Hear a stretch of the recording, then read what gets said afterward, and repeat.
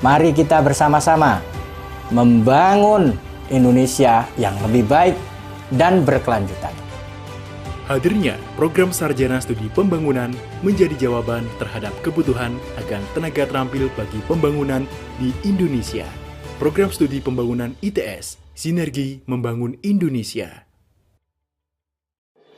Indonesia adalah negeri agraris dan maritim dengan luas total wilayah lebih 7,8 juta kilometer dan total penduduknya lebih dari 270 juta jiwa. Dikenal sebagai negeri yang subur makmur dan gemah ripaloh jinawi, tentunya Indonesia juga tidak lepas dari permasalahan pembangunan yang multidimensional. Kecanggihan teknologi serta ketersediaan sumber daya alam saja tidak akan menjamin tercapainya keberhasilan pembangunan. Kebijakan dalam pembangunan tidak seharusnya hanya menitik beratkan sisi sains dan teknologi, akan tetapi juga mengintegrasikan dimensi manusia maupun dimensi sosial. Melalui pengembangan social engineering dan pendekatan multidisipliner, dengan diperkuat oleh dukungan multi-stakeholder, menjadi daya dorong kreativitas serta inovasi, sesuai dengan kepentingan kemanusiaan, serta memenuhi kebutuhan pembangunan yang berkelanjutan. Untuk itu, diperlukan modal sumber daya manusia dan didukung oleh ekosistem sosial yang kondusif. Modal sosial harus dipersiapkan melalui penyediaan sumber daya manusia yang terlatih dan terdidik.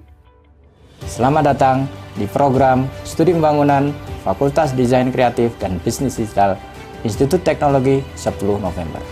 Visi dari program studi ini adalah menjadikan program studi yang berkualitas unggul dan berkelas dunia untuk menunjang pembangunan berkelanjutan. Banyak sekali profesor, doktor, dan magister dari berbagai macam ilmu yang menjadi pengajar di program studi ini. Program studi ini juga bekerja sama dengan mitra-mitra pembangunan, pemerintah, universitas, industri, dan lembaga-lembaga pembangunan baik di dalam negeri maupun di luar negeri. Mahasiswa studi pembangunan berkesempatan mendapat beasiswa, melakukan magang, exchange program, penelitian, pengabdian kepada masyarakat, dan kegiatan-kegiatan yang lainnya untuk meningkatkan kompetensi life skill mereka.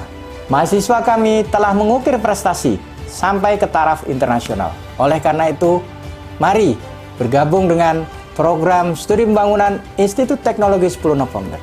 Mari kita bersama-sama membangun Indonesia yang lebih baik dan berkelanjutan. Hadirnya program Sarjana Studi Pembangunan menjadi jawaban terhadap kebutuhan akan tenaga terampil bagi pembangunan di Indonesia. Program Studi Pembangunan ITS, Sinergi Membangun Indonesia. Indonesia adalah negeri agraris dan maritim dengan luas total wilayah lebih 7,8 juta kilometer dan total penduduknya lebih dari 270 juta jiwa. Dikenal sebagai negeri yang subur makmur dan gemah ripaloh jinawi, tentunya Indonesia juga tidak lepas dari permasalahan pembangunan yang multidimensional. Kecanggihan teknologi serta ketersediaan sumber daya alam saja tidak akan menjamin tercapainya keberhasilan pembangunan. Kebijakan dalam pembangunan tidak seharusnya hanya menitik beratkan sisi sains dan teknologi, akan tetapi juga mengintegrasikan dimensi manusia maupun dimensi sosial. Melalui pengembangan social engineering dan pendekatan multidisipliner, dengan diperkuat oleh dukungan multi-stakeholder, menjadi daya dorong kreativitas serta inovasi, sesuai dengan kepentingan kemanusiaan, serta memenuhi kebutuhan pembangunan yang berkelanjutan. Untuk itu, diperlukan modal sumber daya manusia dan didukung oleh ekosistem sosial yang kondusif. Modal sosial harus dipersiapkan melalui penyediaan sumber daya manusia yang terlatih dan terdidik. Selamat datang di program Studi Pembangunan Fakultas Desain Kreatif dan Bisnis Digital Institut Teknologi 10 November. Visi dari program studi ini adalah menjadikan program studi yang berkualitas unggul dan berkelas dunia untuk menunjang pembangunan berkelanjutan. Banyak sekali profesor, doktor, dan magister dari berbagai macam ilmu yang menjadi pengajar di program studi ini. Program studi ini juga bekerja sama dengan mitra-mitra pembangunan, pemerintah, universitas, industri, dan lembaga-lembaga pembangunan baik di dalam negeri maupun di luar negeri. Mahasiswa studi pembangunan berkesempatan mendapat beasiswa, melakukan magang, exchange program, penelitian, pengabdian kepada masyarakat, dan kegiatan-kegiatan yang lainnya untuk meningkatkan kompetensi life skill mereka. Mahasiswa kami telah mengukir prestasi sampai ke taraf internasional. Oleh karena itu, mari bergabung dengan program studi pembangunan Institute Teknologi 10 November. Mari kita bersama-sama membangun Indonesia yang lebih baik dan berkelanjutan. Hadirnya program Sarjana Studi Pembangunan menjadi jawaban terhadap kebutuhan akan tenaga terampil bagi pembangunan di Indonesia. Program Studi Pembangunan ITS, Sinergi Membangun Indonesia. Indonesia adalah negeri agraris dan maritim dengan luas total wilayah lebih 7,8 juta kilometer dan total penduduknya lebih dari 270 juta jiwa. Dikenal sebagai negeri yang subur makmur dan gemah ripaloh jinawi, tentunya Indonesia juga tidak lepas dari permasalahan pembangunan yang multidimensional. Kecanggihan teknologi serta ketersediaan sumber daya alam saja tidak akan menjamin tercapainya keberhasilan pembangunan. Kebijakan dalam pembangunan tidak seharusnya hanya menitikberatkan sisi sains dan teknologi, akan tetapi juga mengintegrasikan dimensi manusia maupun dimensi sosial. Melalui pengembangan social engineering dan pendekatan multidisipliner dengan diperkuat oleh dukungan multi-stakeholder menjadi daya dorong kreativitas serta inovasi sesuai dengan kepentingan kemanusiaan serta memenuhi kebutuhan pembangunan yang berkelanjutan. Untuk itu, diperlukan modal sumber daya manusia dan didukung oleh ekosistem sosial yang kondusif. Modal sosial harus dipersiapkan melalui penyediaan sumber daya manusia yang terlatih dan terdidik. Selamat datang di program Studi Pembangunan Fakultas Desain Kreatif dan Bisnis Digital Institut Teknologi 10 November. Visi dari program studi ini adalah menjadikan program studi yang berkualitas unggul dan berkelas dunia untuk menunjang pembangunan berkelanjutan. Banyak sekali profesor, doktor, dan magister dari berbagai macam ilmu yang menjadi pengajar di program studi ini. Program studi ini juga bekerja sama dengan mitra-mitra pembangunan, pemerintah, universitas, industri, dan lembaga-lembaga pembangunan baik di dalam negeri maupun di luar negeri. Mahasiswa studi pembangunan berkesempatan mendapat beasiswa, melakukan magang, exchange program, penelitian, pengabdian kepada masyarakat, dan kegiatan-kegiatan yang lainnya untuk meningkatkan kompetensi life skill mereka. Mahasiswa kami telah mengukir prestasi sampai ke taraf internasional. Oleh karena itu, mari bergabung dengan program studi pembangunan Institut Teknologi 10 November. Mari kita bersama-sama membangun Indonesia yang lebih baik dan berkelanjutan. Hadirnya program Sarjana Studi Pembangunan menjadi jawaban terhadap kebutuhan akan tenaga terampil bagi pembangunan di Indonesia. Program Studi Pembangunan ITS, Sinergi Membangun Indonesia. Indonesia adalah negeri agraris dan maritim dengan luas total wilayah lebih 7,8 juta kilometer dan total penduduknya lebih dari 270 juta jiwa. Dikenal sebagai negeri yang subur makmur. Dulu, apa yang akan Anda lihat hari ini mungkin hanya kilasan fiksi ilmiah.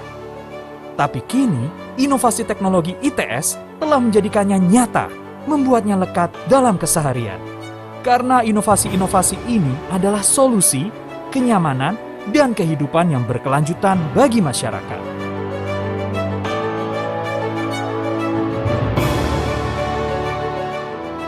Nyala lampu yang terang kini tak hanya milik perkotaan. Inovasi membuat elektrifikasi dapat menjangkau hingga ke pelosok negeri. ITS bersama pemerintah daerah Jawa Timur telah menciptakan akses bagi masyarakat di penjuru Indonesia agar bisa memanfaatkan energi. Proyek yang dimulai tahun 1992 ini diharapkan dapat meningkatkan taraf hidup masyarakat daerah dan meningkatkan rasio elektrifikasi nasional.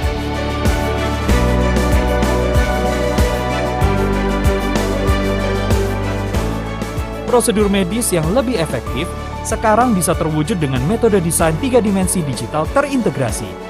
Di Pusat Inovasi RSUA yang bekerja sama dengan Despo ITS, para ahli memanfaatkan kecanggihan metode desain ini untuk menciptakan peraga 3 dimensi dan berbagai keperluan prosedur medis lainnya. Metode ini telah membantu lebih dari 100 pasien baik dari dalam maupun luar negeri dalam menjalani beragam prosedur medis di berbagai rumah sakit secara efektif.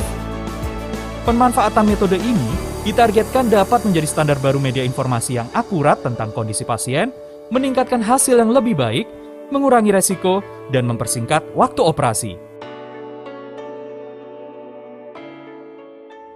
Dengan mengucap Bismillahirrahmanirrahim, saya resmikan instalasi pengolahan sampah menjadi energi listrik berbasis teknologi ramah lingkungan PSEL pada sore hari ini.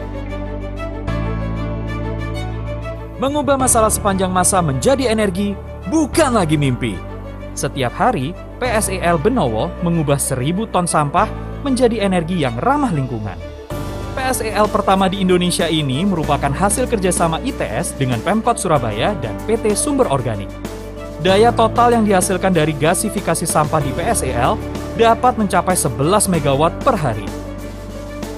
Beroperasinya PSEL Benowo tak hanya mereduksi lebih dari separuh sampah kota, melainkan juga menambah jumlah pasokan energi bagi masyarakat sekitar.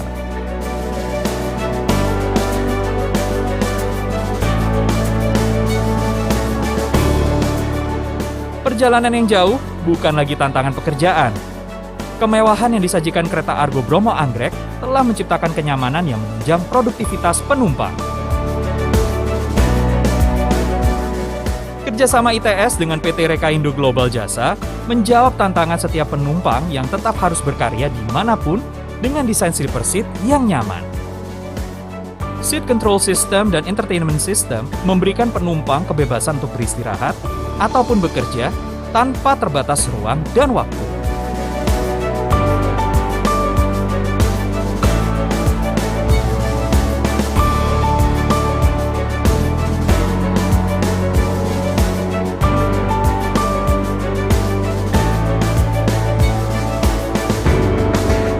Semua yang kita lihat hari ini akan menjadi dasar pijakan ITS untuk menghasilkan ribuan inovasi lainnya di masa depan.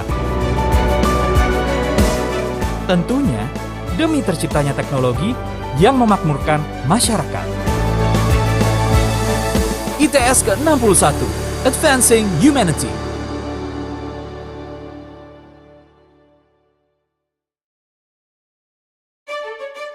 Dulu, apa yang akan Anda lihat hari ini mungkin hanya kilasan fiksi ilmiah. Tapi kini, inovasi teknologi ITS telah menjadikannya nyata, membuatnya lekat dalam keseharian. Karena inovasi-inovasi ini adalah solusi, kenyamanan, dan kehidupan yang berkelanjutan bagi masyarakat.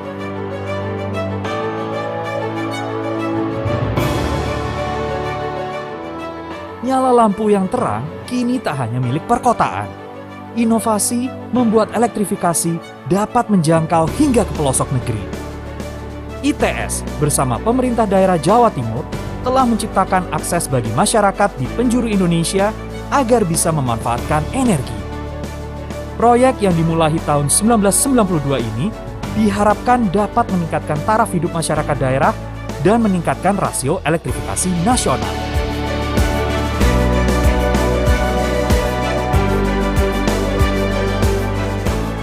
Prosedur medis yang lebih efektif sekarang bisa terwujud dengan metode desain 3 dimensi digital terintegrasi.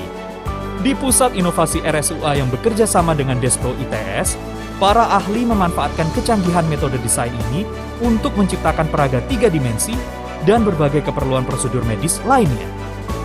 Metode ini telah membantu lebih dari 100 pasien baik dari dalam maupun luar negeri dalam menjalani beragam prosedur medis di berbagai rumah sakit secara efektif. Pemanfaatan metode ini ditargetkan dapat menjadi standar baru media informasi yang akurat tentang kondisi pasien, meningkatkan hasil yang lebih baik, mengurangi resiko, dan mempersingkat waktu operasi. Dengan mengucap Bismillahirrahmanirrahim, saya resmikan instalasi pengolahan sampah menjadi energi listrik berbasis teknologi ramah lingkungan PSEL pada sore hari ini. Mengubah masalah sepanjang masa menjadi energi bukan lagi mimpi. Setiap hari, PSEL Benowo mengubah 1.000 ton sampah menjadi energi yang ramah lingkungan. PSEL pertama di Indonesia ini merupakan hasil kerjasama ITS dengan Pemkot Surabaya dan PT Sumber Organik. Daya total yang dihasilkan dari gasifikasi sampah di PSEL dapat mencapai 11 MW per hari. Beroperasinya PSEL Benowo tak hanya mereduksi lebih dari separuh sampah kota, melainkan juga menambah jumlah pasokan energi bagi masyarakat sekitar.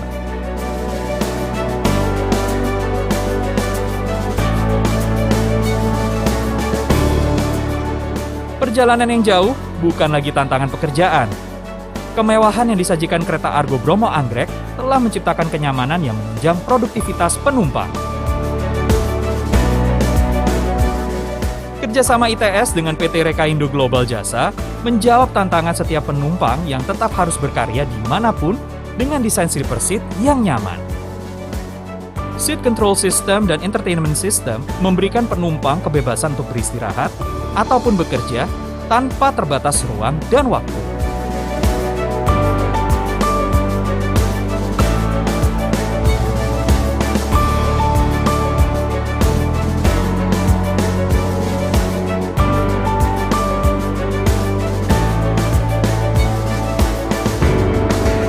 Semua yang kita lihat hari ini akan menjadi dasar pijakan ITS untuk menghasilkan ribuan inovasi lainnya di masa depan.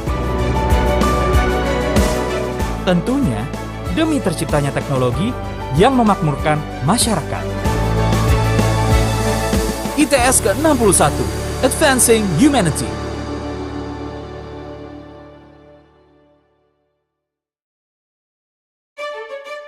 Dulu, apa yang akan Anda lihat hari ini mungkin hanya kilasan fiksi ilmiah. Tapi kini, inovasi teknologi ITS telah menjadikannya nyata, membuatnya lekat dalam keseharian. Karena inovasi-inovasi ini adalah solusi, kenyamanan, dan kehidupan yang berkelanjutan bagi masyarakat.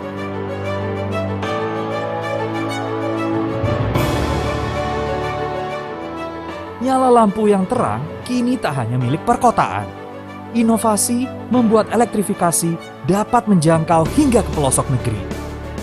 ITS bersama pemerintah daerah Jawa Timur telah menciptakan akses bagi masyarakat di penjuru Indonesia agar bisa memanfaatkan energi.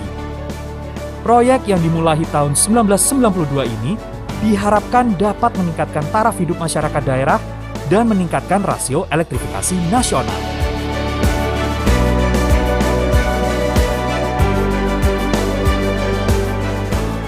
Prosedur medis yang lebih efektif sekarang bisa terwujud dengan metode desain 3 dimensi digital terintegrasi. Di Pusat Inovasi RSUA yang bekerja sama dengan Despro ITS, para ahli memanfaatkan kecanggihan metode desain ini untuk menciptakan peraga 3 dimensi dan berbagai keperluan prosedur medis lainnya.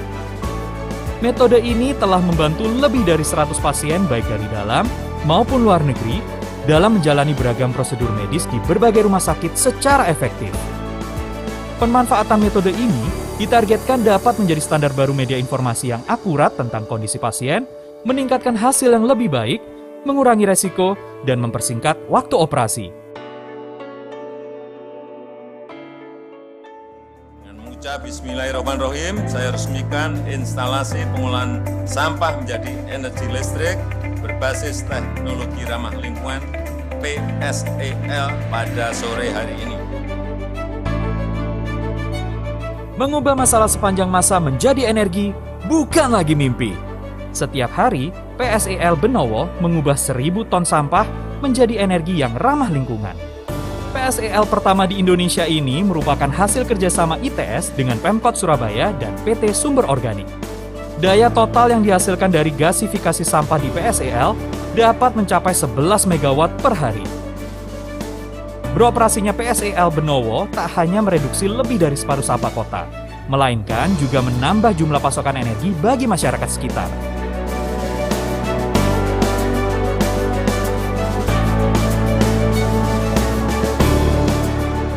Perjalanan yang jauh bukan lagi tantangan pekerjaan. Kemewahan yang disajikan kereta Argo Bromo Anggrek telah menciptakan kenyamanan yang menunjang produktivitas penumpang. Kerjasama ITS dengan PT Rekaindo Global Jasa menjawab tantangan setiap penumpang yang tetap harus berkarya dimanapun dengan desain sleeper seat yang nyaman. Seat Control System dan Entertainment System memberikan penumpang kebebasan untuk beristirahat ataupun bekerja tanpa terbatas ruang dan waktu.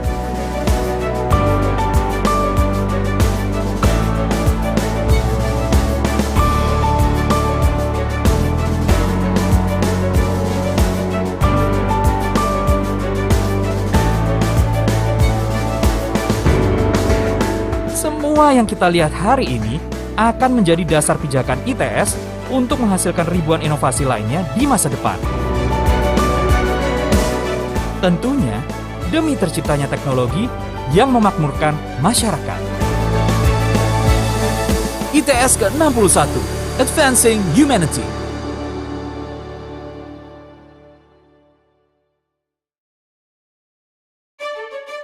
Dulu, apa yang akan Anda lihat hari ini mungkin hanya kilasan fiksi ilmiah. Tapi kini, inovasi teknologi ITS telah menjadikannya nyata, membuatnya lekat dalam keseharian.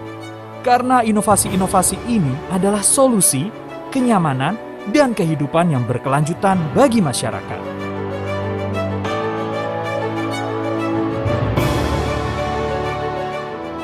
Nyala lampu yang terang kini tak hanya milik perkotaan. Inovasi membuat elektrifikasi dapat menjangkau hingga ke pelosok negeri. ITS bersama pemerintah daerah Jawa Timur telah menciptakan akses bagi masyarakat di penjuru Indonesia agar bisa memanfaatkan energi. Proyek yang dimulai tahun 1992 ini diharapkan dapat meningkatkan taraf hidup masyarakat daerah dan meningkatkan rasio elektrifikasi nasional.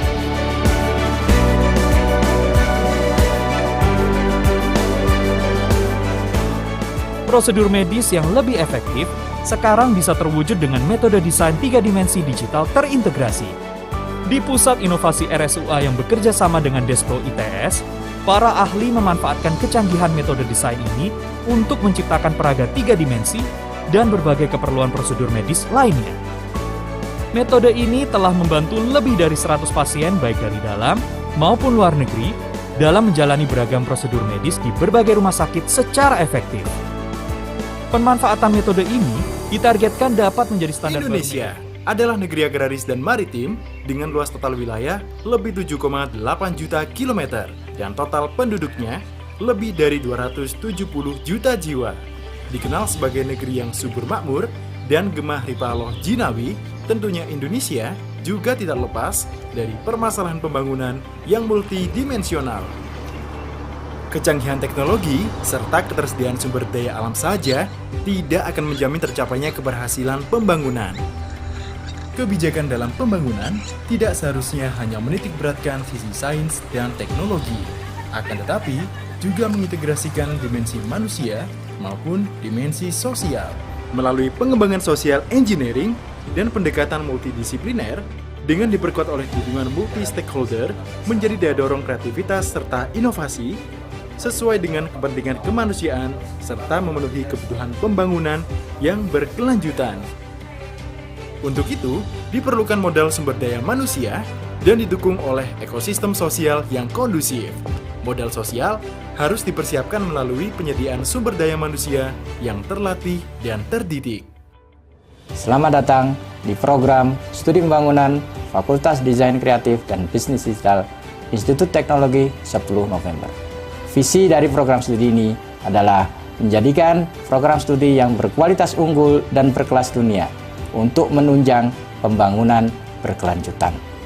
Banyak sekali profesor, doktor, dan magister dari berbagai macam ilmu yang menjadi pengajar di program studi ini.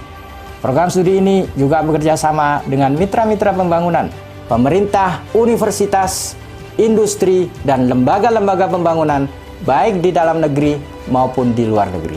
Mahasiswa studi pembangunan berkesempatan mendapat beasiswa, melakukan magang, exchange program, penelitian, pengabdian kepada masyarakat, dan kegiatan-kegiatan yang lainnya untuk meningkatkan kompetensi life skill mereka.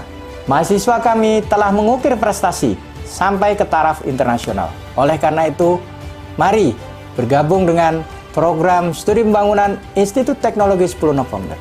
Mari kita bersama-sama membangun Indonesia yang lebih baik dan berkelanjutan.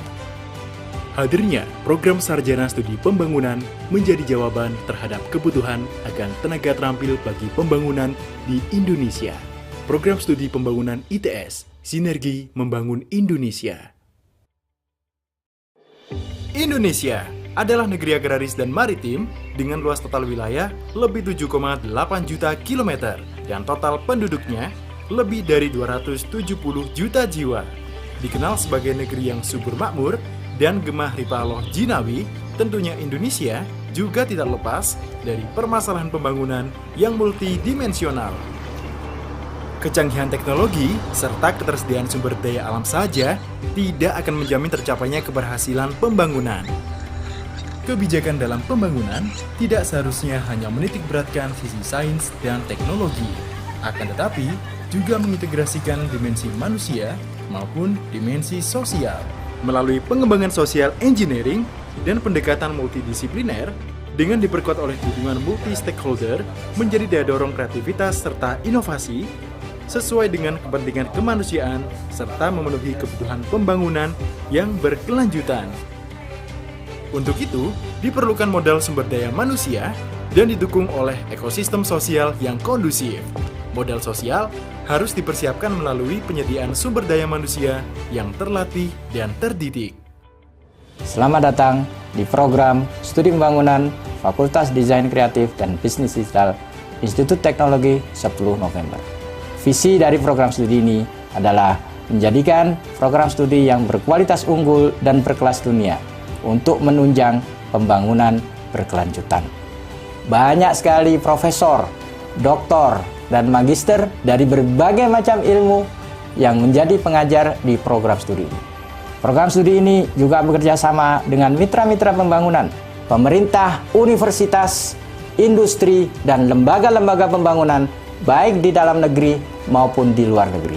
Mahasiswa studi pembangunan berkesempatan mendapat beasiswa, melakukan magang, exchange program, penelitian, pengabdian kepada masyarakat, dan kegiatan-kegiatan yang lainnya untuk meningkatkan kompetensi life skill mereka. Mahasiswa kami telah mengukir prestasi sampai ke taraf internasional. Oleh karena itu, mari bergabung dengan program studi pembangunan Institut Teknologi 10 November. Mari kita bersama-sama membangun Indonesia yang lebih baik dan berkelanjutan. Hadirnya program Sarjana Studi Pembangunan menjadi jawaban terhadap kebutuhan akan tenaga terampil bagi pembangunan di Indonesia. Program Studi Pembangunan ITS, Sinergi Membangun Indonesia. Indonesia adalah negeri agraris dan maritim dengan luas total wilayah lebih 7,8 juta kilometer dan total penduduknya lebih dari 270 juta jiwa. Dikenal sebagai negeri yang subur makmur dan gemah ripaloh jinawi, tentunya Indonesia juga tidak lepas dari permasalahan pembangunan yang multidimensional. Kecanggihan teknologi serta ketersediaan sumber daya alam saja tidak akan menjamin tercapainya keberhasilan pembangunan. Kebijakan dalam pembangunan tidak seharusnya hanya menitikberatkan sisi sains dan teknologi, akan tetapi juga mengintegrasikan dimensi manusia maupun dimensi sosial. Melalui pengembangan social engineering dan pendekatan multidisipliner dengan diperkuat oleh dukungan multi-stakeholder menjadi daya dorong kreativitas serta inovasi sesuai dengan kepentingan kemanusiaan serta memenuhi.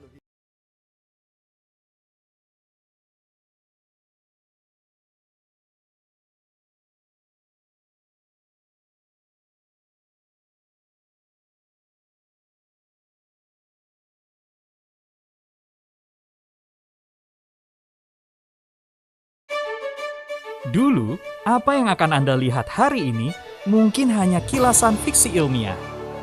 Tapi kini, inovasi teknologi ITS telah menjadikannya nyata, membuatnya lekat dalam keseharian.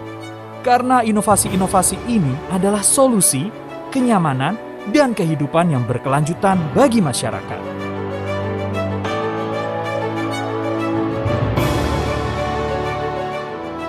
Nyala lampu yang terang kini tak hanya milik perkotaan. Inovasi membuat elektrifikasi dapat menjangkau hingga ke pelosok negeri. ITS bersama pemerintah daerah Jawa Timur telah menciptakan akses bagi masyarakat di penjuru Indonesia agar bisa memanfaatkan energi. Proyek yang dimulai tahun 1992 ini diharapkan dapat meningkatkan taraf hidup masyarakat daerah dan meningkatkan rasio elektrifikasi nasional.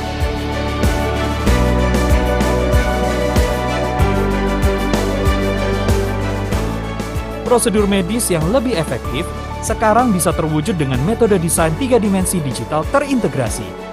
Di Pusat Inovasi RSUA yang bekerja sama dengan Despro ITS, para ahli memanfaatkan kecanggihan metode desain ini untuk menciptakan peraga 3 dimensi dan berbagai keperluan prosedur medis lainnya.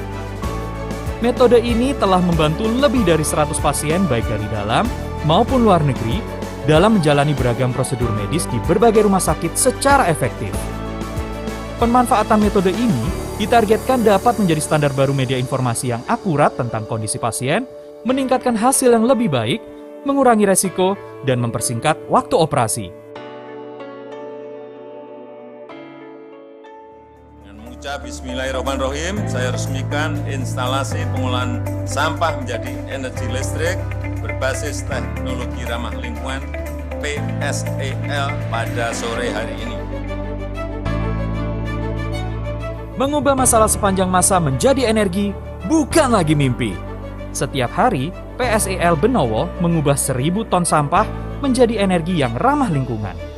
PSEL pertama di Indonesia ini merupakan hasil kerjasama ITS dengan Pemkot Surabaya dan PT Sumber Organik.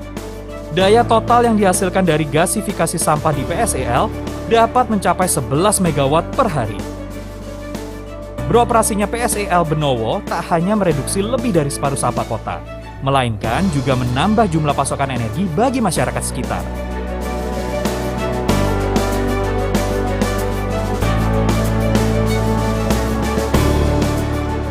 Perjalanan yang jauh bukan lagi tantangan pekerjaan.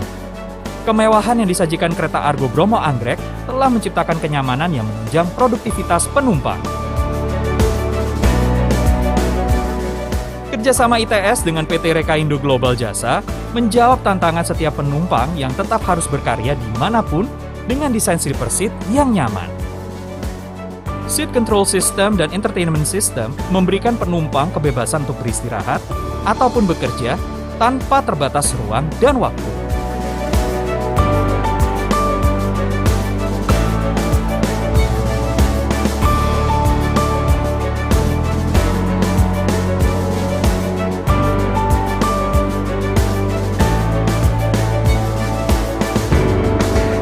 Semua yang kita lihat hari ini akan menjadi dasar pijakan ITS untuk menghasilkan ribuan inovasi lainnya di masa depan.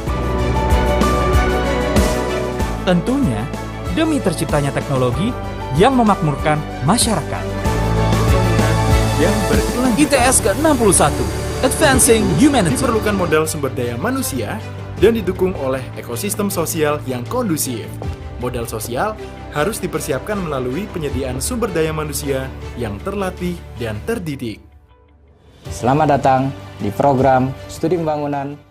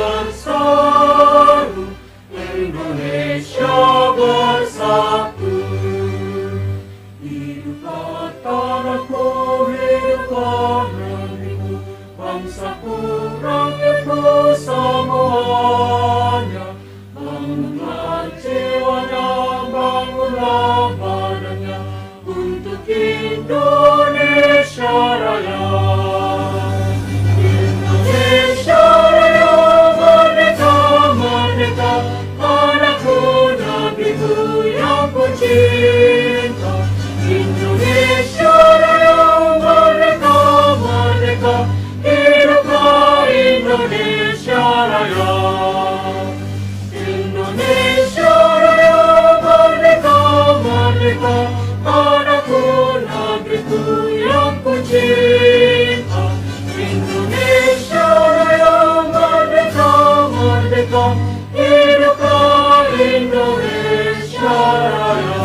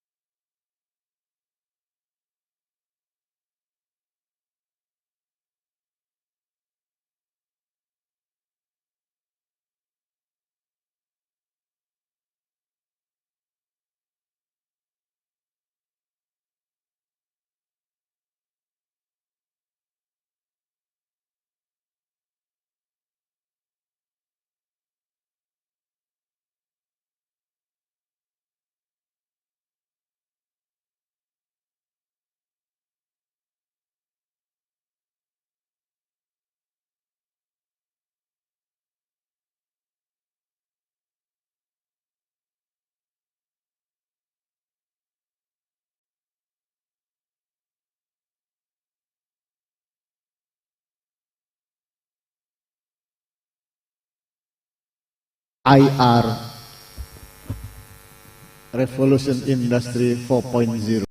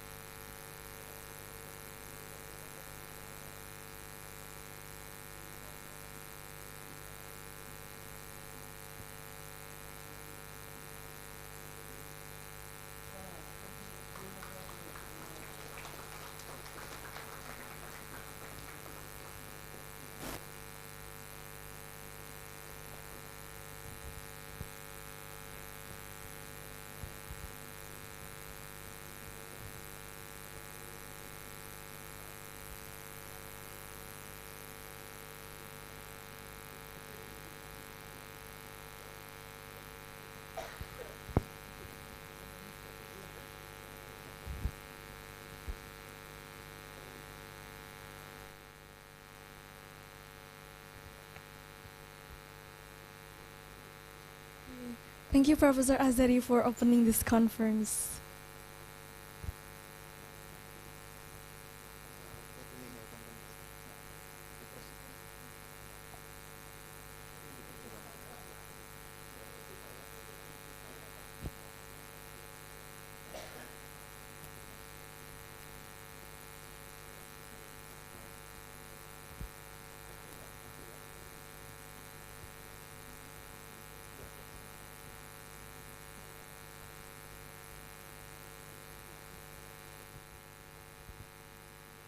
Ladies and gentlemen, today we will have 3 main sessions.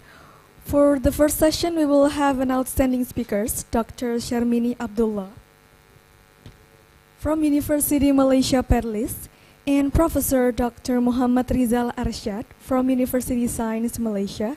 And this session will be moderated by Dr. Arfan Fahmi as the head of Development Studies Department. Let's get started and please welcome Dr. Sharmini, Professor Muhammad Rizal, and Mr. Arfan Fahmi.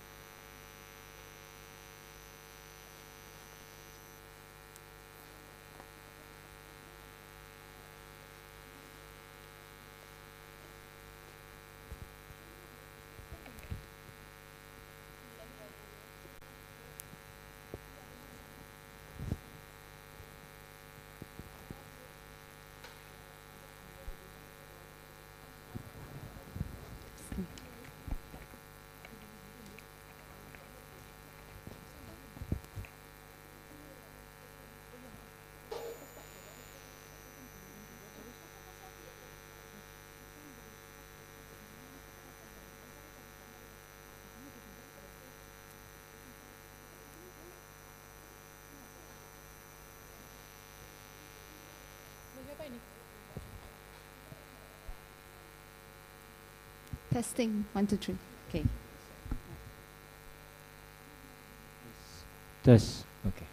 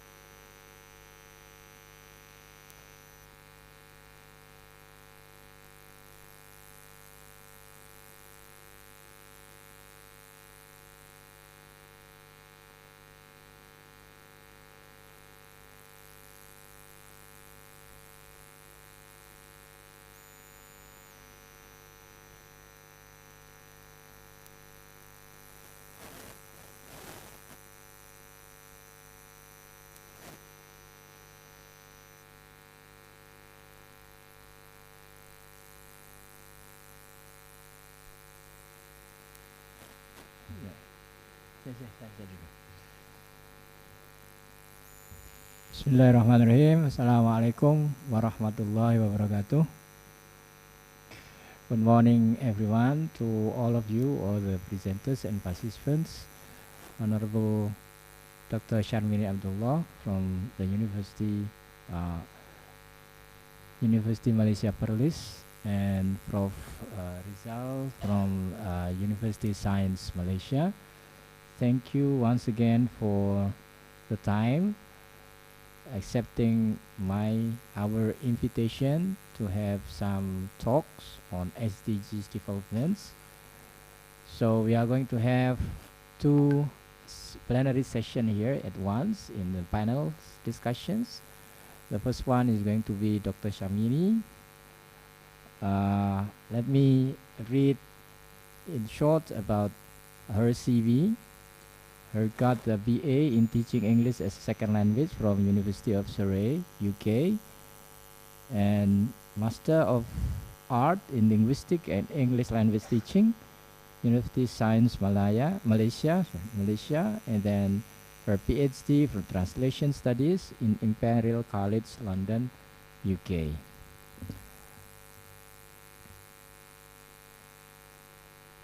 His expertise are in the field of metaphor in translation studies, technical translations, second language acquisitions, linguistics, teaching English as a second language,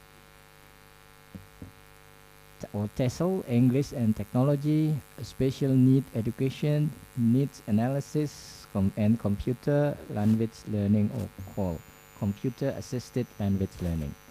Without further ado, please welcome Dr. Shamini Abdullah. Join me to have a warm welcome.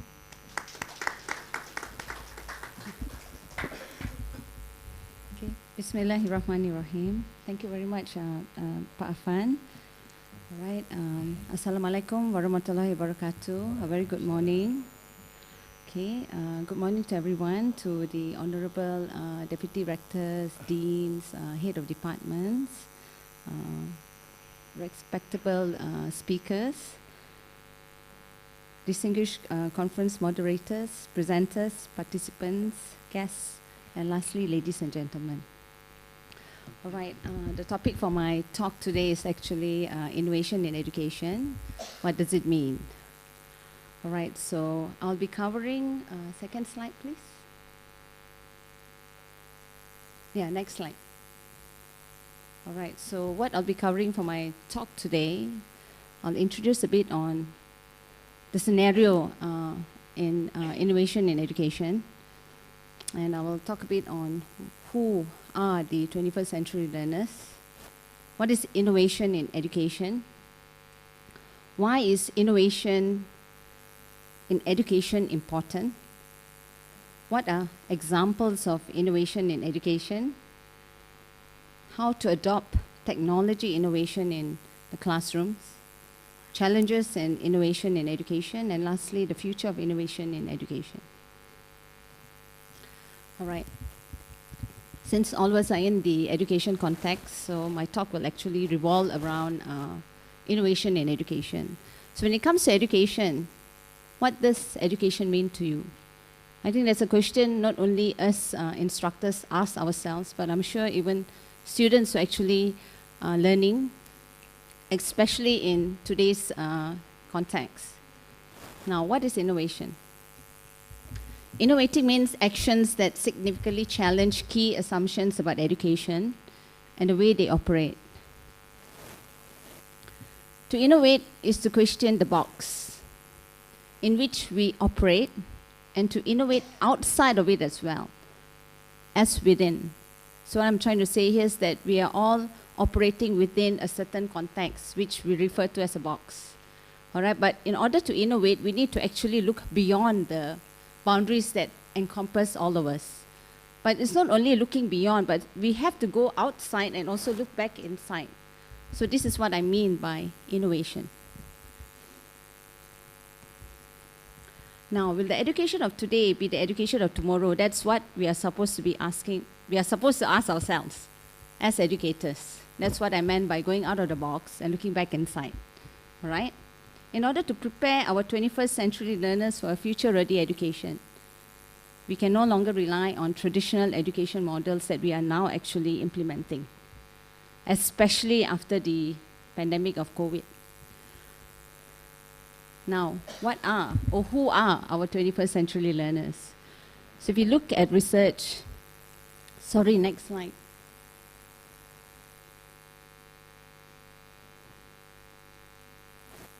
All right, now our students or learners, or even the population, the younger population, are not, or even us, actually it refers to everyone now. We are all called digital natives. So 81% actually of the population are referred to as digital natives. We all, I mean, if I saw today, everyone was actually looking at the phone, right? We can't live without our phones, can we? So we are all, so hence the term digital natives. All right, next slide. Now, 70% of the student population, all right, they can't study without the help of technology. I think how many of us actually do refer Google or any online reference sites when we are in our teaching and learning? Most of us do. I do it as well. Sometimes when students ask me questions, I would actually say, you know, why don't you look it up in Google? So that's the way it is today. We are all binded to technology. And 91% of communication that is ongoing between students and professors or lecturers and vice versa are actually conducted through emails, so online, WhatsApp, Telegram, even TikTok. And 70% of the student population nowadays, they actually take notes on their phones, on their tablets, iPads. So you rarely see, you know, students taking notes on books like during my time, where we either use a tape recorder or you have, you know, your notebook all the time with you to take notes during classes. So who are these 21st century learners? So these are the learners that we are facing now. All right, they are more self-directed. They're constantly evolving. I think I learned a lot from my students in terms of use of gadgets, even different learning styles. They are very apt in digital literacy. They're better at capturing information. They're more reliant on feedback. But however, these 21st century learners are more dependent and reliant on feedback from peers. All right, because they're more active on social networking online, so they're very inclined to that rather than having a more closer rapport with their educators. They're also inclined to be their own noted of production. I mean, they're more self-presenting, basically. And like us, they also face an unknown future. I mean, we have a future in terms of career, but we don't know what's coming in terms of other contexts. But for our new 21st century learners, the future is quite unseen. So that is the challenge that we have as educators. I think 20, 30 years back, we could shape our students because we knew what to expect. How was the global market? How was the workplace like? What was expected? What was the job expectations, employer expectations? But now, with different skills, with different technology emerging every day, every second, so it's very hard to actually shape or educate and prepare our students to be prepared for the workplace.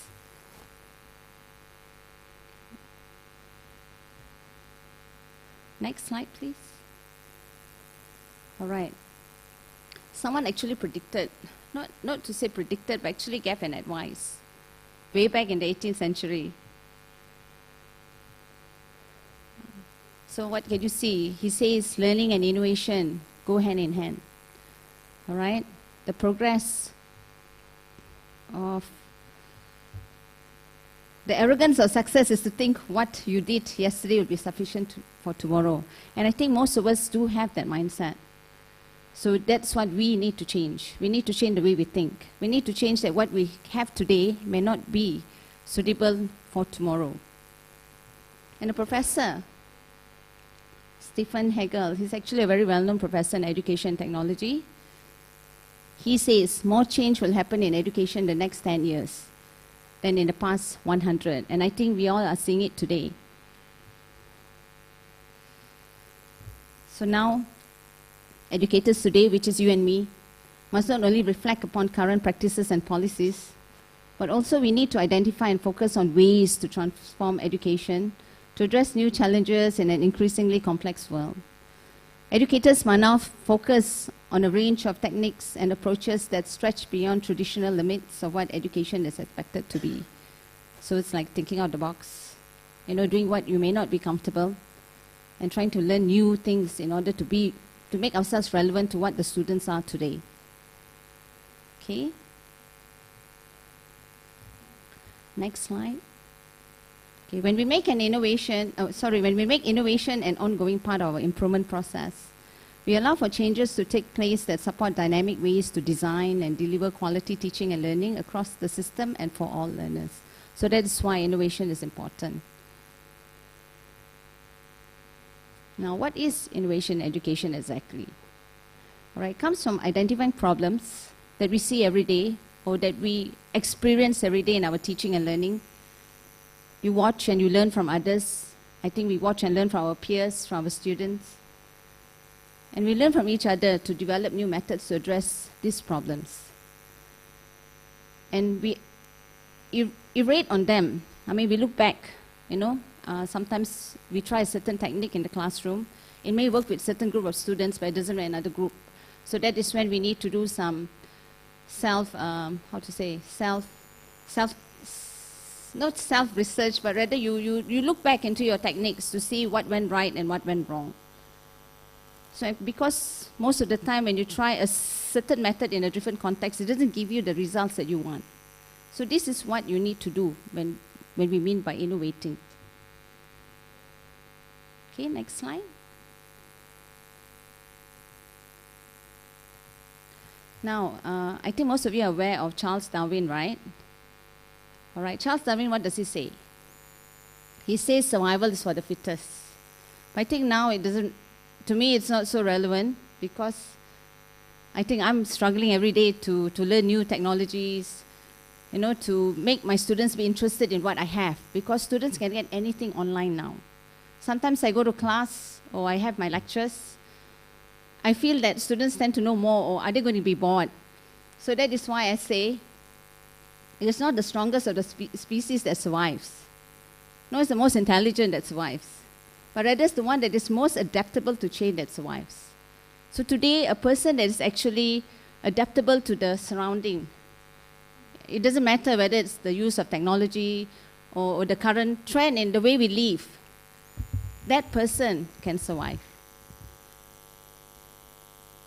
For instance, if we are not apt in whatever technology, tools, or trends that our learners are able, we will not be able to compete in our context. All right. It is nearly impossible to predict or keep pace with the rate of change in today's workplace. I think most of us go through that. Accepting that we can then agree that perhaps more important than knowledge we have is the ability to adapt and evolve. How can we teach a student to adapt? And also, how can we teach ourselves to adapt? Well, in most industries, the catalyst of change is innovation. There are always improvements to be made. Innovation education helps prepare students and also educators for a dynamic workplace by providing them opportunities to develop skills such as creativity, adaptability, and resilience.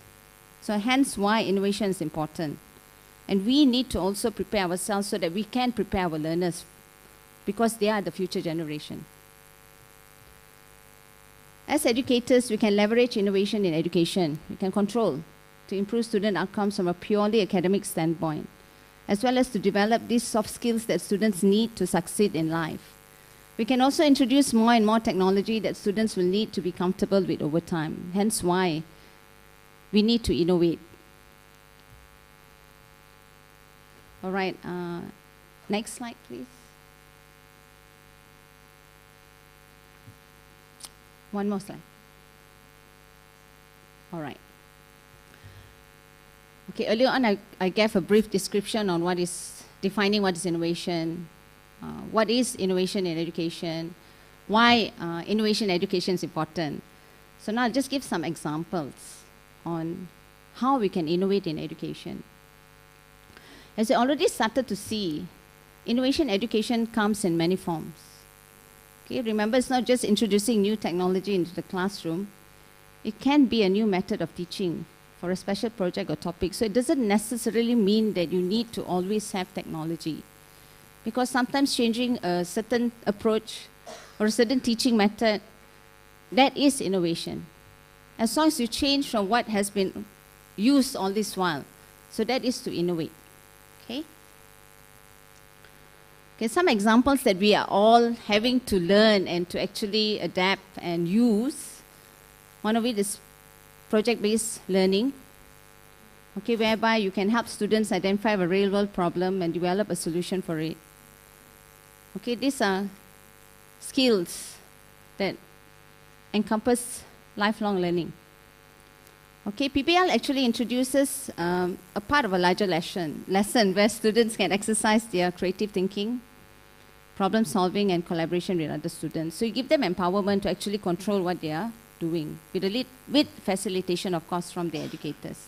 So this is one way of innovation that's being practiced today. Okay, and then next slide. Okay, now blended learning. I think everybody is familiar with blended. Even this conference is also in a way it's an example of a blended learning or approach. So it combines online and traditional classroom learning. Students, however, we must teach students and of course educators alike to become comfortable with online tools. So meaning that we got to introduce the tools to them first before we can actually implement. And using the internet to contribute to their learning. A blended learning approach gives students the ability to discover how best to use tools that they will rely heavily on in their professional lives. Okay, another example that we are actually maybe implementing, maybe not fully, but majority are, is education technology. Okay, it refers to any software. I guess maybe in ITS you also have a learning management system. So that's an example of a educational technology system. Okay, but however, we must be careful not to go too far, okay, when you introduce technology in the class, because when you do that, we become obsolete. Because students and learners will tend to become more dependent on the technology than rather on the educators or the instructors and teachers. So the more students engage with technologies in the classroom, the better prepared they will be in engaging with and through technology in the workplace. Because, I mean, creating such an environment in the classroom will actually prepare them, because in workplace it is more advanced. Okay, next slide. Okay, I listed out some examples that we're actually using, I mean, in Univet, and I think it's also in ITS. So how can we adopt innovation in education?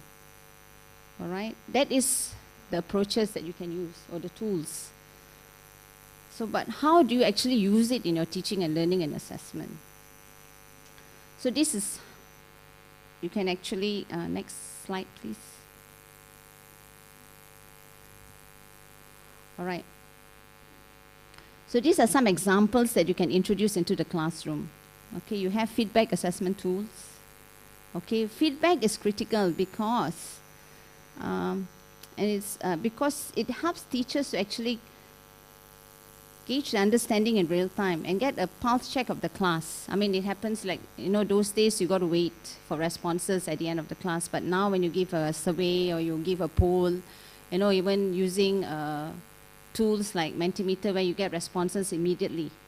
All right? So feedback assessment tools, like I mentioned earlier, polling, surveys, forms, knowledge check, are also very easy to bring into the class. We can use them today by having students raise their hands and count their responses. So they're part of the process.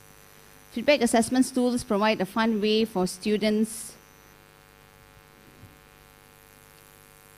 to leverage technology in the class. Additionally, it can save teachers time by aggregating the data and saving responses to review later. All right, this is one. Another is video conferencing and virtual classrooms, which we are using now. Okay, through millions of teachers and students have become newly minted virtual classroom professionals Over the last couple of years, virtual schools and virtual academies have utilized powerful virtual classroom platforms as their primary point of face-to-face instruction for years. Virtual classrooms are video conferencing platforms built with specific tools for learning. You conduct virtual classes or provide options for students to collaborate virtually. So students and teachers alike need to become more comfortable on video. I think most of us are already accustomed to this. And lastly, video projects, okay? Our students are digital natives, okay? They're also video creators. Whether they're on TikTok, YouTube, Instagram, or Snap, you can be sure that students know their way around video. So you can leverage this, okay, by bringing videos into their project, into their lessons, to create video around specific topics. Not only will they exercise their creativity, but they will also sharpen their communication skills as they work together. So these are some of the examples that you can actually adopt and be considered as innovation in education. Okay, of course, I've listed out some examples and what we can use or adopt. There are also challenges that come with innovation in education. So this actually I bring from myself as an educator. I mean, if you look online, there are many challenges that's been listed out, some up to 18. But I thought I wanted to bring something closer to home. So me being an educator, being a parent as well, so I decided to highlight three main things that actually I face, not only as an educator, but also as a parent, when it comes to using it, maybe more to the current trends that have changed in education, all right? So number one, what causes certain innovation or certain implementation to not to be fully successful? Number one is parents, busy parents. I think these days, comparatively to 20, 30 years back, I think most parents were, I mean, you had one parent who were working and another who would be in the house to look after the children and their learning and all. But I think in today's context, I will talk from me and my colleagues, most parents, both the husband and the wife or the dad and the mom, they're actually working. So what happens? And I think I can say from when we had our COVID for the past 2 years, it was a struggle for the children and also for us. I mean, we didn't have time because we were busy working and the kids were busy adjusting to this new way of learning. So there was no communication and there was no assistance because students were left, in their house to actually manage online. And most of us too were struggling online on work. So that causes a disruption. So in order to actually maximize or ensure that implementation of any sort of innovation education, we need to actually look in the whole context. It's just not in the classroom or in the education institution, but rather looking at the community, at the home environment as well. Because everyone plays a role, from the parent to the child, to the learner, to the educator, and if you go higher up, it's actually the environment and even in the policymakers as well. You know, at district, at the state, and even eventually at the national level. All right, so this is something that we need to address because most of the time we tend to just focus on what we see, but most of the problems stem from what's happening in the house or at home. Number two, teachers overloaded. So again, you know, when you're having to transform or change very rapidly, you know, you struggle because, you know, being teachers, we are already overloaded with what we have, you know, the marking, the preparation of materials, you know, in a more conventional way. But it adds on when you have to innovate because, you know, that takes time. You need to actually search, you need to try it out. And not many actually have that privilege of that time, you know, to use, implement. So most of the teachers, if I would talk in, I wouldn't say UNIMAP, but I would say from my experience, you know, the younger generation of educators or instructors, they're more flexible, you know, in comparison to the one who are much older, because we take a longer time to actually change. So, and it doesn't help when you're actually burdened with so much of, desk work. So that's another obstacle that I think all of us actually have to look into as well. You know, most of the time it's instructions from the top saying that use this, use that, make sure that, you know, you implement this and that in the classroom. But everyone forgets to think that, is the instructor able to manage it? Or has the instructor's work or the educator's workload has been reduced, because it's just adding and adding and adding. So that's one thing that we need to look into. And lastly, of course, it's something that is most common, financial. Of course, in advanced countries, money is not a problem. Those with a higher social economic status, then again, you know, they are able to provide everything for their children and for themselves in order to adapt. But what about those who are unable to? In my experience, what I've seen, students were not being able to actually submit anything or even go through for any of the lectures because they didn't have the tools. And what were our actions? You know, what happens to these children or these learners? So this is one big issue which I feel needs to be addressed. You know, poor families around the world, they struggle just to, you know, put food into the mouth or put something on the table. And they're unable to provide anything for their children. So that causes a big gap, you know. This is another obstacle that we face when we want to fully implement a certain innovated strategy or approach in the classroom. I mean, an educator needs to be aware of every child's background, every learner's capacity to actually follow what we are actually implementing in the classroom. So these are the three main challenges that I decided to highlight, because it was something that I faced and I observed and I saw. So it's also something for all of you to actually think about. Because sometimes when we're in the classroom, we forget where our students come from. You know, we expect them to follow what we have, to follow our rhythm, to follow our pace, but we forget that most of them may not be able to because they lack certain amenities or certain tools or certain capacities. All right, next slide.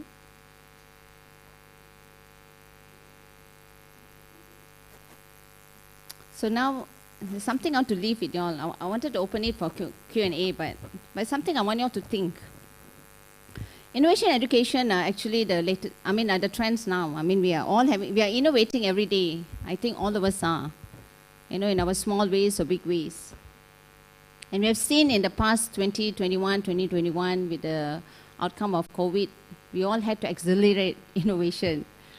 All right? And I think looking forward, now more investments are in personalized learning. All right? More people are actually accepting the blended and hybrid learning. In fact, we are all using it every day. All right, and there's a build-up of asynchronous learning modules to promote independent study. There are some even innovators embracing artificial intelligence, augmented and virtual reality in the classroom, which we used to hear about, but we never really, you know, looked into it. And now, we have 12 million students who are actually preferring to take online classes. I mean, I don't know whether it's a phenomenon that's being faced by universities in Indonesia. I mean, most students now prefer to actually not come to the campus. You know, they prefer to register online and learn from home or whichever location they are rather than coming, especially if they are international students or even locals. And the prediction in future is, now it's already 12 million who are preferring to actually study online. And it may exceed to 22 million in the next 5 years. So where are we? How are we going to address this? And also, if you look at nowadays, students tend to take multiple courses online. And you find students only registering themselves in one institute, but sometimes more than one, and at the same time. So this is a challenge I think we need to address and be aware, and to prepare ourselves on how to actually address the coming generation. So I'm going to leave you all with a thought, as in, how do you go from here? So with that, I'll end my presentation. Thank you.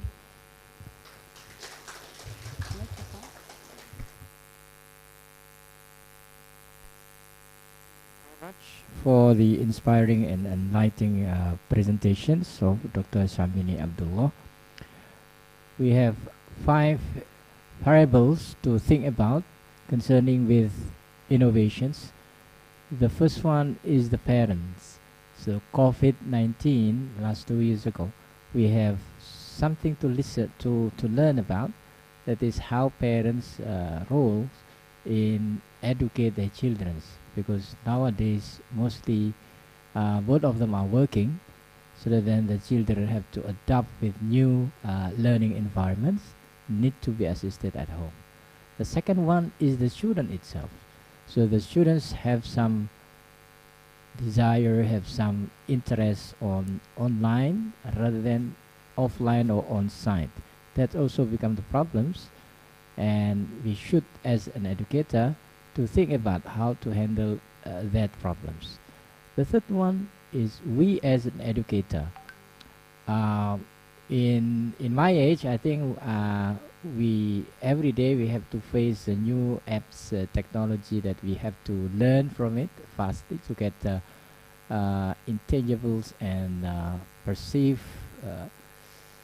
skill for the for the students, because we have to catch up their skills in learning management system, for example. So we have to provide on that situation so that then the students can really enjoy the learning.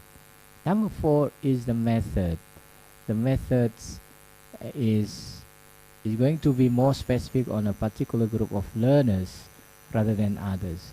So every time we are facing the groups of learners, we always think about what is the appropriate method. We cannot just apply one method to the same. We thought it is the same, but actually different learning environment. And the last one is the tools, the apps, that suddenly emerge a lot of things in our world, especially in educations, so that we have to choose which one is appropriate for our instruction, which one is not really appropriate. Yeah, the surveys, the polls, and other things is things that we need to adapt and bring it to the classroom, because the students nowadays are a bit reluctant to come to the classroom.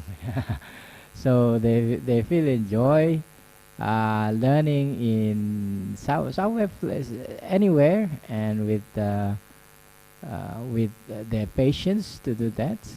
But it is hard for me, for us perhaps, yeah, to follow their learning style. So that's why maybe we need to have some research on that. Yeah. So I will open the session of Q&A. Maybe 3 questioners here first. Yeah, okay. Okay, so the committee, you can give the mic to... Okay, okay. Thank you. Go ahead, Bu Kartika.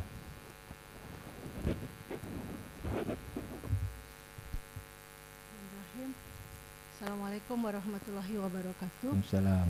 Allow me to introduce myself. I'm Kartika from a Development Study Department. Okay, Doctor, I have a questions regarding to the skills gap. It's no problem with the students because they are coming from they are digital native, right? While we cannot deny that many, I will say it many, I don't know precise numbers, but it's inevitable that around us we still have teachers, lecturers that still not really aware with the advancement of technology that is now becoming one of the ingredients in the innovations in education. I want to have your advice. How to, what do you call it? Still let them make the innovations, although there is an absence of the technology. Because this is real. It's not everyone's capacity to know about technology in education. Thank you. All right, may I address you as Ibu? All right, I guess, yeah, it's not only a phenomenon that's actually prevalent in Indonesia, it's also in my university in Malaysia, and I think in most countries. Okay, I think number one comes from us. You know, how to address it is, you know, it's what I see. I was head of department before, and a dean, we would give training for our staff because, you know, like you said, we are not tech savvy at all. I'm not. I learn a lot from my children, from my colleagues, when sometimes I can't even connect my laptop to the internet. But, you know, you take trouble to ask and to want to learn. So, I mean, on the administrator's part, I think every university, every department, head of departments or deans, they would ensure that their staff is being trained, correct? That's training. I'm sure you have undergone numerous training. But then, whether or not what the participants, I mean, that is us, who undergo those trainings, want to change. So it comes from you, actually, from us. Do we actually want to adapt and innovate? Because we can, I mean, the university or the government, you know, they can give so much of funding to train. But how do you actually change the attitude? So that's actually a challenge in itself. But if you, I mean, a solution is what we are practicing now in UNIMAP is, of course, we give training and to every lecturer. And in fact, I will talk from my university, how we actually encourage lecturers to actually embrace, you know, using technology in classroom. They have competitions. And the prize is actually quite lucrative. So the first winner gets like about 1,000 or more. And they're given recognition for their effort in actually coming up with new techniques using technology in the classroom. And we use that, you know, those who actually win, we actually take these instructors and to teach the other instructors in the whole of the university. That's one way. So rather than calling an expert from outside, you know, what we do is we empower the knowledge and expertise that we have within the university, because that's closer to home. So that's one way that I can feel that you can actually motivate or change that attitude. You know, you give a sense of competition, you know, you give a bit of recognition. You know, those who win, they come out up to the newspapers as well. And you actually highlight, this is the technique that actually got the first place. You know, and it gives empowerment a bit to the person who actually use. And like I said, that's one way. All right, and otherwise, we got to change the mindset whether we like it or not. So it's not only actually going for training, but actually we ourselves, you know, how much do we want to innovate? And maybe sometimes I think you need to use penalties for those staff who are stubborn. Because, I mean, it's like carrots and sticks, right? Because it's something that we need to do. I mean, it may sound harsh, but if you're going to allow staff to actually direct their way of learning, you give me a choice. I wouldn't want to, you know, waste time learning new tools every day, as what Pak Afan was saying, because I need to as well. Sometimes I go to class, I discover my students using new apps, you know, but it's something we have to do. But not everyone wants to change, not everyone wants to learn. So that is why I feel sometimes you need to use the carrots and sticks approach. It has to have a bit of penalty where if the instructor is being stubborn or not wanting to use, you know, they have to have a bit of discipline. I mean, if you get what I'm trying to say. So that's the only way you can force. It's enforcement, actually. Now it's not a choice. I think before COVID, it was a choice because blended learning, hybrid, teleconferencing was way back even in the, you know, early 2000s. You know, I recall when I was studying in overseas, we had virtual conferences already, but it was very minimal. It's not being used. But after COVID, it's no longer a choice. It's no longer you showing off like, oh, I know this, you know, although you don't need to use it, but now it's compulsory. So you need to train. I mean, that is the responsibility of the university, responsibility of the department. You need to train your staff. But what goes after that, I mean, the implementation, the evaluation process, I mean, you have to use carrots and sticks. You reward those who use, but you have to also penalize those who don't. That's the only way that you'll achieve that objective. Thank you. Practical, maybe you need another response or... Okay, thank you very much. Now we come to the second questioner.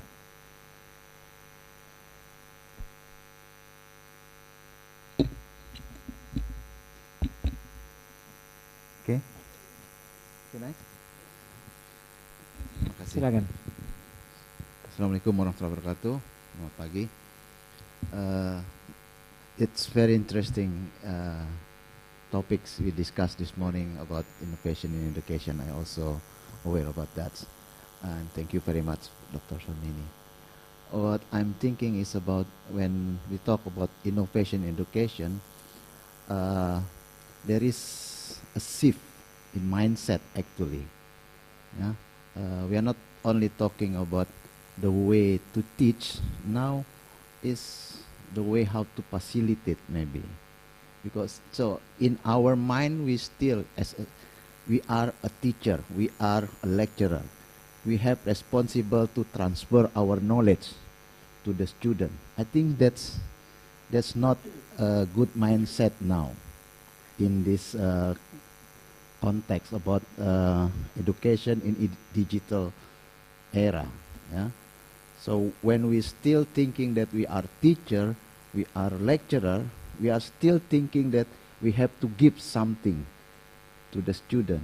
So, but there should be a way to give a chance more to students to explore by themselves. So maybe the student can be more skillful than us, more knowledgeable than us, so that the production of education later on. Yeah? So maybe the level of teacher and lecturer in the future is not a good level anymore. Like in Indonesia, guru dan dosen. Maybe that's not a good level, because with this level, yeah, lecturer, teacher, so they're still in mindset. The student also have mindset like that. We are subordinate. Students still thinking are subordinate than teachers. Student is subordinate of the lecturer. But like in agriculture developments, yeah, there is agriculture extension worker who work with the farmer. Earlier, they used to be a lecturer, a teacher who transfer technology to the farmers. But right now, that's not the good way to develop of agriculture. So farmers should may able to develop by themselves.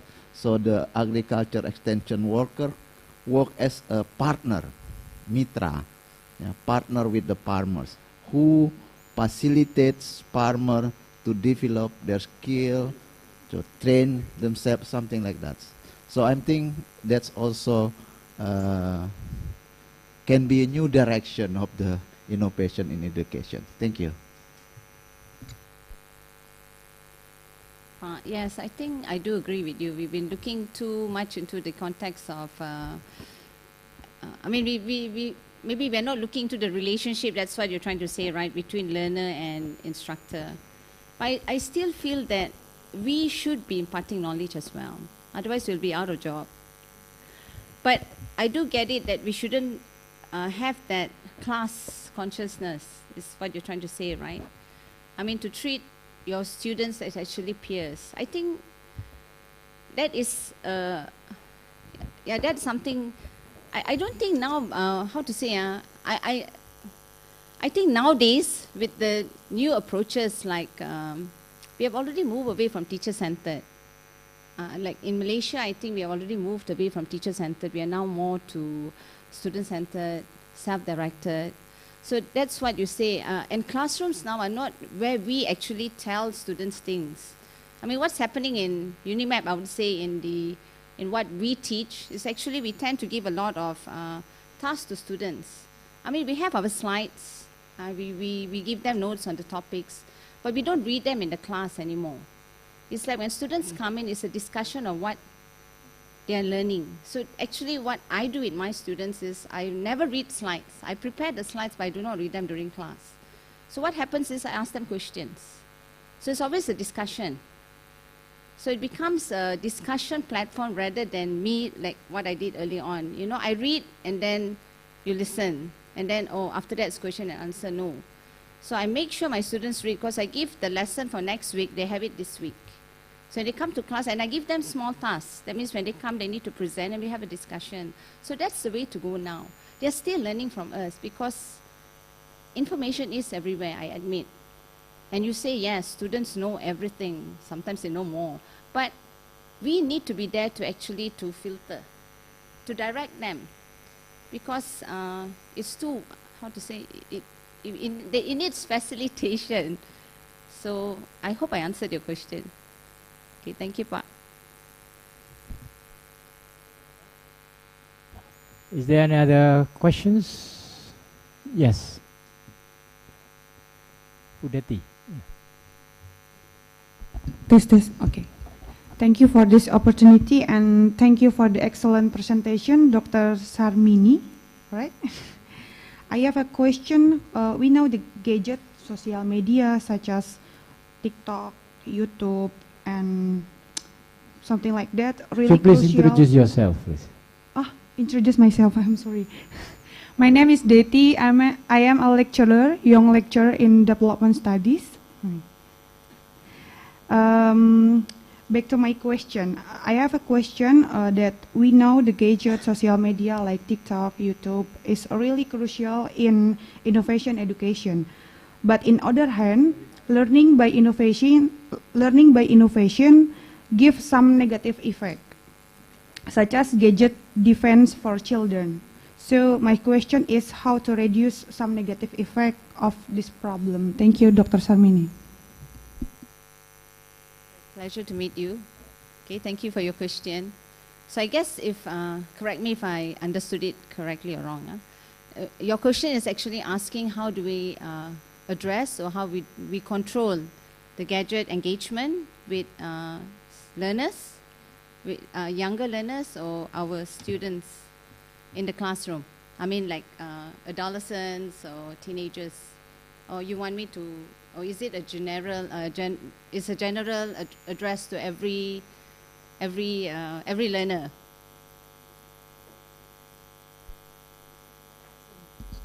Both of them.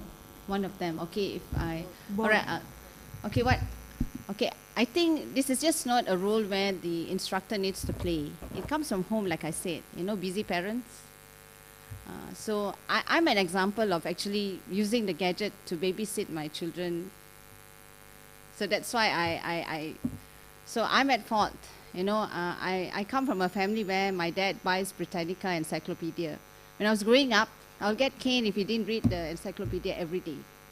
He'll make us read and he'll ask us questions, but that was how we grew. You know, the reading environment, there was books all the time.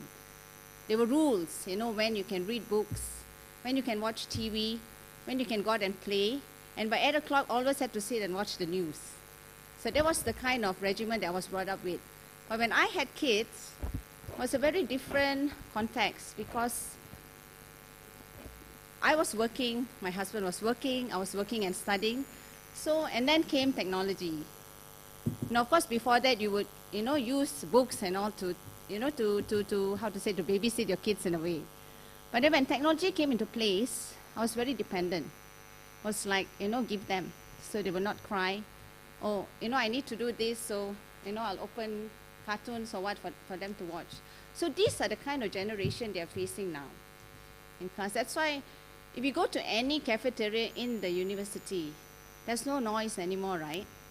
During our time, we used to throw food. You know, there's the time we look for guys, you know, if there was, you know, sitting in groups talking, but now if you go, everyone is actually, even when I go out with my colleagues, sometimes I feel there's no point because you sit together, but everyone's just, so you're asking me how to get rid of it. Of course, the later generation we can't, but the younger generation, yes. I have colleagues who actually do not give the iPad or the phone. My sister's an example. She has one child, but she doesn't give at all. You know, she sends to activities. But then again, it's a privilege actually. You know, I mean, how many of us can afford that? You know, you fetch from the kindergarten and you send for piano classes, send for swimming, do we have the time to be fetching and sending? I mean, you have a parent that's not working, that's what you can do, but that is what we should be doing, but we can't, because it doesn't apply to everyone. There's cost to consider, and most of the time is time. Sometimes even me as colleagues, we don't even have time to fetch our children from school. My son always waits for me 2 to 3 hours. I mean, he's big now, it's fine. So you see, so how do they spend their time? When I was a student, I was growing up, I always had a book with me. Always a novel. I would have it all the time, but now this is, and how many of us actually monitor the content that our children are watching? Do we have time? I have 3 boys, and I know there's so many things here, and I don't go to their rooms to see what you're watching, before they sleep. How much can you do? So if there's a solution to it, even I want to know what is it. Because it is, the children are tied to this. It's only the children, it's us. They see us as well. How many of us actually go out as a family?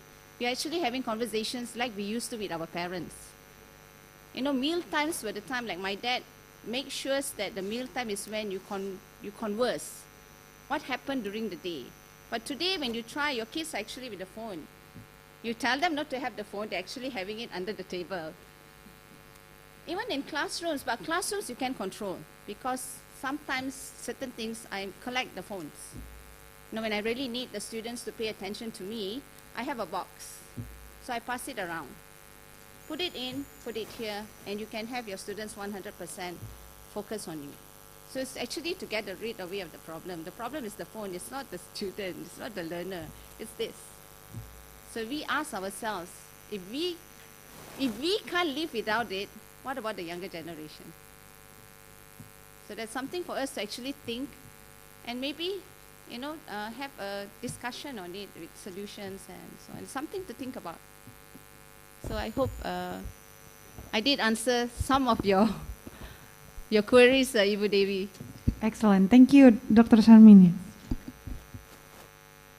The issues emerged is how the innovation should be find out how to get rid of, for the meantime, on the focus of the students here, or also for our children. I have an experience with my kids, for example, and if we are in meal time in the table, they are not allowed to bring their mobile phones.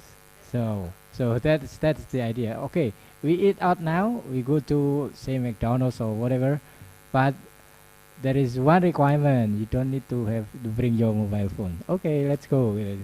So that's need to be implemented, perhaps, in a micro level in the family.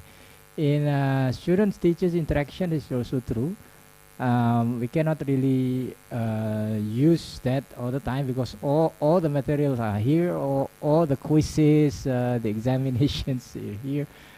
After the COVID, then in my department, in Development Studies department, in the final examination, we are back in paper and pencil anymore.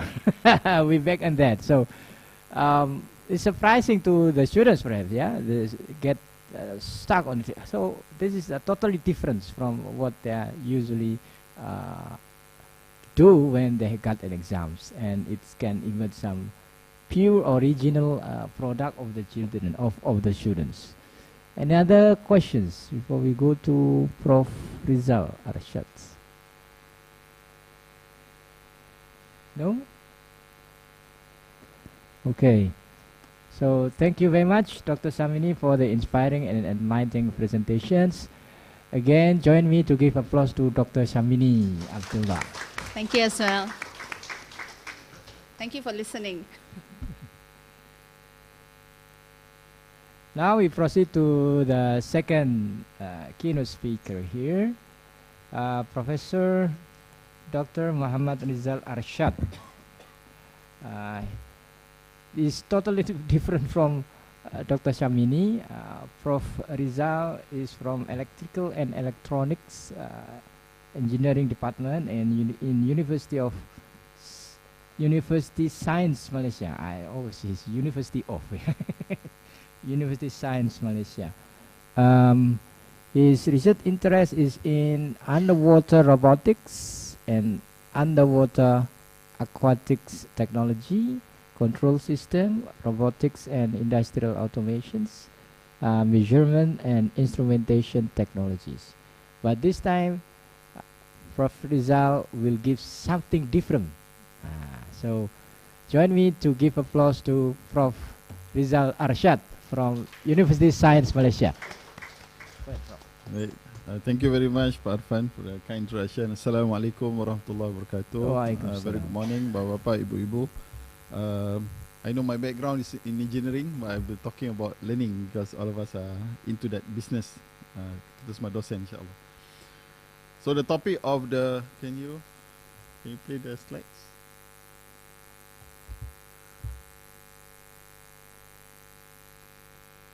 Okay, the topic will be long life learning paradigm for the 21st century learner. I know the title, some of you may say it should be lifelong learning, but it is purposely written long life learning. I will explain it later. So my talk will be based on this book by Michel Weiss, published by Wiley. This is recently published in 2021. I'm just using the title, actually the same title, Long Life Learning. It's just a basis for my talk. So that, ladies and gentlemen, you can refer to the book by Long Life Learning by Michel Weiss, published in 2021 by Wiley. Okay, Dr. Shamini has been talking on the micro level. Micro means, but I will be talking on the macro level, on the system level. The way that universities need to have a re-evaluation, or need to review or re-evaluate the way the whole bigger picture of teaching in universities. Okay, so this book by Michel Weiss has two parts. The first part will be talking about what's the problem with our current system. The current system that have been adopted in Malaysia, Indonesia, around the world for Institute of Higher Learning. What's the problem? And the second part will talk about what's the criteria of the new learning ecosystem. So I think this is important because when I read the book, when I was asked whether I can give some sharing, when I've read the book and I said this should be all lecturers, all academics should know about this, should know about the issues with the current system, that we are the cogs, we are the gears in the wheels, you know, we are the engines that is prolonging the education system that we're having now. But what are the problems and what is the future waiting for us? So this is the basic hypothesis or the basic issues, the premise that we need to consider, because if not, we may not be prepared for the future. And that's the key. Are we prepared for the future? And this book talks about it, which I think it doesn't provide real solutions, but at least it gives us a catalyst to start to think about it in our specific domain. Before this, I was the dean of my school, and just before, in 2019, 2021, I was a deputy vice chancellor in UNIMAP, managing the academic and international affairs in the university. And we really got the opportunity to have a review of the system. But by then, it's difficult for one particular university to change. The whole system needs to adopt the needs to change. What more in Indonesia, you have so many thousands of universities, public and private. I think there is and I believe that the thinking towards changing the learning paradigm in the higher education landscape is moving, and we hope we are now a bit more ready for what's waiting for us in the future. Okay. So in chapter 1, if you read the book, because the reason that I base it on the book is just if you don't get anything from my talk, at least you know there's a book for you to read. at least. But see, why the title is lifelong, sepanjang hayat? Not why the title is long life, not lifelong? It is because the lifetime of human being in many countries is expanding. Before, maybe in the 30s, our average lifetime maybe around 50, 60. In Malaysia, 10 years ago maybe around 65. Now it's around 70 plus. in Indonesia, last year I read statistic, Indonesia is called a young country. Why is Indonesia is not young, but it's considered a young country because more than 50% of population is 19 years old and below in Indonesia. In Malaysia, we are slightly older in the sense of population, not in numbers, in terms of the statistic. More than 50% of Malaysian population are 35 years old and older. So myself and most of us are in the statistic. We are. So Malaysia is slightly older country in terms of population. Japan is considered an old country because more than 50% are 60 and above in Japan. That's why in my field, robotics, in Japan, the most advanced robotics for domestic robot is in Japan. Why? Because their population are older population. Why is the robotic research in America very advanced? Because they like to go to war, for example. So why is robotics technology in Germany are very advanced? Because they and very high precision manufacturing are advanced in Germany. Why? IR 4.0 originated from Germany because they are very advanced in manufacturing. So that's why population will influence the kind of education or the kind of there is a need that you need to meet for that kind of population. So to me, if economically and 20, 30 years down the road, I think that's why everybody now they're looking to Indonesia because 10 years down the road, Indonesia will be the most productive country because of your young. There's a lot of young people, and now in reality in Malaysia and many countries, birth rate are dropping. The number of children. My father, my sibling 8, the son 3, very not good, huh? Okay, so the birth rate is dropping, and this is important. The kind of birth rate is important because this will affect our intake for students. So there is always a link. That's why when we as a higher education provider, we need to have an understanding of the macro level of the bigger picture of education, not just on the micro level, on the in-class technique. Yeah. So in the book, it is projected 20 years from now, in developed nation, the average age will be, some of it will be 150 years old. Imagine if you pension at 70, maybe Indonesia 70, 70, you have another 80 years old to live. How are you going to survive? Maybe you pray, God, please take my life, because it's too long. Right? But from education perspective, how do we address this? The long life paradigm, and this is real. In US, in Europe, people are dying later. So, like in Malaysia, our pension age is at 60. For us, docent, 60 years old. In Indonesia, a bit 65. Yeah, 65. But we need to prepare for at least for another 15 years, 75, 20 years of living, for example. So education need to address this. This is why the author write long life learning, because our life is extending in general. Okay, so this is the reality. The reality that we are. So the whole idea is that we're going to be studying right from minal lahdi ila lahdi, minal mahdi ila lahdi, right, from the birth until die. So we're going to be studying because it is illogical. I think there is one. Can you go to the next slide? Okay.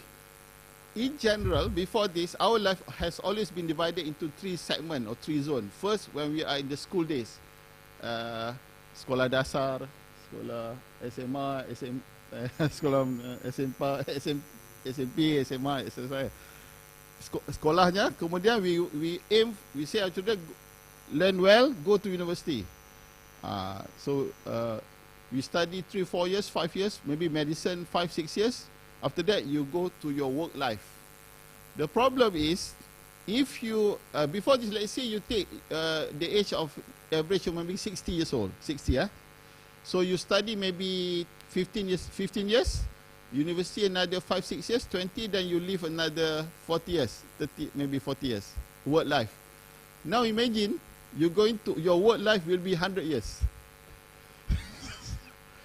So, would the question that we need to ask, will the education that we receive the 4 or 5 years in university life prepare for the 100 years of working life? I can tell you, most likely not. Because I remember in electronic, maybe 100 years ago, the transistor is as big as this one, or bigger, transistor, the component. Now you cannot even see the transistor after 50 years. So that means the technology, that means there is a need for continuous adoption or acquiring of knowledge to prepare us for the working life. Okay? So this is the reality. That means to develop career skills is not just the problem with, not the problem, one of the main criteria of measuring whether a good university or not, in Malaysia at least, is the rate of employability. What's the employability percentage? So we would like that 100% of our graduates got a job. If you get less than 90, the ministry will call up the VC, the rector, and ask why your employability rate is low. That makes sense. So that means we always try to match our graduates to the needs of the industry or the working life. But the problem is, if the working life is extending beyond 50, 60 years, would our education that we provide them in the university for 4 years is enough? Logically, it won't. Logically, it won't. There is a need, so there is no other way but to adopt, to embrace lifelong learning or long life learning, because that's the only way to sustain, to acquire certain guarantee of our safety, life security in the future.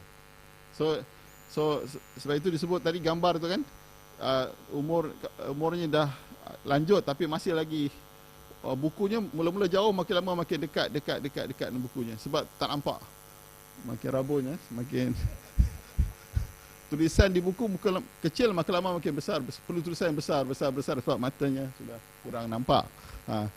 Jadi mungkin reading wouldn't be the best mode of teaching. Should we maybe listening, maybe doing. So there is ini Dr. Syamini kena jawab lah kan.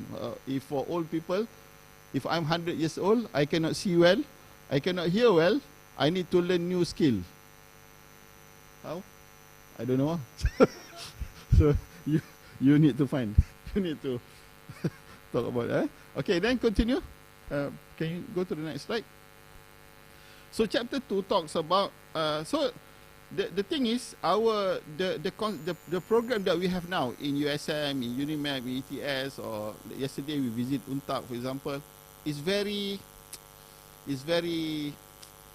rigid. We are very structured. I in fact capture the whole 4-year syllabus, right? It's similar to everywhere. It's very structured. Once you enter, you have to study. After you finish, then you can exit. There is no way to enter, go out, enter, go out. You know, for example, you cannot learn, earn. Learn, earn mean work, learn again, earn again. There's no way. It's either you come in and you exit with the graduate, first class, second class, etc. Right? That's the system. We are very this flexible education thinking are very. It's not just the you know. When I was in UNIMAP, we tried to push the agenda for flexible education framework. From the education perspective, from an academic program perspective, I think we did it. But there was an issue in terms of scholarships. You know, scholarship from government, scholarship from yayasan, etc. They do not. They say, okay, how long they will study? Okay, you say 4 years. How many credits? You know, if you start to say to them, oh, they will study 1 year, then they will go to work, then they will come back. Nobody will give them scholarship. Because this understanding that there is flexibility in terms of acquiring of knowledge and assessment is not there. So it is with us, with the docent, we know, but it's not there in the support system. So the ecosystem need to be reviewed in order for flexible education system or lifelong learning to be successful in the country. So ETS, as a university, I don't think you can do it on your own. Same with that. It must be a compromise between top-down and bottom-down approach, so that you meet somewhere in the middle, so that we can, at the end of the day, we want to ensure that the population can the life security in the future is manageable, is lower the risk, lower the risk. So the thing is, I'm not getting any royalty talking about the book, but I'm saying that I think the book is, when I read the book, it triggers a lot of things, and I wish I read the book before I got the TNC post. Now I missed it. I cannot do anything. No power to implement. Okay, but you need to think, because we are the face of the academic institution, because we are meeting the students every day.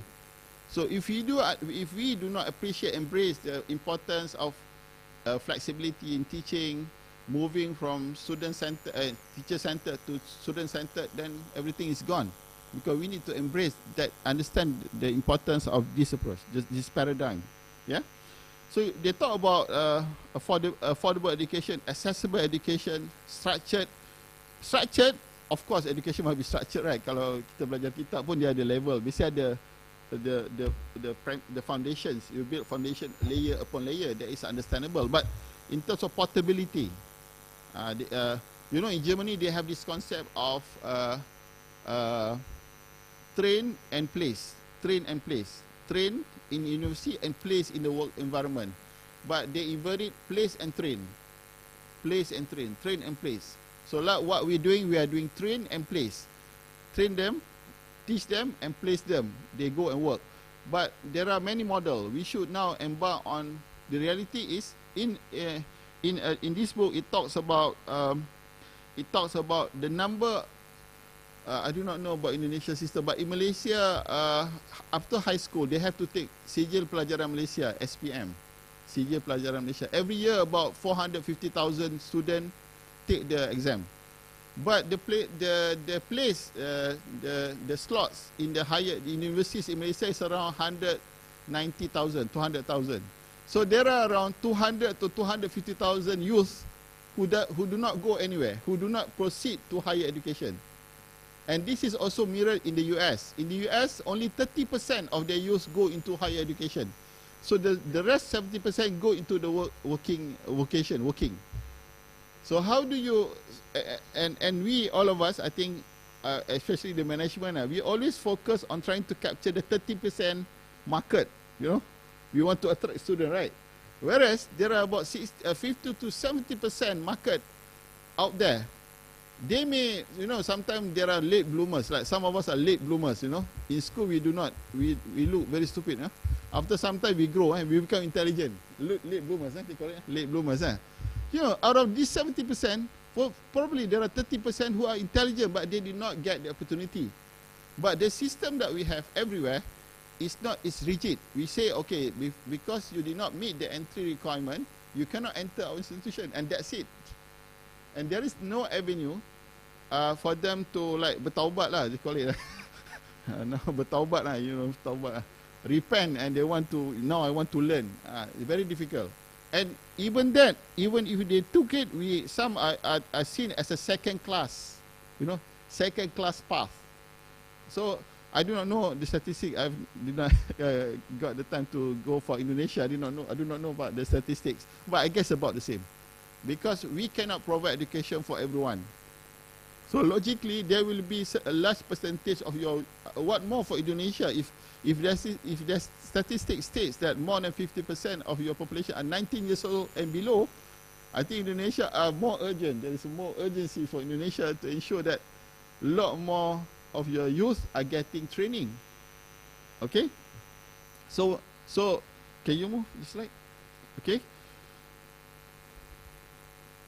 So we are in, I have 40 slides, we're only page 9, so I will going to skip many pages. Okay? So, but if I can trigger the assignment to you, so that for you to re-look the way our higher education are delivering the courses, is enough for me, because we need to re-evaluate many things, not just the way we teach, but the way the system works. Because we can teach student-centered learning, we can use online software, online quiz, etc., etc. But if the system are broken, the graduates still will have problems. So there's a need for as a normal lecturers, we look at the micro level, but as administrator of the institution, they must understand the macro level of the needs for institution to change. Yeah. So this is I think this table, I think many of you are expert than me, because it's not my field actually. So traditional learning and lifelong learning. So there's two. So if you look at the table, left and right, so you have teachers a source of knowledge. Nowadays, teachers guide. Nowadays they call it even in hukum agama pun, now they have Sheikh Google. Sheikh Google. They call, Sheikh Qaradawi just died, almarhum, Sheikh Qaradawi. Now they have Sheikh Google. You have any problem? Google. Sometimes the answer can come from anywhere, and you can never verify. But that is the reality. That's why I think it's a problem to me. To me, for us, even definition, sometimes people are looking. Every time you talk to them, they Google first the definition. Because they say, I've read a book called Heads in the Clouds. This is another book, Heads in the Clouds. Nowadays, the youngsters, they do not want to spend their energy remembering anything. They say, waste. Everything is there in the clouds. Suddenly, there's no internet, everything gone. But the reality is that. The reality is that. That means youngsters, they do not put the effort to memorize. Even sometimes, I have I have 3 children, but 2 sekolah dasar. Sometimes I remember when I was their age, I have to memorize hafal sifir, 1 to 12, or 1 until 12, right? Now sometimes I give them a problem. They say, Abi, wait. They go to their room, they open up their phone. They come back, okay, 2,000, blah, blah, blah, blah. So, oh, very fast, you want to calculate. So they know how to use the tools. And then when we relate to them, that we tell them, when my time, I have to memorize, they say they have no need to memorize. Because the tools are in their hands. Why do you need to memorize? So this is the reality.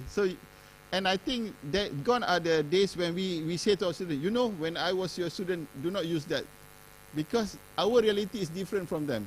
Sometimes it's like I'm a bit, I've spent about 20 years plus in the university. Sometimes when I meet a new docent just coming after PhD, sometimes I used to say, when I was your age, blah, blah, blah, blah, blah. They don't want to listen because our reality back then is different from their reality now. They cannot relate to our solutions.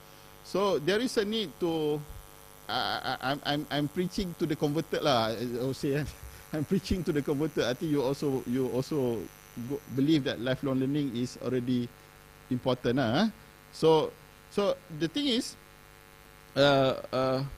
we must now we I think let's say all of us agree that lifelong learning is the way forward. Now we need to know how to operationalize it. Sometimes there are many things in life we agree, but back then we go back, we practice the old practice because we do not know how to operationalize the new approach. So kalau can you go to the next slide, please? 3 minutes. Oh, my important slide is the 5 minutes. Not enough time, but it's okay. I need to skip many slides. Okay, now which slide I need to skip? Okay. Okay, it's okay. Okay, you go to the next slide. Okay, assignment. Okay, now we have 3 types. Formal. Okay, this is important, I think. Formal, non-formal, and informal. Okay, bapak-bapak, ibu-ibu jangan risau. Kalau tak sempat faham, baca buku ni. Tapi kalau tak sempat baca, saya tahu bapak ibu sibuk. Search the podcast, video podcast. This is my. Sometimes people, Dr. Syamni always say, oh, Prof. Rizal banyak baca buku. Sebenarnya tak juga. Saya dengar podcast saja. Video podcast. Tapi you can listen. Kalau saya advise to read the whole book. It's not that many. Only 200. Mata pun tak nampak lah. 256 page only. And if you search the podcast, only 20 minutes. Okay. So read the. If you don't have time, but I want to finish another 10 minutes, right, Pak? Oh, 10 minutes. Just now 5 minutes. Okay. So formal, non-formal, informal. There's a slight difference between formal, non-formal and informal. What we teach is formal. Informal is unstructured. You know, kadang-kadang kalau di Malaysia tu masjid-masjid musolanya ada kuliah waktu selepas maghrib, kuliah maghrib. Lepas subuhnya. Kadang-kadang kuliah maghribnya taharah. 5 tahun belajar topik yang sama, taharah. Sebab gurunya bertukar, muridnya bertukar. Tajuknya sama. Itu informal. Sudahnya yang mendengar 5 tahun dia boleh mengajar. Sebab dengan 5 tahun topik tu. Jadi begitulah. Itu informal. Unstructured, spontaneous. Tapi yang kita sebut lifelong learning ni adalah non-formal. It's non-formal. Sekarang ni non-formal tetapi structured. Tapi yang the idea is to make it formal. To make it formal. So that lifelong learning become mainstream. Atau kalau tidak mainstream, alternate stream to our youth, to our potential students. Because this is the reality. Saya bagi satu contoh. Terkadang ada kes-kes di Malaysia ni, ada pelajar-pelajar SPM. SPM ni Sedia Pelajar Malaysia yang mengukur national level examination.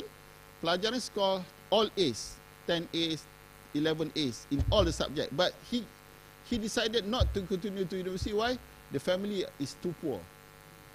Family keluarga terlalu miskin. Dia perlu bekerja untuk menanggung ibu, ayah, adik sebagainya. Jadi kadang-kadang but our system is very difficult to capture this. Sometimes dia terlepas apa dia panggil tercicir. Nak sebut pun susah. Dia tercicir lah. Jadi kalau kita boleh jadikan lifelong learning sebagai another recognized stream, jadi kita boleh address the bigger number of potential students yang actually did not get the second chance atau opportunity tadilah. Okay? Boleh kita terus? Okay, terus future of work. Dan realiti hari ini, kalau bapak ibu dosen ingat, dulu bila kita mengajar anak-anak pelajar ni, kita ada philosophy of teaching. Menjadi manusia yang berguna, manusia yang boleh berfikir, sebagainya kan. Bermanfaat untuk masyarakat dan negara. Tetapi in reality, they just want to work. Can you guarantee me work? Atau kalau di Malaysia tu, di Malaysia tu, kita ada PTPTN, the National Loan System untuk pelajar. Jadi the first day pelajar graduate, he already got around berapa ribu? Maybe 30,000, maybe 40,000 loan waiting. And here still got no job. The 40,000 is waiting. Like itu kalau di western country tu yang pakai baju hitam dengan tongkat tu. Sedang tunggu di belakang mau cangkuk sebab tidak dibayar loannya. Jadi perkara begini yang menyebabkan kadang-kadang kita kena melihat semula the way kita offer our courses. Sebab tu disebut dalam ni, dia kata solve for the pain points of the most distressed. Dalam masyarakat ni, kalau kita solve the problem of the most distressed components, kita will solve the problem of the society. Tapi selalunya kita akan address the most preferred components and we left out the distressed ones. Jadi the society problem tu persist. Tak selesai lah. Lagi 2 minit Pak ya. InsyaAllah ya. Okay, terus. Ini memang tak sempat habis ni Bapak Ibu. Okay. Jadinya untuk lifelong learning ada 5 kriteria. Navigable. That means the students can on their own time they can navigate the structure of the course. Berdasarkan keperluan. Kedua, supportive. The system are supportive. Contohnya kalau mereka boleh tangguhkan pengajian mereka. Mereka boleh pilih certain subjects. Mereka boleh earn and learn. Dia konsep gini lah. Dia ada learn, earn or earn, learn. Ataupun trace and place atau place and train. Itu konsepnya lah. Yang ketiga targeted, keempat integrated, yang kelima transparent. Jadi 5 prinsipal ni governs the seamless on and off ramps. Dia konsepnya lifelong ni diguna ramps. Ramps on ramp or off ramp. Jadi bila ada kelapangan dia akan on ramp, mengambil kursus-kursus modul tertentu Bila selesai dia akan off ramp dan go back to work. Itu kalau kita, the dream is this. The dream is we provide education. At the end of their study, they don't have any loans and they have something to do. They can earn. Itu the ideal, the dream lah. Pelajar dapat ilmu, punya skill, graduate, immediately they can earn something for their livelihood. Tapi kali ini they graduate, they have loans, no work, and they have to beg for others to support them. And these are the educated segment of our society. Imagine that. These are the educated segment of our society, and yet they have loans, they are begging for others for their livelihood. Malang lah, malang. It's better for them not to go to university and go straight to job. If they are in the work for 4 years, by the time their friend graduate, they already got some position already. The salary may not be high, at least they have a job. Now in Malaysia, there is the polemic that some graduates say, since I have no job, better I go for Grab sending partners kan. They say my degree, the salary, even if I get the work with my degree, I can get more working as a Grab driver, Gojek and everything, right? So no point. They say waste. Studying 4 years in university is a waste. So if our future generation have this mindset, what will happen to the country? So I think this is the scenario. I'm painting a very bleak or gloomy scenario for us to think. If I paint a very beautiful picture, then we can go back and sleep. So the thing is, the future are challenging, especially for us, and we have a bigger role to play. I'm not being fair to you. This is only my 12 slides. I have another 38 slides for you. 28 slides. As usual, lecturers will prepare more to give the impression that they know a lot. Okay. My last slide. Can you not my last slide? Go to the conclusion. I think bapa-bapa, ibu-ibu dosen yang mendengar ucapan saya tidak ada pilihan, wajib membaca buku ni. Nanti saya email tanya, sudah baca belum? Mungkinlah, tak semualah. Podcast ya. Okey, lagi minta mohon lagi sampai conclusion. Nanti bapa-bapa saya bagi slide ni, bapa boleh baca sendiri ya. Ini student centered learning, baca sendiri. Ya. Okey, in conclusion, saya minta maaf lah, saya tidak berlaku adil pada bapa ibu sebab banyak poin yang saya nak sampaikan, tapi saya nak sampaikan the worry of our education, and we have a big role to play. Yeah. So in conclusion, long life learning charts a way forward for those of us striving to provide access to learning opportunities. The keyword is access to learning opportunities and experiences that meet the needs of individuals who dream of a better life. So gone are the days that we provide education and we say to the student, okay, now I've teach you, you graduated, good luck. Find the job. What we should do now is to provide as much opportunity for them to get a job, to earn something. So the keyword is the CBE actually, the CBE. This is not the Malaysia ni dia koloni British kan. Kita boleh dapat pingat CBE, Commonwealth of British Empire. Tapi ini bukan. CBE ini competency based education. We must ensure that our education will move towards competency based, not just passing marks, but they are not competent in their respective degree. So I think I leave you with that, so that at least to excite you and for you to read more, for us to read more and to find the solution for our future generation, insyaAllah. Bila taufiq, assalamualaikum warahmatullahi wabarakatuh. Thank you, Prof. Rizal. Very inspiring and also enlightening the presentations who make us think of the future generations. Linking to Dr. Sharmini's presentations, technologies plays very high roles in nowadays, but we need to innovate to adapt the technology.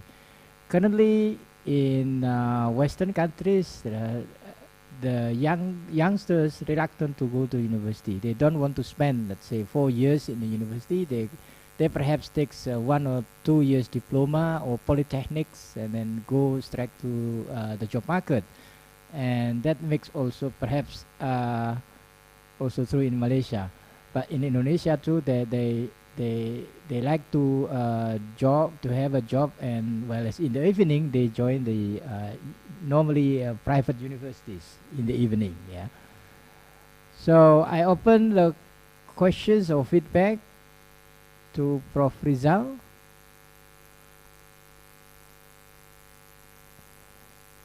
Of course, you can get the slides put from Dr. Samini and Prof. Rizal later on. So no worry, podcast is also ready. Yes? Okay, here you go. Bu Yuni.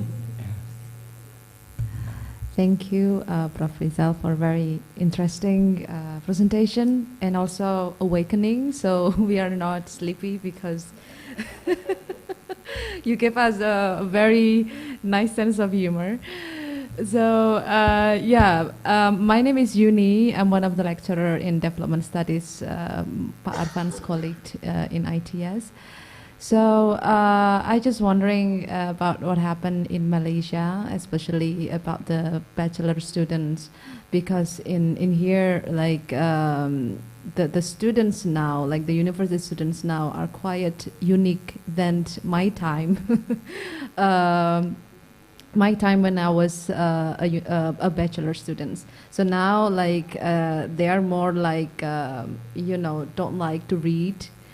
Because they are really depends on gadget, and everything is very fast moving, and they are full with information with social media and etc.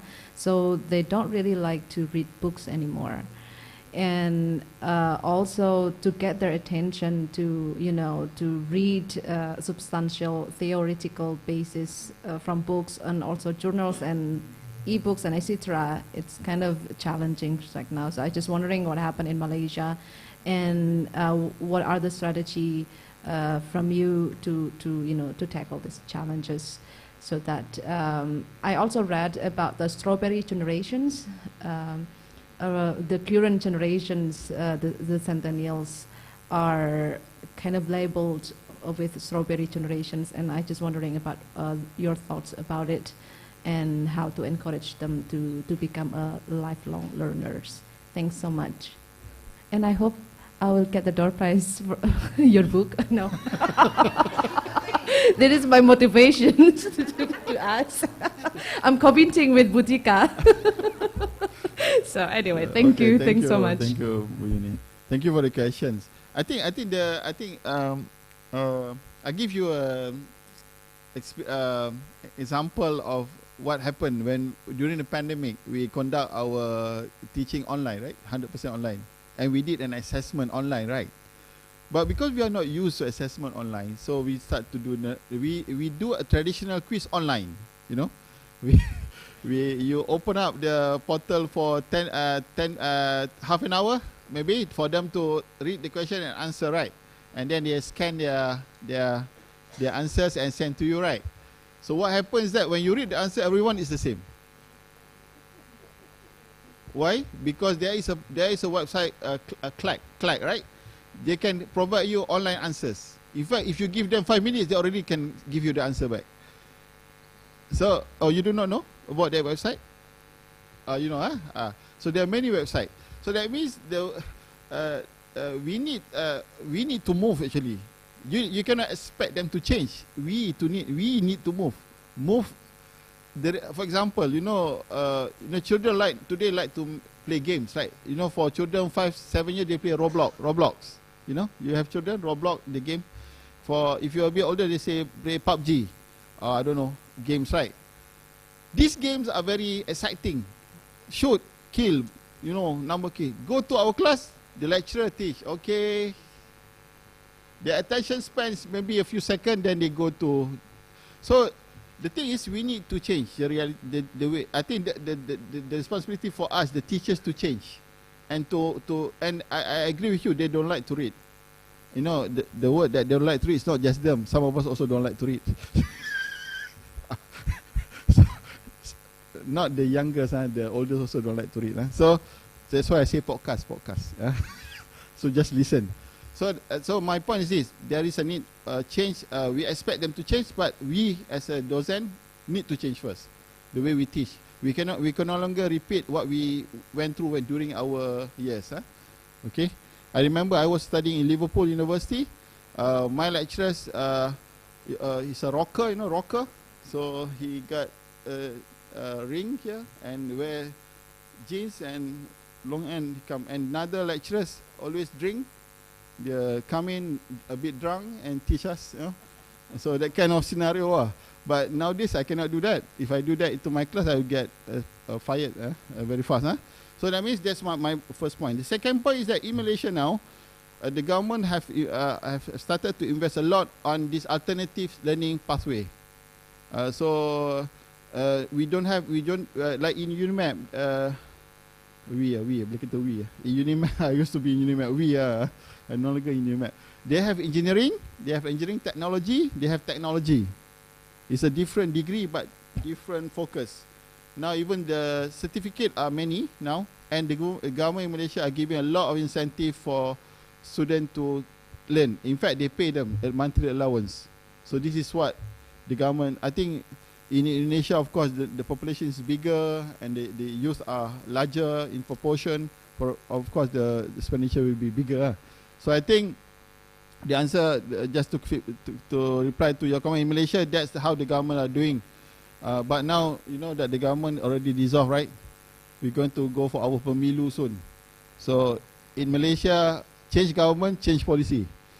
So we are not sure what will happen. So we're going to go for pemilu in early November. So I guess, I think the reality is very similar. The kind of generation are very similar. If you can teach using your phone, much preferable, and not using our slides. But we are so used to using our slides, right? Okay. So I think I'm not sure whether I've answered your question, but this is some take off to your questions. Yeah. All right, thank you. One more at the middle. Okay, thank you, Pak Arfan. Yeah, Prof. Thank you. I enjoy your presentations, and I think in ITS there is also an attempt to employ lifelong learning. We have a course named Technopreneurship. Technopreneurship. This is, I think, one of the implementations of the lifelong learning concept. But the problem, I think, is the mindset. Although students are prepared to be the entrepreneur, so they are prepared not to depend on others to employ them when they graduate. But parents are different. When their children graduated from BA, then their expectations is that they are hired by a certain company, not becoming the entrepreneur because it's not, the income is not stable, the future is not certain.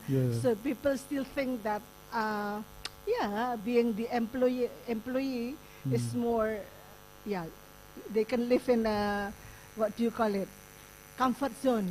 Comfort zone. So how, Prof, you think that we can invite people to think that they have to rely on the skills rather than depending or waiting others to hire us as an employee. Correct.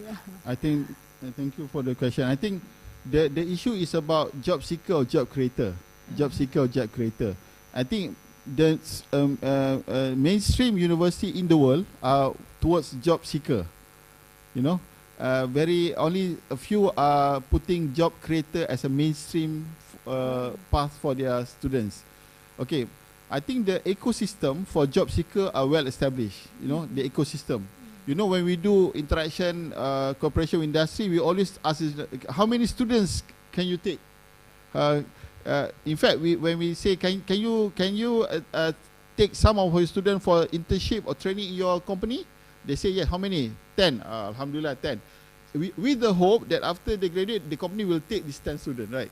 So the ecosystem for job seekers is very established. It's just the job is not there. The job is not there.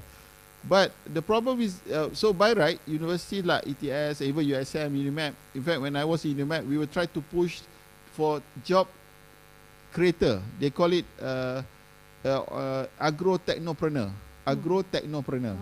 Because UNIMAP is a technical university. What we want them to become a agro farmer, but based on technology. So agro-technopreneur. But I realized there is a shortfall. That means there is a problem because we cannot produce a good ecosystem to produce what we did in university is that we teach them the principle of entrepreneur. Entrepreneur, you must have capital, you must have products, you must have your unique selling proposition, USP, etc. And you need to have the market. Then they ask us, how do you do that? I don't know. This is just a theory. We do not know because we are docent. All of us are not entrepreneur. But if the university can provide, they say incubation. For example, in ETS, the students who are interested to do job creator, I saw a techno park here when I came in. Okay, let's say the techno park can house 100 students, technopreneur from ETS. For 2 years, the university will support you until you survive. You know, startup, the first 2 years is the do or die. If they survive 2 years, they can survive. If they die, they will die in the first 2 years. Then after that, they will die the first 5 years. After that, they still die. But still, if ETS already have technopreneur, and you can set up your incubation, maybe there is already, incubation ecosystem, what you do is that these students are like nursery for plants for 2 years. You build them, you support them. Once the company is stable, then, and what some universities are doing in the West, those who enter this incubation system will then have to give at least 5 to 10% share to the university. So it's a win-win situation. The student got support, university got something in the long run. But this incubation system need to be think of properly because there's a lot of infrastructure come into play. But I think, in my opinion, if you train and teach all the knowledge about job, about business, etc., and after graduate, you say, okay, good luck to you, bye-bye, go and survive on your own, I don't think they will manage because there is no time for them to learn. So that's my comment. But job creator is the future. Job creator. Thank you. Yep. So actually, ITS have many program of startup grant, so that they will incubate it in. Usually, the student in the 3rd year, and then come to the 4th year, and government of Indonesia also provides some competition with funding with the startup. But then maybe in terms of presentation, that's less than 10% perhaps, who really survive. As you mentioned earlier, to really survive in the next 2 years after they start the business. So, is there still any questions from the participants? No. Oh yeah, okay. You have, yes, okay. Go ahead, Bu Ratna. Atau kalau tidak saya boleh tanya soalan. Yes, So you answer my question first.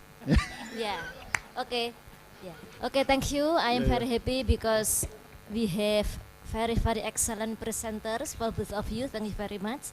And I have 2 straightforward questions for Professor Rizal. The first question is, because you write long life learning, so the question, is there any relationship between long life learning and lifelong learning? If any, both. Sorry? Yeah, if any, both. Okay, what is it? Yeah, okay, fair. Okay. And the second one, do you think that, or do you have some insight that long life learner have some more advantages than not long life learner? Okay. Yeah. Okay, and for example, if you answer no, or I don't know what is your answer, maybe you answer, oh sorry, I can't guarantee something like that. Okay, we just want your insight. And the third one is, how many books do you bring today? Because I also want to have one as well. Your book. I like reading and I don't like podcasts. Okay, thank you.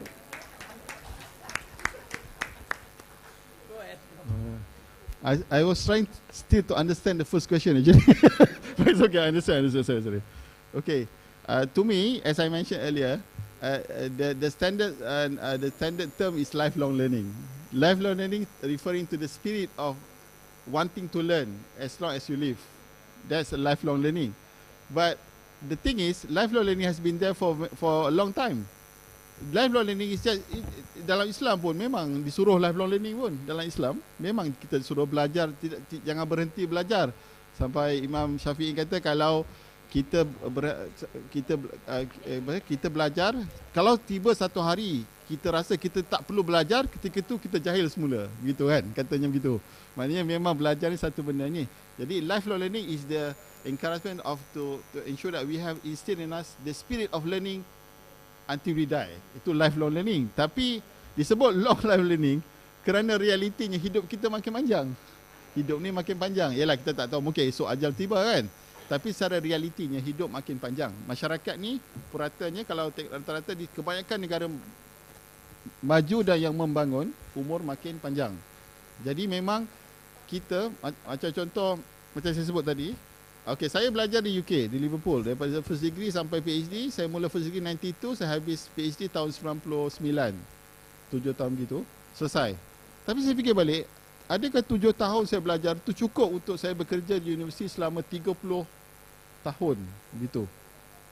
Logically, it will never be enough. That means us as docent needs to continuously update our knowledge, because we can never know everything. So if all of us, if any of us have never attended any courses, have never read seriously any book since we graduated last time, something is wrong with us. How do you upgrade your knowledge? That's how. For us, we do research, we supervise students, we write papers, or we read books, or we write books, or whatever, or we listen to podcasts, for example.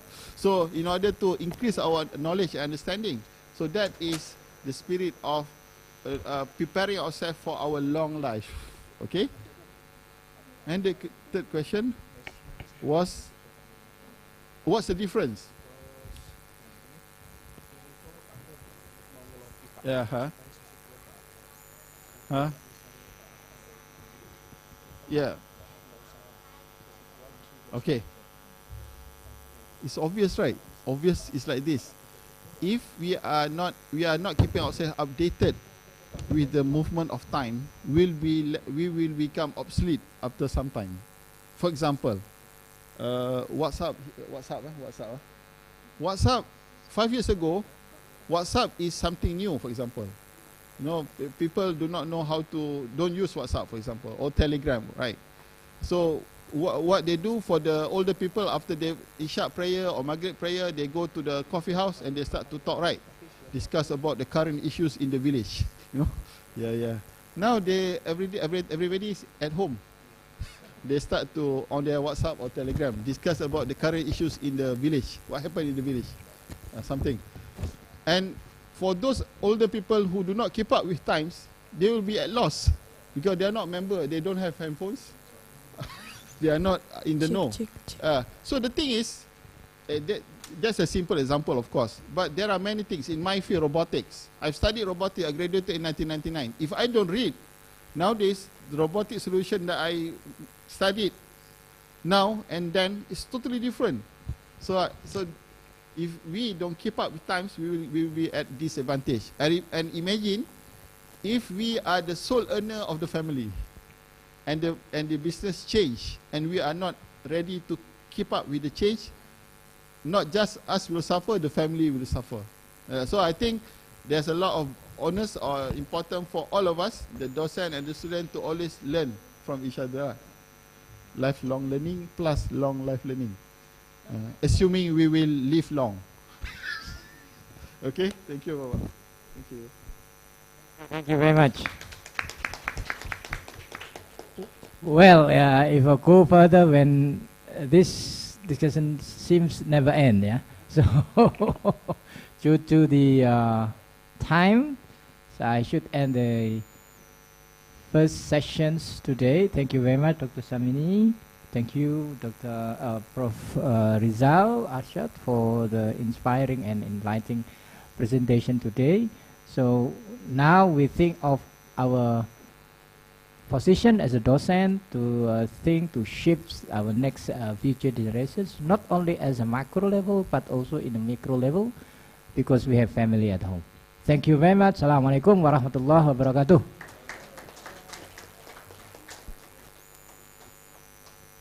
Waalaikumsalam warahmatullahi wabarakatuh. Thank you so much for Dr. Sharmini, Professor Muhammad Rizal, and Mr. Arfan Fahmi. For Dr. Sharmini, Professor Muhammad Rizal, and Mr. Arfan Fahmi, please come forward to receive the gift in the form certificate. And to present the certificate, kindly be invited Mr. Ubaid and Mrs. Windian.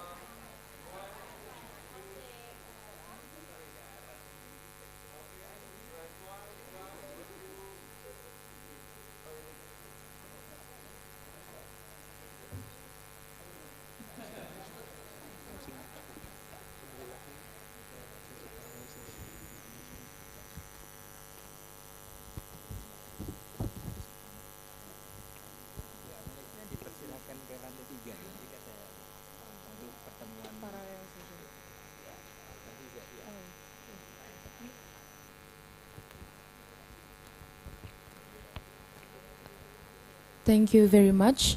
Ladies and gentlemen, now we would have a lunch break, and after the lunch break, we are moving to the parallel session. Each parallel session will be guided by the moderator. To all presenters and participants, please check your schedule and to know in which room you are presenting. Thank you, and I will see you at 3 p.m. in Western Indonesia time. Good luck with your presentation. And for the lunch, you may go to the dining room beside this venue. Thank you very much. Wassalamualaikum warahmatullahi wabarakatuh.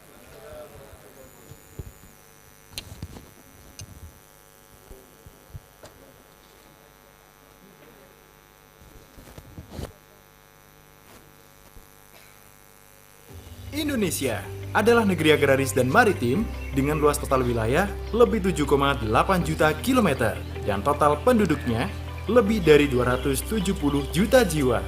Dikenal sebagai negeri yang subur makmur dan gemah ripa Allah jinawi, tentunya Indonesia juga tidak lepas dari permasalahan pembangunan yang multidimensional. Kecanggihan teknologi serta ketersediaan sumber daya alam saja tidak akan menjamin tercapainya keberhasilan pembangunan. Kebijakan dalam pembangunan tidak seharusnya hanya menitik beratkan sisi sains dan teknologi, akan tetapi juga mengintegrasikan dimensi manusia maupun dimensi sosial. Melalui pengembangan social engineering dan pendekatan multidisipliner dengan diperkuat oleh dukungan multi-stakeholder menjadi daya dorong kreativitas serta inovasi sesuai dengan kepentingan kemanusiaan serta memenuhi kebutuhan pembangunan yang berkelanjutan. Untuk itu, diperlukan modal sumber daya manusia dan didukung oleh ekosistem sosial yang kondusif. Modal sosial harus dipersiapkan melalui penyediaan sumber daya manusia yang terlatih dan terdidik. Selamat datang di program Studi Pembangunan Fakultas Desain Kreatif dan Bisnis Digital Institut Teknologi 10 November. Visi dari program studi ini adalah menjadikan program studi yang berkualitas unggul dan berkelas dunia untuk menunjang pembangunan berkelanjutan.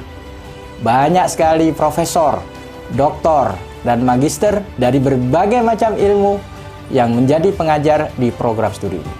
Program studi ini juga bekerja sama dengan mitra-mitra pembangunan, pemerintah, universitas, industri, dan lembaga-lembaga pembangunan baik di dalam negeri maupun di luar negeri.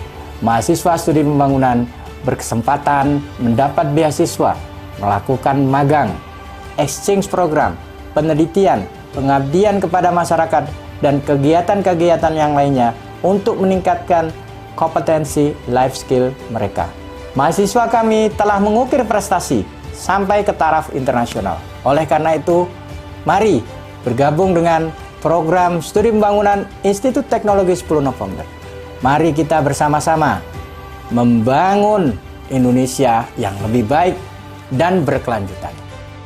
Hadirnya program Sarjana Studi Pembangunan menjadi jawaban terhadap kebutuhan akan tenaga terampil bagi pembangunan di Indonesia. Program Studi Pembangunan ITS, Sinergi Membangun Indonesia. Dulu, apa yang akan Anda lihat hari ini mungkin hanya kilasan fiksi ilmiah. Tapi kini, inovasi teknologi ITS telah menjadikannya nyata, membuatnya lekat dalam keseharian. Karena inovasi-inovasi ini adalah solusi, kenyamanan, dan kehidupan yang berkelanjutan bagi masyarakat.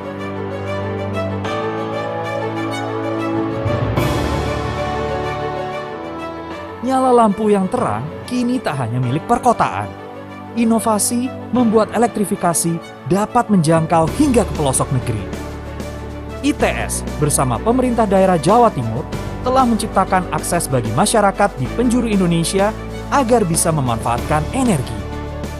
Proyek yang dimulai tahun 1992 ini diharapkan dapat meningkatkan taraf hidup masyarakat daerah dan meningkatkan rasio elektrifikasi nasional.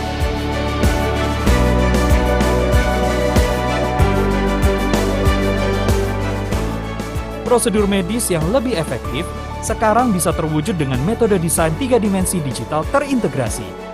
Di Pusat Inovasi RSUA yang bekerja sama dengan Despro ITS, para ahli memanfaatkan kecanggihan metode desain ini untuk menciptakan peraga 3 dimensi dan berbagai keperluan prosedur medis lainnya. Metode ini telah membantu lebih dari 100 pasien baik dari dalam maupun luar negeri dalam menjalani beragam prosedur medis di berbagai rumah sakit secara efektif. Pemanfaatan metode ini ditargetkan dapat menjadi standar baru media informasi yang akurat tentang kondisi pasien, meningkatkan hasil yang lebih baik, mengurangi resiko, dan mempersingkat waktu operasi. Dengan mengucap Bismillahirrahmanirrahim, saya resmikan instalasi pengolahan sampah menjadi energi listrik berbasis teknologi ramah lingkungan PSEL pada sore hari ini. Mengubah masalah sepanjang masa menjadi energi bukan lagi mimpi. Setiap hari, PSEL Benowo mengubah 1.000 ton sampah menjadi energi yang ramah lingkungan. PSEL pertama di Indonesia ini merupakan hasil kerjasama ITS dengan Pemkot Surabaya dan PT Sumber Organik. Daya total yang dihasilkan dari gasifikasi sampah di PSEL dapat mencapai 11 MW per hari. Beroperasinya PSEL Benowo tak hanya mereduksi lebih dari separuh sampah kota, melainkan juga menambah jumlah pasokan energi bagi masyarakat sekitar.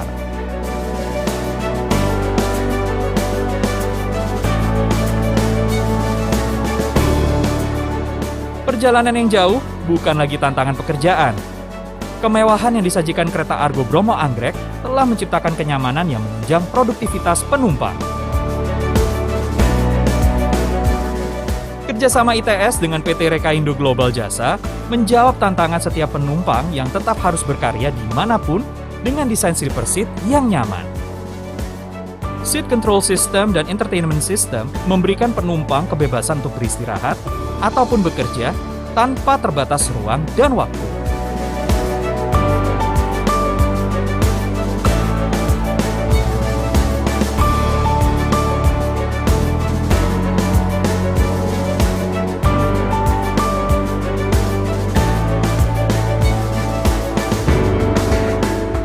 Semua yang kita lihat hari ini akan menjadi dasar pijakan ITS untuk menghasilkan ribuan inovasi lainnya di masa depan. Tentunya demi terciptanya teknologi yang memakmurkan masyarakat. ITS ke-61, Advancing Humanity. Indonesia adalah negeri agraris dan maritim dengan luas total wilayah lebih 7,8 juta kilometer dan total penduduknya lebih dari 270 juta jiwa. Dikenal sebagai negeri yang subur makmur dan gemah ripaloh jinawi, tentunya Indonesia juga tidak lepas dari permasalahan pembangunan yang multidimensional. Kecanggihan teknologi serta ketersediaan sumber daya alam saja tidak akan menjamin tercapainya keberhasilan pembangunan. Kebijakan dalam pembangunan tidak seharusnya hanya menitikberatkan sisi sains dan teknologi, akan tetapi juga mengintegrasikan dimensi manusia maupun dimensi sosial. Melalui pengembangan social engineering dan pendekatan multidisipliner dengan diperkuat oleh dukungan multi-stakeholder menjadi daya dorong kreativitas serta inovasi sesuai dengan kepentingan kemanusiaan serta memenuhi kebutuhan pembangunan yang berkelanjutan. Untuk itu, diperlukan modal sumber daya manusia dan didukung oleh ekosistem sosial yang kondusif. Modal sosial harus dipersiapkan melalui penyediaan sumber daya manusia yang terlatih dan terdidik.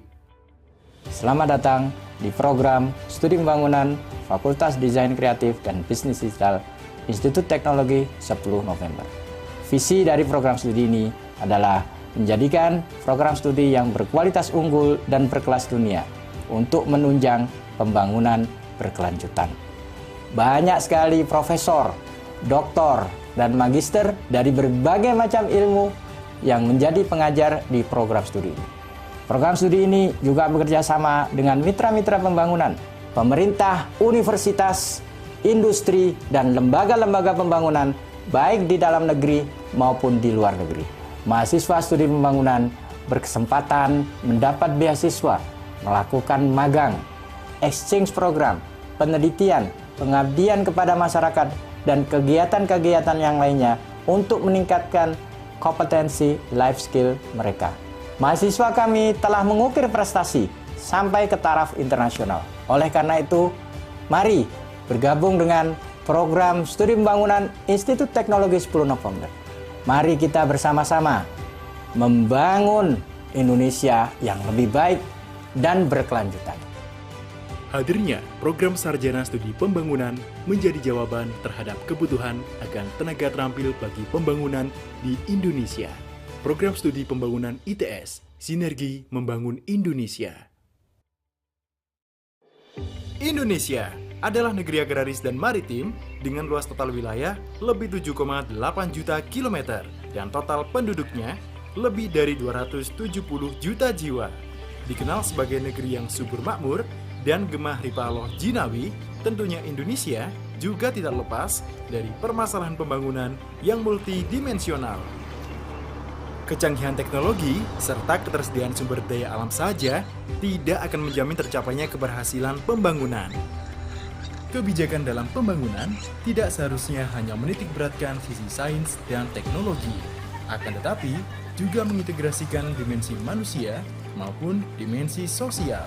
Melalui pengembangan social engineering dan pendekatan multidisipliner dengan diperkuat oleh hubungan multi-stakeholder menjadi daya dorong kreativitas serta inovasi sesuai dengan kepentingan kemanusiaan serta memenuhi kebutuhan pembangunan yang berkelanjutan. Untuk itu, diperlukan modal sumber daya manusia dan didukung oleh ekosistem sosial yang kondusif. Modal sosial harus dipersiapkan melalui penyediaan sumber daya manusia yang terlatih dan terdidik. Selamat datang di program Studi Pembangunan Fakultas Desain Kreatif dan Bisnis Digital Institut Teknologi Sepuluh Nopember. Visi dari program studi ini adalah menjadikan program studi yang berkualitas unggul dan berkelas dunia untuk menunjang pembangunan berkelanjutan. Banyak sekali profesor, doktor, dan magister dari berbagai macam ilmu yang menjadi pengajar di program studi ini. Program studi ini juga bekerja sama dengan mitra-mitra pembangunan, pemerintah, universitas, industri, dan lembaga-lembaga pembangunan baik di dalam negeri maupun di luar negeri. Mahasiswa studi pembangunan berkesempatan mendapat beasiswa, melakukan magang, exchange program, penelitian, pengabdian kepada masyarakat, dan kegiatan-kegiatan yang lainnya untuk meningkatkan kompetensi life skill mereka. Mahasiswa kami telah mengukir prestasi sampai ke taraf internasional. Oleh karena itu, mari bergabung dengan program Studi Pembangunan Institut Teknologi 10 November. Mari kita bersama-sama membangun Indonesia yang lebih baik dan berkelanjutan. Hadirnya program Sarjana Studi Pembangunan menjadi jawaban terhadap kebutuhan akan tenaga terampil bagi pembangunan di Indonesia. Program Studi Pembangunan ITS, Sinergi Membangun Indonesia. Indonesia. Dulu, apa yang akan Anda lihat hari ini mungkin hanya kilasan fiksi ilmiah.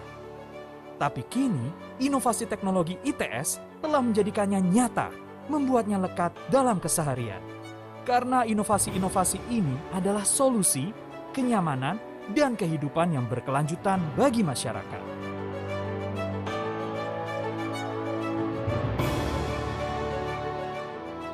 Nyala lampu yang terang kini tak hanya milik perkotaan. Inovasi membuat elektrifikasi dapat menjangkau hingga ke pelosok negeri. ITS bersama pemerintah daerah Jawa Timur telah menciptakan akses bagi masyarakat di penjuru Indonesia agar bisa memanfaatkan energi. Proyek yang dimulai tahun 1992 ini diharapkan dapat meningkatkan taraf hidup masyarakat daerah dan meningkatkan rasio elektrifikasi nasional.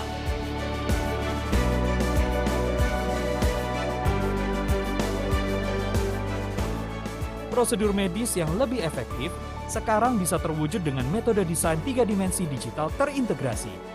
Di Pusat Inovasi RSUA yang bekerja sama dengan Despro ITS, para ahli memanfaatkan kecanggihan metode desain ini untuk menciptakan peraga 3 dimensi dan berbagai keperluan prosedur medis lainnya.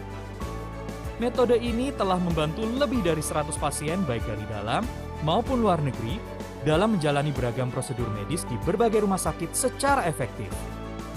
Pemanfaatan metode ini ditargetkan dapat menjadi standar baru media informasi yang akurat tentang kondisi pasien, meningkatkan hasil yang lebih baik, mengurangi resiko, dan mempersingkat waktu operasi.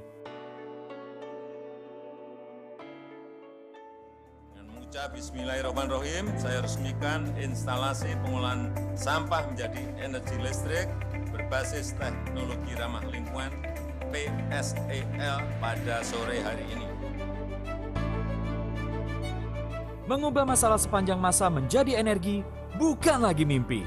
Setiap hari, PSEL Benowo mengubah 1.000 ton sampah menjadi energi yang ramah lingkungan.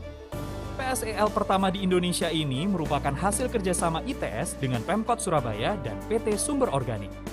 Daya total yang dihasilkan dari gasifikasi sampah di PSEL dapat mencapai 11 MW per hari.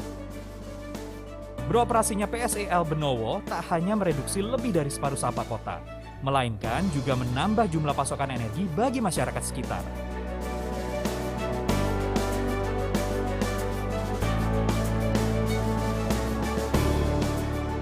Perjalanan yang jauh bukan lagi tantangan pekerjaan. Kemewahan yang disajikan kereta Argo Bromo Anggrek telah menciptakan kenyamanan yang menunjang produktivitas penumpang.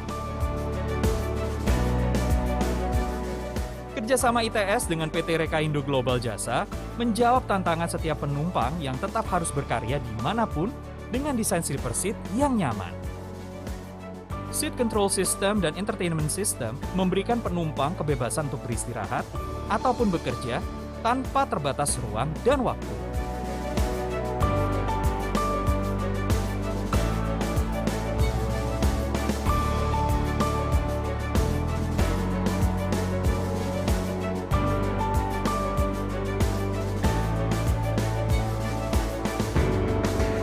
Semua yang kita lihat hari ini akan menjadi dasar pijakan ITS untuk menghasilkan ribuan inovasi lainnya di masa depan.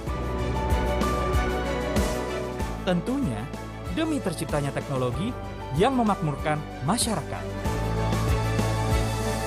ITS ke-61, Advancing Humanity.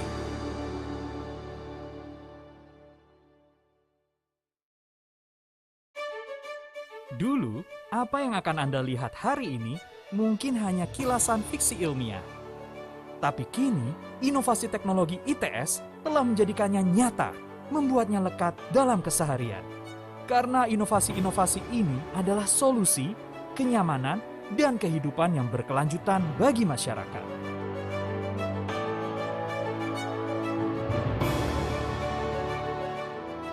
Nyala lampu yang terang kini tak hanya milik perkotaan. Inovasi membuat elektrifikasi dapat menjangkau hingga ke pelosok negeri. ITS bersama pemerintah daerah Jawa Timur telah menciptakan akses bagi masyarakat di penjuru Indonesia agar bisa memanfaatkan energi.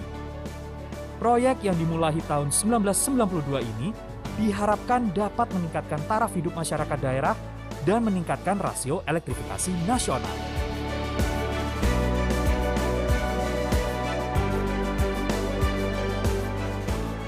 Prosedur medis yang lebih efektif sekarang bisa terwujud dengan metode desain 3 dimensi digital terintegrasi. Di Pusat Inovasi RSUA yang bekerja sama dengan Despro ITS, para ahli memanfaatkan kecanggihan metode desain ini untuk menciptakan peraga 3 dimensi dan berbagai keperluan prosedur medis lainnya. Metode ini telah membantu lebih dari 100 pasien baik dari dalam maupun luar negeri dalam menjalani beragam prosedur medis di berbagai rumah sakit secara efektif. Pemanfaatan metode ini ditargetkan dapat menjadi standar baru media informasi yang akurat tentang kondisi pasien, meningkatkan hasil yang lebih baik, mengurangi resiko, dan mempersingkat waktu operasi. Dengan mengucap Bismillahirrahmanirrahim, saya resmikan instalasi pengolahan sampah menjadi energi listrik berbasis teknologi ramah lingkungan PSEL pada sore hari ini. Mengubah masalah sepanjang masa menjadi energi bukan lagi mimpi. Setiap hari, PSEL Benowo mengubah 1.000 ton sampah menjadi energi yang ramah lingkungan. PSEL pertama di Indonesia ini merupakan hasil kerjasama ITS dengan Pemkot Surabaya dan PT Sumber Organik. Daya total yang dihasilkan dari gasifikasi sampah di PSEL dapat mencapai 11 MW per hari. Beroperasinya PSEL Benowo tak hanya mereduksi lebih dari separuh sampah kota, melainkan juga menambah jumlah pasokan energi bagi masyarakat sekitar.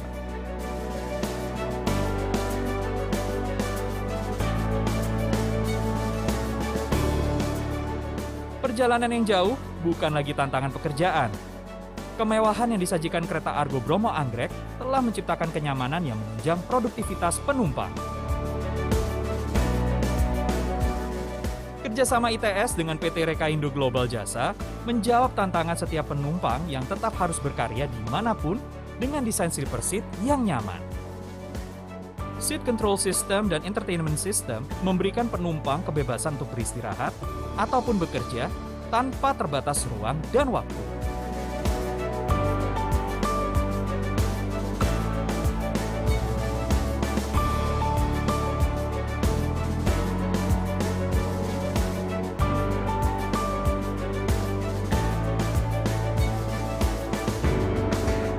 Semua yang kita lihat hari ini akan menjadi dasar pijakan ITS untuk menghasilkan ribuan inovasi lainnya di masa depan.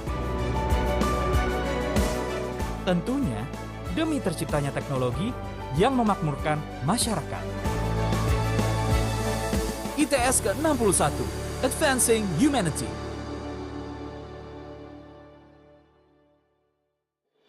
Indonesia adalah negeri agraris dan maritim dengan luas total wilayah lebih 7,8 juta kilometer dan total penduduknya lebih dari 270 juta jiwa. Dikenal sebagai negeri yang subur makmur dan gemah ripaloh jinawi, tentunya Indonesia juga tidak lepas dari permasalahan pembangunan yang multidimensional. Kecanggihan teknologi serta ketersediaan sumber daya alam saja tidak akan menjamin tercapainya keberhasilan pembangunan. Kebijakan dalam pembangunan tidak seharusnya hanya menitik beratkan sisi sains dan teknologi, akan tetapi juga mengintegrasikan dimensi manusia maupun dimensi sosial. Melalui pengembangan social engineering dan pendekatan multidisipliner dengan diperkuat oleh dukungan multi-stakeholder menjadi daya dorong kreativitas serta inovasi sesuai dengan kepentingan kemanusiaan serta memenuhi kebutuhan pembangunan yang berkelanjutan. Untuk itu, diperlukan modal sumber daya manusia dan didukung oleh ekosistem sosial yang kondusif. Modal sosial harus dipersiapkan melalui penyediaan sumber daya manusia yang terlatih dan terdidik. Selamat datang di program Studi Pembangunan Fakultas Desain Kreatif dan Bisnis Digital Institut Teknologi Sepuluh Nopember. Visi dari program studi ini adalah menjadikan program studi yang berkualitas unggul dan berkelas dunia untuk menunjang pembangunan berkelanjutan. Banyak sekali profesor, doktor, dan magister dari berbagai macam ilmu yang menjadi pengajar di program studi ini. Program studi ini juga bekerja sama dengan mitra-mitra pembangunan, pemerintah, universitas, industri, dan lembaga-lembaga pembangunan baik di dalam negeri maupun di luar negeri. Mahasiswa studi pembangunan berkesempatan mendapat beasiswa, melakukan magang, exchange program, penelitian, pengabdian kepada masyarakat, dan kegiatan-kegiatan yang lainnya untuk meningkatkan kompetensi life skill mereka. Mahasiswa kami telah mengukir prestasi sampai ke taraf internasional. Oleh karena itu, mari bergabung dengan program studi pembangunan Institut Teknologi 10 November. Mari kita bersama-sama membangun Indonesia yang lebih baik dan berkelanjutan. Hadirnya program Sarjana Studi Pembangunan menjadi jawaban terhadap kebutuhan akan tenaga terampil bagi pembangunan di Indonesia. Program Studi Pembangunan ITS, Sinergi Membangun Indonesia.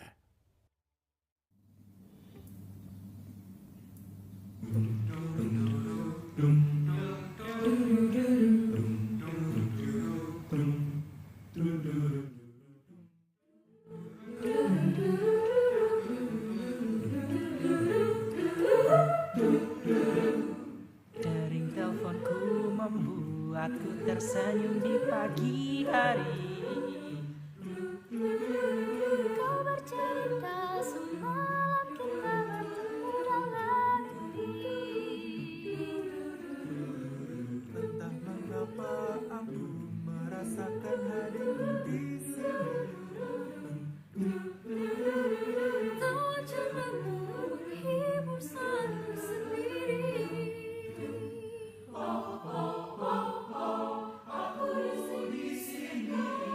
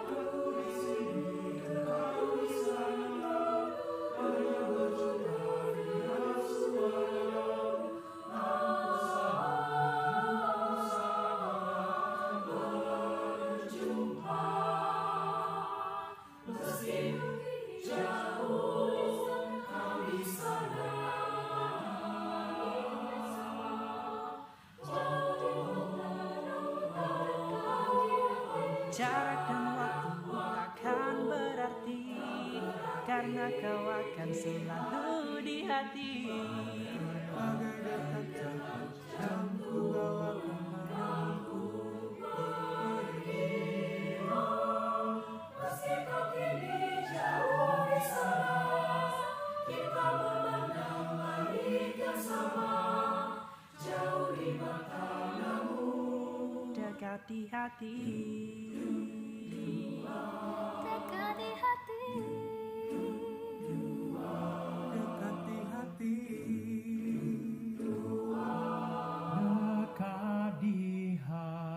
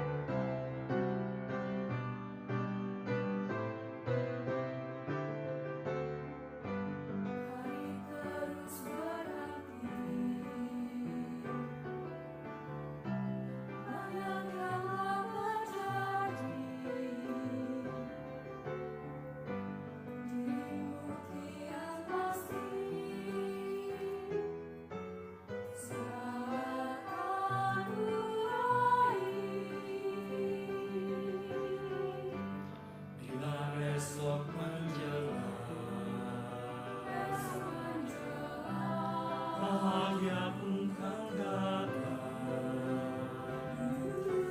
Bintang di angkasa, oh, bersinar gemilang. Tempat tuju semangat dan harapan. Tempat padu cita-cita impian. Tempat prajurit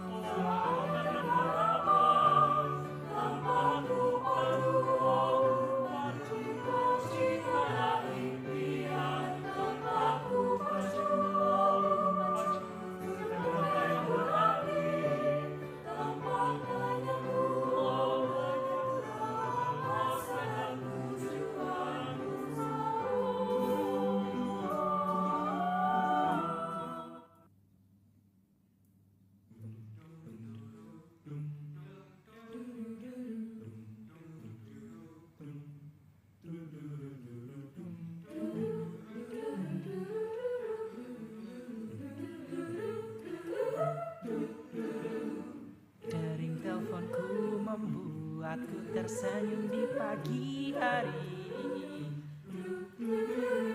Kau bercerita semalam kita bertemu dalam mimpi. Entah mengapa aku merasakan hadirmu di sini. Tawa ceritamu menghibur saatku sendiri. Aku di sini. Kau di sana. Aku selalu menunggu saat kita akan berjumpa. Meskipun kini jauh, kau di sana. Jauh di mata namun dekat di hati.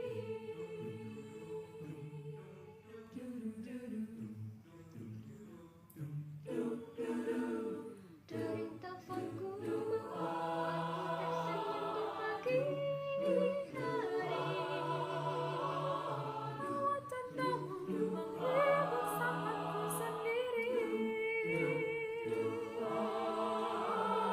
Aku di sini, kau di sana. Hanya berjumpa dengan suara.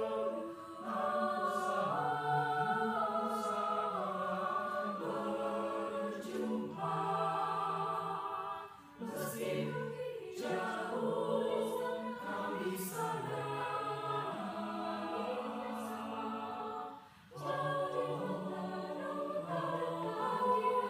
Jarak dan waktu takkan berarti, karena kau akan selalu di hati. Bagai detak jantung yang ku bawa kemanapun ku pergi. Meskipun kini jauh di sana, kita memandang langit yang sama. Jauh di mata namun Dekat di hati. dekat di hati.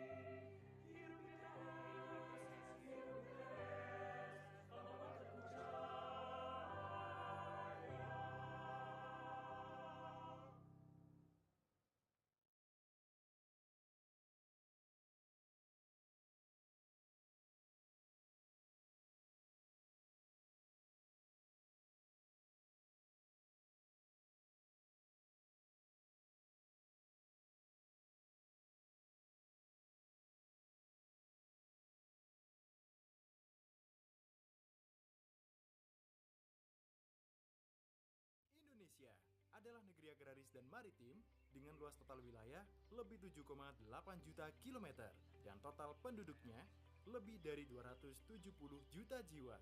Dikenal sebagai negeri yang subur makmur dan gemah ripaloh jinawi, tentunya Indonesia juga tidak lepas dari permasalahan pembangunan yang multidimensional.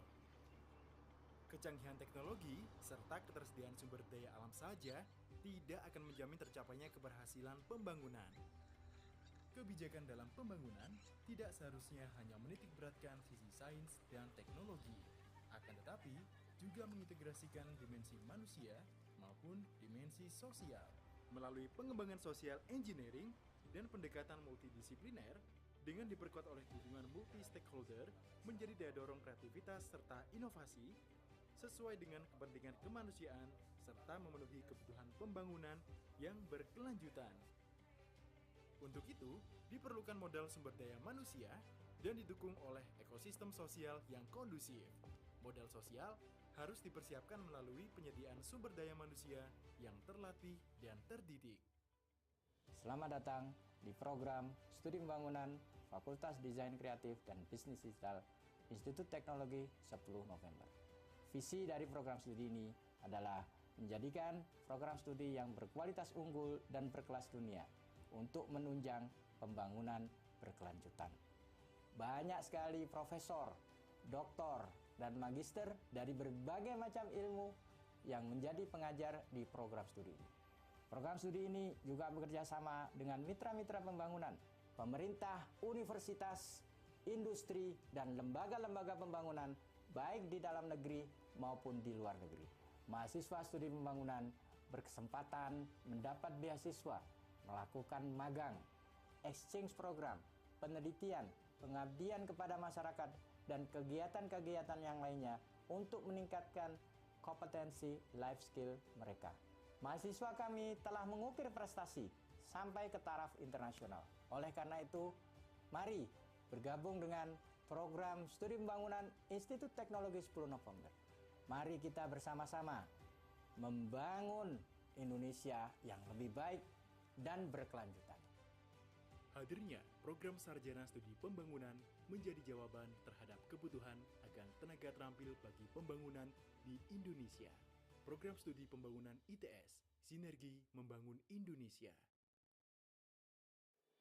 Indonesia adalah negeri agraris dan maritim dengan luas total wilayah lebih 7,8 juta kilometer dan total penduduknya lebih dari 270 juta jiwa.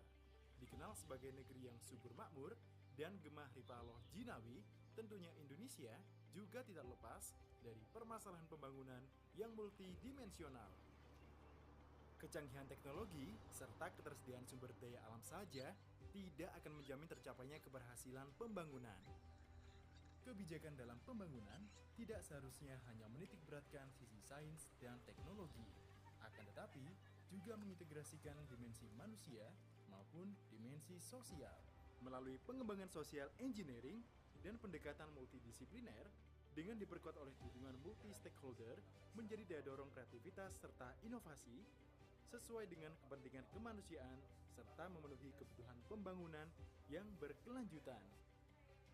Untuk itu, diperlukan modal sumber daya manusia dan didukung oleh ekosistem sosial yang kondusif. Modal sosial harus dipersiapkan melalui penyediaan sumber daya manusia yang terlatih dan terdidik. Selamat datang di program Studi Pembangunan Fakultas Desain Kreatif dan Bisnis Digital Institut Teknologi 10 November. Visi dari program studi ini adalah menjadikan program studi yang berkualitas unggul dan berkelas dunia untuk menunjang pembangunan berkelanjutan. Banyak sekali profesor, doktor, dan magister dari berbagai macam ilmu yang menjadi pengajar di program studi ini. Program studi ini juga bekerja sama dengan mitra-mitra pembangunan, pemerintah, universitas, industri, dan lembaga-lembaga pembangunan baik di dalam negeri maupun di luar negeri. Mahasiswa studi pembangunan berkesempatan mendapat beasiswa, melakukan magang, exchange program, penelitian, pengabdian kepada masyarakat, dan kegiatan-kegiatan yang lainnya untuk meningkatkan kompetensi life skill mereka. Mahasiswa kami telah mengukir prestasi sampai ke taraf internasional. Oleh karena itu, mari bergabung dengan program studi pembangunan Institut Teknologi 10 November. Mari kita bersama-sama membangun Indonesia yang lebih baik dan berkelanjutan. Hadirnya program Sarjana Studi Pembangunan menjadi jawaban terhadap kebutuhan akan tenaga terampil bagi pembangunan di Indonesia. Program Studi Pembangunan ITS, Sinergi Membangun Indonesia. Indonesia adalah negeri agraris dan maritim dengan luas total wilayah lebih 7,8 juta kilometer dan total penduduknya lebih dari 270 juta jiwa. Dikenal sebagai negeri yang subur makmur dan gemah ripaloh jinawi, tentunya Indonesia juga tidak lepas dari permasalahan pembangunan yang multidimensional. Kecanggihan teknologi serta ketersediaan sumber daya alam saja tidak akan menjamin tercapainya keberhasilan pembangunan. Kebijakan dalam pembangunan tidak seharusnya hanya menitikberatkan sisi sains dan teknologi, akan tetapi juga mengintegrasikan dimensi manusia maupun dimensi sosial. Melalui pengembangan social engineering dan pendekatan multidisipliner dengan diperkuat oleh dukungan multi-stakeholder menjadi daya dorong kreativitas serta inovasi sesuai dengan kepentingan kemanusiaan serta memenuhi kebutuhan pembangunan yang berkelanjutan. Untuk itu, diperlukan modal sumber daya manusia dan didukung oleh ekosistem sosial yang kondusif. Modal sosial harus dipersiapkan melalui penyediaan sumber daya manusia yang terlatih dan terdidik. Selamat datang di program Studi Pembangunan Fakultas Desain Kreatif dan Bisnis Digital Institut Teknologi 10 November. Visi dari program studi ini adalah menjadikan program studi yang berkualitas unggul dan berkelas dunia untuk menunjang pembangunan berkelanjutan. Banyak sekali profesor, doktor, dan magister dari berbagai macam ilmu yang menjadi pengajar di program studi ini. Program studi ini juga bekerja sama dengan mitra-mitra pembangunan, pemerintah, universitas, industri, dan lembaga-lembaga pembangunan baik di dalam negeri maupun di luar negeri. Mahasiswa studi pembangunan berkesempatan mendapat beasiswa, melakukan magang, exchange program, penelitian, pengabdian kepada masyarakat, dan kegiatan-kegiatan yang lainnya untuk meningkatkan kompetensi life skill mereka. Mahasiswa kami telah mengukir prestasi sampai ke taraf internasional. Oleh karena itu, mari bergabung dengan program studi pembangunan Institut Teknologi 10 November. Mari kita bersama-sama membangun Indonesia yang lebih baik dan berkelanjutan. Hadirnya program Sarjana Studi Pembangunan menjadi jawaban terhadap kebutuhan akan tenaga terampil bagi pembangunan di Indonesia. Program Studi Pembangunan ITS, Sinergi Membangun Indonesia. Indonesia adalah negeri agraris dan maritim dengan luas total wilayah lebih 7,8 juta kilometer dan total penduduknya lebih dari 270 juta jiwa. Dikenal sebagai negeri yang subur makmur dan gemah ripaloh jinawi, tentunya Indonesia juga tidak lepas dari permasalahan pembangunan yang multidimensional. Kecanggihan teknologi serta ketersediaan sumber daya alam saja tidak akan menjamin tercapainya keberhasilan pembangunan. Kebijakan dalam pembangunan tidak seharusnya hanya menitikberatkan sisi sains dan teknologi, akan tetapi juga mengintegrasikan dimensi manusia maupun dimensi sosial. Melalui pengembangan social engineering dan pendekatan multidisipliner dengan diperkuat oleh dukungan multi-stakeholder menjadi daya dorong kreativitas serta inovasi sesuai dengan kepentingan kemanusiaan serta memenuhi kebutuhan pembangunan yang berkelanjutan. Untuk itu, diperlukan modal sumber daya manusia dan didukung oleh ekosistem sosial yang kondusif. Modal sosial harus dipersiapkan melalui penyediaan sumber daya manusia yang terlatih dan terdidik. Selamat datang di program Studi Pembangunan Fakultas Desain Kreatif dan Bisnis Digital Institut Teknologi 10 November. Visi dari program studi ini adalah menjadikan program studi yang berkualitas unggul dan berkelas dunia untuk menunjang pembangunan berkelanjutan. Banyak sekali profesor, doktor, dan magister dari berbagai macam ilmu yang menjadi pengajar di program studi ini. Program studi ini juga bekerja sama dengan mitra-mitra pembangunan, pemerintah, universitas, industri, dan lembaga-lembaga pembangunan baik di dalam negeri maupun di luar negeri.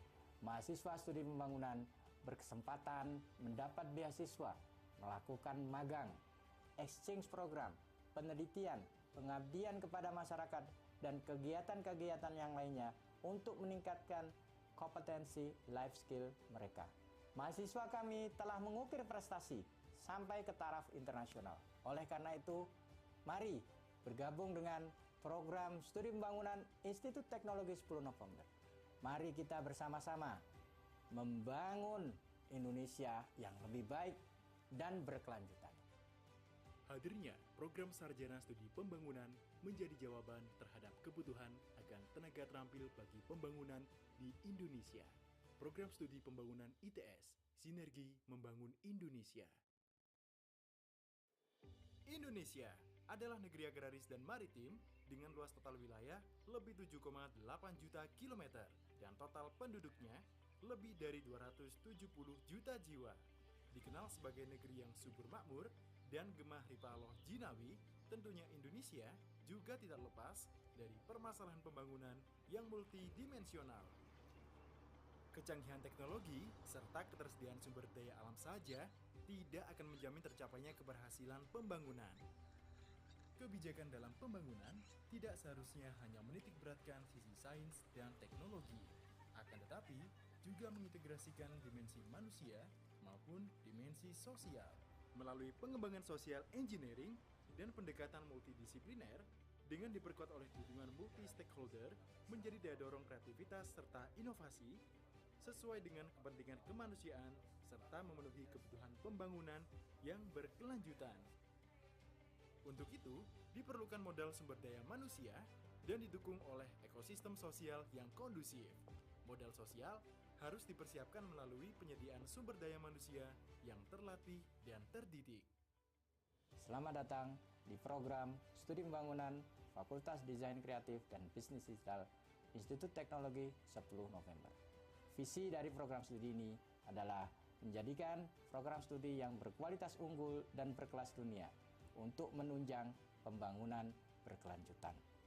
Banyak sekali profesor, doktor, dan magister dari berbagai macam ilmu yang menjadi pengajar di program studi ini. Program studi ini juga bekerja sama dengan mitra-mitra pembangunan, pemerintah, universitas, industri, dan lembaga-lembaga pembangunan baik di dalam negeri maupun di luar negeri. Mahasiswa studi pembangunan berkesempatan mendapat beasiswa, melakukan magang, exchange program, penelitian, pengabdian kepada masyarakat, dan kegiatan-kegiatan yang lainnya untuk meningkatkan kompetensi life skill mereka. Mahasiswa kami telah mengukir prestasi sampai ke taraf internasional. Oleh karena itu, mari bergabung dengan program studi pembangunan Institut Teknologi 10 November. Mari kita bersama-sama membangun Indonesia yang lebih baik dan berkelanjutan. Hadirnya program Sarjana Studi Pembangunan menjadi jawaban terhadap kebutuhan akan tenaga terampil bagi pembangunan di Indonesia. Program Studi Pembangunan ITS, Sinergi Membangun Indonesia. Indonesia adalah negeri agraris dan maritim dengan luas total wilayah lebih 7,8 juta kilometer dan total penduduknya lebih dari 270 juta jiwa. Dikenal sebagai negeri yang subur makmur dan gemah ripaloh jinawi, tentunya Indonesia juga tidak lepas dari permasalahan pembangunan yang multidimensional. Kecanggihan teknologi serta ketersediaan sumber daya alam saja tidak akan menjamin tercapainya keberhasilan pembangunan. Kebijakan dalam pembangunan tidak seharusnya hanya menitik beratkan sisi sains dan teknologi, akan tetapi juga mengintegrasikan dimensi manusia maupun dimensi sosial. Melalui pengembangan social engineering dan pendekatan multidisipliner dengan diperkuat oleh dukungan multi-stakeholder menjadi daya dorong kreativitas serta inovasi sesuai dengan kepentingan kemanusiaan serta memenuhi kebutuhan pembangunan yang berkelanjutan. Untuk itu, diperlukan modal sumber daya manusia dan didukung oleh ekosistem sosial yang kondusif. Modal sosial harus dipersiapkan melalui penyediaan sumber daya manusia yang terlatih dan terdidik. Selamat datang di program Studi Pembangunan Fakultas Desain Kreatif dan Bisnis Digital Institut Teknologi 10 November. Visi dari program studi ini adalah menjadikan program studi yang berkualitas unggul dan berkelas dunia untuk menunjang pembangunan berkelanjutan. Banyak sekali profesor, doktor, dan magister dari berbagai macam ilmu yang menjadi pengajar di program studi ini. Program studi ini juga bekerja sama dengan mitra-mitra pembangunan, pemerintah, universitas, industri, dan lembaga-lembaga pembangunan baik di dalam negeri maupun di luar negeri. Mahasiswa studi pembangunan berkesempatan mendapat beasiswa, melakukan magang, exchange program, penelitian, pengabdian kepada masyarakat, dan kegiatan-kegiatan yang lainnya untuk meningkatkan kompetensi life skill mereka. Mahasiswa kami telah mengukir prestasi sampai ke taraf internasional. Oleh karena itu, mari bergabung dengan program studi pembangunan Institut Teknologi 10 November. Mari kita bersama-sama membangun Indonesia yang lebih baik dan berkelanjutan. Hadirnya program Sarjana Studi Pembangunan menjadi jawaban terhadap kebutuhan akan tenaga terampil bagi pembangunan di Indonesia. Program Studi Pembangunan ITS, Sinergi Membangun Indonesia. Indonesia adalah negeri agraris dan maritim dengan luas total wilayah lebih 7,8 juta kilometer dan total penduduknya lebih dari 270 juta jiwa. Dikenal sebagai negeri yang subur makmur dan gemah ripaloh jinawi, tentunya Indonesia juga tidak lepas dari permasalahan pembangunan yang multidimensional. Kecanggihan teknologi serta ketersediaan sumber daya alam saja tidak akan menjamin tercapainya keberhasilan pembangunan. Kebijakan dalam pembangunan tidak seharusnya hanya menitikberatkan sisi sains dan teknologi, akan tetapi juga mengintegrasikan dimensi manusia maupun dimensi sosial.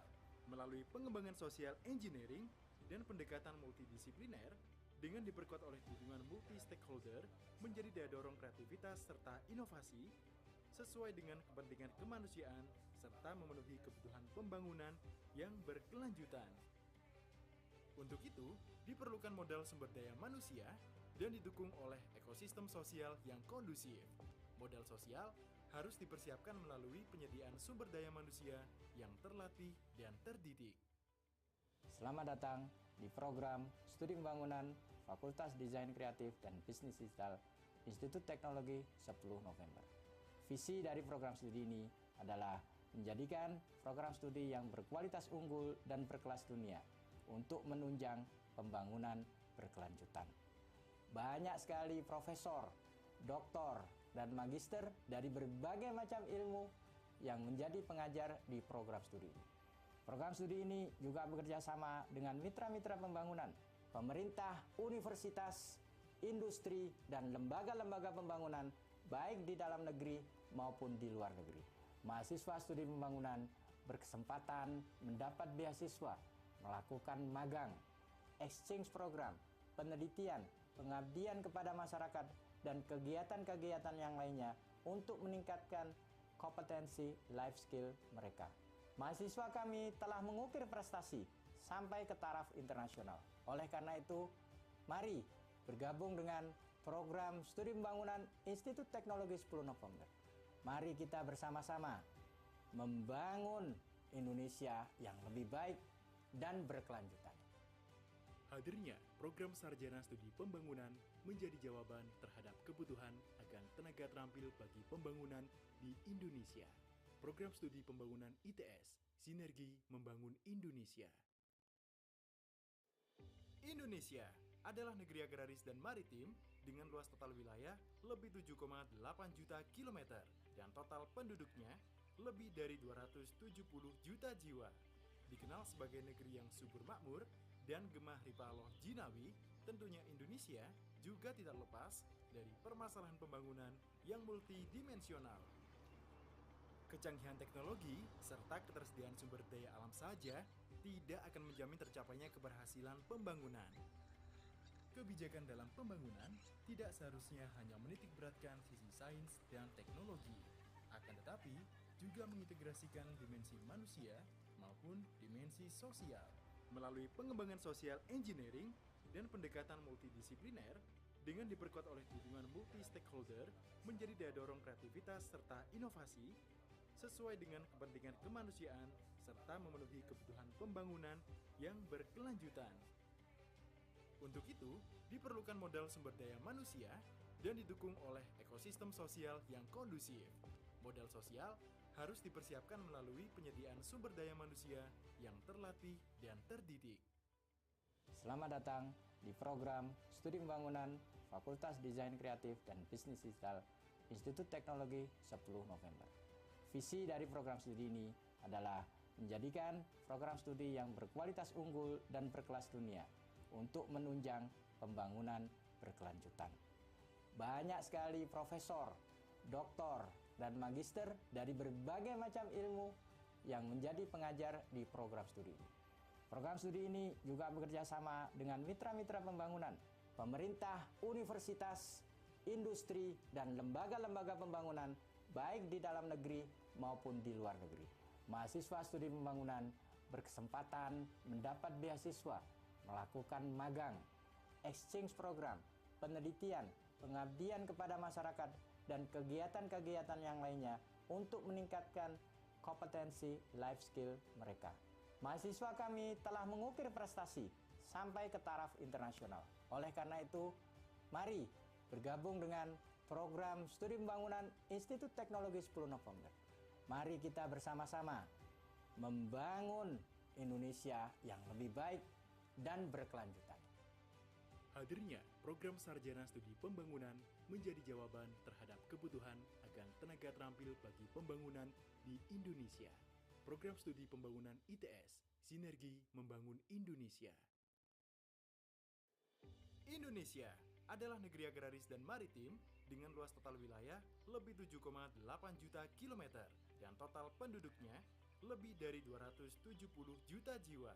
Dikenal sebagai negeri yang subur makmur dan gemah ripaloh jinawi, tentunya Indonesia juga tidak lepas dari permasalahan pembangunan yang multidimensional. Kecanggihan teknologi serta ketersediaan sumber daya alam saja tidak akan menjamin tercapainya keberhasilan pembangunan. Kebijakan dalam pembangunan tidak seharusnya hanya menitik beratkan sisi sains dan teknologi, akan tetapi juga mengintegrasikan dimensi manusia maupun dimensi sosial. Melalui pengembangan social engineering dan pendekatan multidisipliner, dengan diperkuat oleh dukungan multi-stakeholder menjadi daya dorong kreativitas serta inovasi, sesuai dengan kepentingan kemanusiaan serta memenuhi kebutuhan pembangunan yang berkelanjutan. Untuk itu, diperlukan modal sumber daya manusia dan didukung oleh ekosistem sosial yang kondusif. Modal sosial harus dipersiapkan melalui penyediaan sumber daya manusia yang terlatih dan terdidik. Selamat datang di program Studi Pembangunan Fakultas Desain Kreatif dan Bisnis Digital Institut Teknologi 10 November. Visi dari program studi ini adalah menjadikan program studi yang berkualitas unggul dan berkelas dunia untuk menunjang pembangunan berkelanjutan. Banyak sekali profesor, doktor, dan magister dari berbagai macam ilmu yang menjadi pengajar di program studi ini. Program studi ini juga bekerja sama dengan mitra-mitra pembangunan, pemerintah, universitas, industri, dan lembaga-lembaga pembangunan baik di dalam negeri maupun di luar negeri. Mahasiswa studi pembangunan berkesempatan mendapat beasiswa, melakukan magang, exchange program, penelitian, pengabdian kepada masyarakat, dan kegiatan-kegiatan yang lainnya untuk meningkatkan kompetensi life skill mereka. Mahasiswa kami telah mengukir prestasi sampai ke taraf internasional. Oleh karena itu, mari bergabung dengan program studi pembangunan Institut Teknologi 10 November. Mari kita bersama-sama membangun Indonesia yang lebih baik dan berkelanjutan. Hadirnya program sarjana studi pembangunan menjadi jawaban terhadap kebutuhan akan tenaga terampil bagi pembangunan di Indonesia. Program studi pembangunan ITS, Sinergi Membangun Indonesia. Indonesia adalah negeri agraris dan maritim dengan luas total wilayah lebih 7,8 juta kilometer dan total penduduknya lebih dari 270 juta jiwa. Dikenal sebagai negeri yang subur makmur dan gemah ripaloh jinawi, tentunya Indonesia juga tidak lepas dari permasalahan pembangunan yang multidimensional. Kecanggihan teknologi serta ketersediaan sumber daya alam saja tidak akan menjamin tercapainya keberhasilan pembangunan. Kebijakan dalam pembangunan tidak seharusnya hanya menitikberatkan sisi sains dan teknologi, akan tetapi juga mengintegrasikan dimensi manusia maupun dimensi sosial.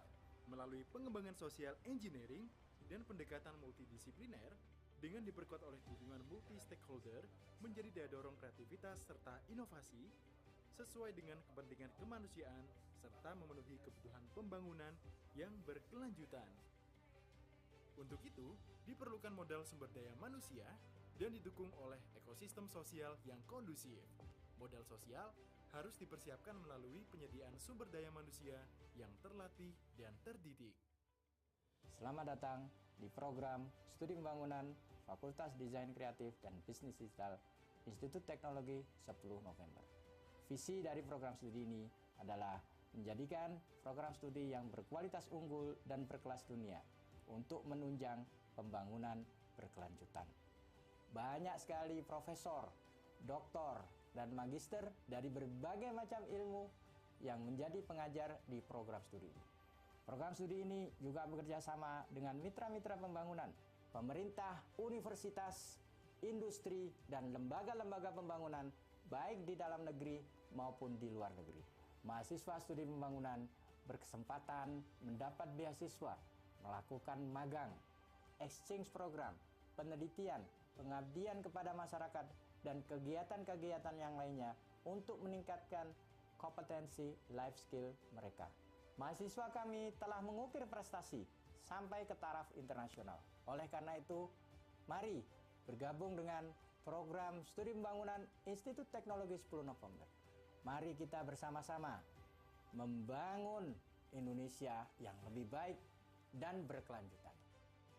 Hadirnya program Sarjana Studi Pembangunan menjadi jawaban terhadap kebutuhan akan tenaga terampil bagi pembangunan di Indonesia. Program Studi Pembangunan ITS, Sinergi Membangun Indonesia. Indonesia adalah negeri agraris dan maritim dengan luas total wilayah lebih 7,8 juta kilometer dan total penduduknya lebih dari 270 juta jiwa. Dikenal sebagai negeri yang subur makmur dan gemah ripaloh jinawi, tentunya Indonesia juga tidak lepas dari permasalahan pembangunan yang multidimensional. Kecanggihan teknologi serta ketersediaan sumber daya alam saja tidak akan menjamin tercapainya keberhasilan pembangunan. Kebijakan dalam pembangunan tidak seharusnya hanya menitikberatkan sisi sains dan teknologi, akan tetapi juga mengintegrasikan dimensi manusia maupun dimensi sosial. Melalui pengembangan social engineering dan pendekatan multidisipliner dengan diperkuat oleh dukungan multi-stakeholder menjadi daya dorong kreativitas serta inovasi sesuai dengan kepentingan kemanusiaan serta memenuhi kebutuhan pembangunan yang berkelanjutan. Untuk itu, diperlukan modal sumber daya manusia dan didukung oleh ekosistem sosial yang kondusif. Modal sosial harus dipersiapkan melalui penyediaan sumber daya manusia yang terlatih dan terdidik. Selamat datang di program Studi Pembangunan Fakultas Desain Kreatif dan Bisnis Digital Institut Teknologi 10 November. Visi dari program studi ini adalah menjadikan program studi yang berkualitas unggul dan berkelas dunia untuk menunjang pembangunan berkelanjutan. Banyak sekali profesor, doktor, dan magister dari berbagai macam ilmu yang menjadi pengajar di program studi ini. Program studi ini juga bekerja sama dengan mitra-mitra pembangunan, pemerintah, universitas, industri, dan lembaga-lembaga pembangunan baik di dalam negeri maupun di luar negeri.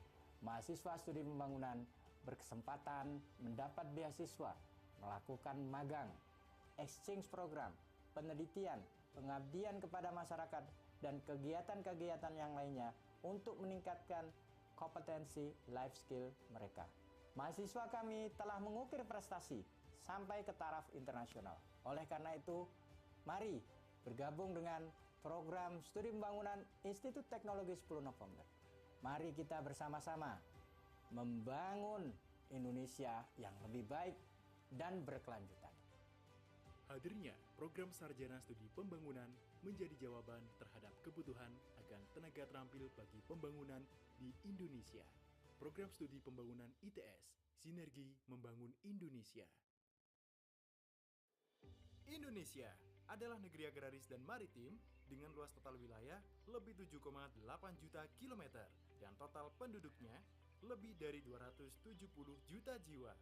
Dikenal sebagai negeri yang subur makmur dan gemah ripaloh jinawi, tentunya Indonesia juga tidak lepas dari permasalahan pembangunan yang multidimensional.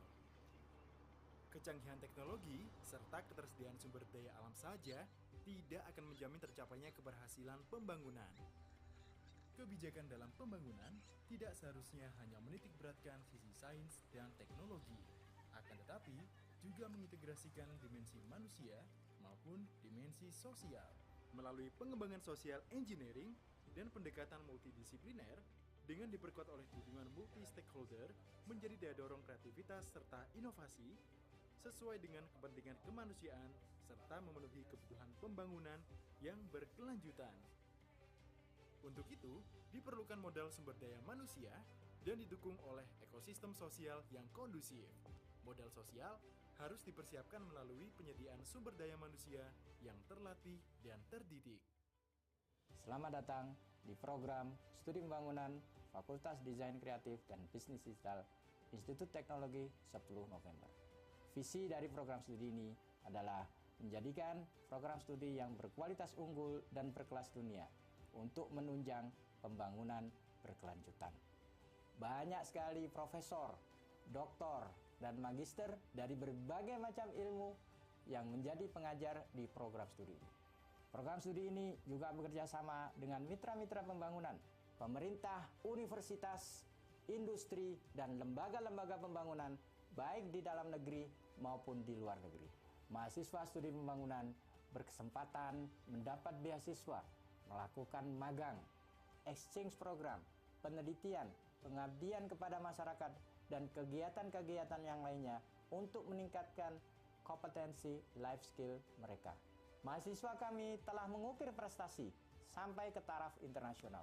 Oleh karena itu, mari bergabung dengan program studi pembangunan Institut Teknologi 10 November. Mari kita bersama-sama membangun Indonesia yang lebih baik dan berkelanjutan. Hadirnya program Sarjana Studi Pembangunan menjadi jawaban terhadap kebutuhan akan tenaga terampil bagi pembangunan di Indonesia. Program Studi Pembangunan ITS, Sinergi Membangun Indonesia. Indonesia adalah negeri agraris dan maritim dengan luas total wilayah lebih 7,8 juta kilometer dan total penduduknya lebih dari 270 juta jiwa. Dikenal sebagai negeri yang subur makmur dan gemah ripaloh jinawi, tentunya Indonesia juga tidak lepas dari permasalahan pembangunan yang multidimensional. Kecanggihan teknologi serta ketersediaan sumber daya alam saja tidak akan menjamin tercapainya keberhasilan pembangunan. Kebijakan dalam pembangunan tidak seharusnya hanya menitikberatkan sisi sains dan teknologi, akan tetapi juga mengintegrasikan dimensi manusia maupun dimensi sosial. Melalui pengembangan social engineering dan pendekatan multidisipliner dengan diperkuat oleh dukungan multi-stakeholder menjadi daya dorong kreativitas serta inovasi sesuai dengan kepentingan kemanusiaan serta memenuhi kebutuhan pembangunan yang berkelanjutan. Untuk itu, diperlukan modal sumber daya manusia dan didukung oleh ekosistem sosial yang kondusif. Modal sosial harus dipersiapkan melalui penyediaan sumber daya manusia yang terlatih dan terdidik. Selamat datang di program Studi Pembangunan Fakultas Desain Kreatif dan Bisnis Digital Institut Teknologi 10 November. Visi dari program studi ini adalah menjadikan program studi yang berkualitas unggul dan berkelas dunia untuk menunjang pembangunan berkelanjutan. Banyak sekali profesor, doktor, dan magister dari berbagai macam ilmu yang menjadi pengajar di program studi ini. Program studi ini juga bekerja sama dengan mitra-mitra pembangunan, pemerintah, universitas, industri, dan lembaga-lembaga pembangunan baik di dalam negeri maupun di luar negeri. Mahasiswa studi pembangunan berkesempatan mendapat beasiswa, melakukan magang, exchange program, penelitian, pengabdian kepada masyarakat, dan kegiatan-kegiatan yang lainnya untuk meningkatkan kompetensi life skill mereka. Mahasiswa kami telah mengukir prestasi sampai ke taraf internasional. Oleh karena itu, mari bergabung dengan program studi pembangunan Institut Teknologi 10 November. Mari kita bersama-sama membangun Indonesia yang lebih baik dan berkelanjutan. Hadirnya program Sarjana Studi Pembangunan menjadi jawaban terhadap kebutuhan akan tenaga terampil bagi pembangunan di Indonesia. Program Studi Pembangunan ITS, Sinergi Membangun Indonesia. Indonesia adalah negeri agraris dan maritim dengan luas total wilayah lebih 7,8 juta kilometer dan total penduduknya lebih dari 270 juta jiwa. Dikenal sebagai negeri yang subur makmur dan gemah ripaloh jinawi, tentunya Indonesia juga tidak lepas dari permasalahan pembangunan yang multidimensional. Kecanggihan teknologi serta ketersediaan sumber daya alam saja tidak akan menjamin tercapainya keberhasilan pembangunan. Kebijakan dalam pembangunan tidak seharusnya hanya menitikberatkan sisi sains dan teknologi, akan tetapi juga mengintegrasikan dimensi manusia maupun dimensi sosial. Melalui pengembangan social engineering dan pendekatan multidisipliner dengan diperkuat oleh dukungan multi-stakeholder menjadi daya dorong kreativitas serta inovasi sesuai dengan kepentingan kemanusiaan serta memenuhi kebutuhan pembangunan yang berkelanjutan. Untuk itu, diperlukan modal sumber daya manusia dan didukung oleh ekosistem sosial yang kondusif. Modal sosial harus dipersiapkan melalui penyediaan sumber daya manusia yang terlatih dan terdidik. Selamat datang di program Studi Pembangunan Fakultas Desain Kreatif dan Bisnis Digital Institut Teknologi 10 November. Visi dari program studi ini adalah menjadikan program studi yang berkualitas unggul dan berkelas dunia untuk menunjang pembangunan berkelanjutan. Banyak sekali profesor, doktor, dan magister dari berbagai macam ilmu yang menjadi pengajar di program studi ini. Program studi ini juga bekerja sama dengan mitra-mitra pembangunan, pemerintah, universitas, industri, dan lembaga-lembaga pembangunan baik di dalam negeri maupun di luar negeri. Mahasiswa studi pembangunan berkesempatan mendapat beasiswa, melakukan magang, exchange program, penelitian, pengabdian kepada masyarakat, dan kegiatan-kegiatan yang lainnya untuk meningkatkan kompetensi life skill mereka. Mahasiswa kami telah mengukir prestasi sampai ke taraf internasional. Oleh karena itu, mari bergabung dengan program studi pembangunan Institut Teknologi 10 November. Mari kita bersama-sama membangun Indonesia yang lebih baik dan berkelanjutan. Hadirnya program Sarjana Studi Pembangunan menjadi jawaban terhadap kebutuhan akan tenaga terampil bagi pembangunan di Indonesia. Program Studi Pembangunan ITS, Sinergi Membangun Indonesia. Indonesia adalah negeri agraris dan maritim dengan luas total wilayah lebih 7,8 juta kilometer dan total penduduknya lebih dari 270 juta jiwa. Dikenal sebagai negeri yang subur makmur dan gemah ripaloh jinawi, tentunya Indonesia juga tidak lepas dari permasalahan pembangunan yang multidimensional. Kecanggihan teknologi serta ketersediaan sumber daya alam saja tidak akan menjamin tercapainya keberhasilan pembangunan. Kebijakan dalam pembangunan tidak seharusnya hanya menitikberatkan sisi sains dan teknologi, akan tetapi juga mengintegrasikan dimensi manusia maupun dimensi sosial. Melalui pengembangan social engineering dan pendekatan multidisipliner dengan diperkuat oleh dukungan multi-stakeholder menjadi daya dorong kreativitas serta inovasi sesuai dengan kepentingan kemanusiaan serta memenuhi kebutuhan pembangunan yang berkelanjutan. Untuk itu, diperlukan modal sumber daya manusia dan didukung oleh ekosistem sosial yang kondusif. Modal sosial harus dipersiapkan melalui penyediaan sumber daya manusia yang terlatih dan terdidik.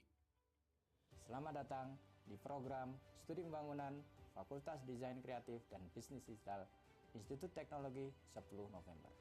Visi dari program studi ini adalah menjadikan program studi yang berkualitas unggul dan berkelas dunia untuk menunjang pembangunan berkelanjutan. Banyak sekali profesor, doktor, dan magister dari berbagai macam ilmu yang menjadi pengajar di program studi ini. Program studi ini juga bekerja sama dengan mitra-mitra pembangunan, pemerintah, universitas, industri, dan lembaga-lembaga pembangunan baik di dalam negeri maupun di luar negeri. Mahasiswa studi pembangunan berkesempatan mendapat beasiswa, melakukan magang, exchange program, penelitian, pengabdian kepada masyarakat, dan kegiatan-kegiatan yang lainnya untuk meningkatkan kompetensi life skill mereka. Mahasiswa kami telah mengukir prestasi sampai ke taraf internasional. Oleh karena itu, mari bergabung dengan program Studi Pembangunan Institut Teknologi 10 November. Mari kita bersama-sama membangun Indonesia yang lebih baik dan berkelanjutan. Hadirnya program Sarjana Studi Pembangunan menjadi jawaban terhadap kebutuhan akan tenaga terampil bagi pembangunan di Indonesia. Program Studi Pembangunan ITS, Sinergi Membangun Indonesia. Indonesia adalah negeri agraris dan maritim dengan luas total wilayah lebih 7,8 juta kilometer dan total penduduknya lebih dari 270 juta jiwa. Dikenal sebagai negeri yang subur makmur dan gemah ripaloh jinawi, tentunya Indonesia juga tidak lepas dari permasalahan pembangunan yang multidimensional.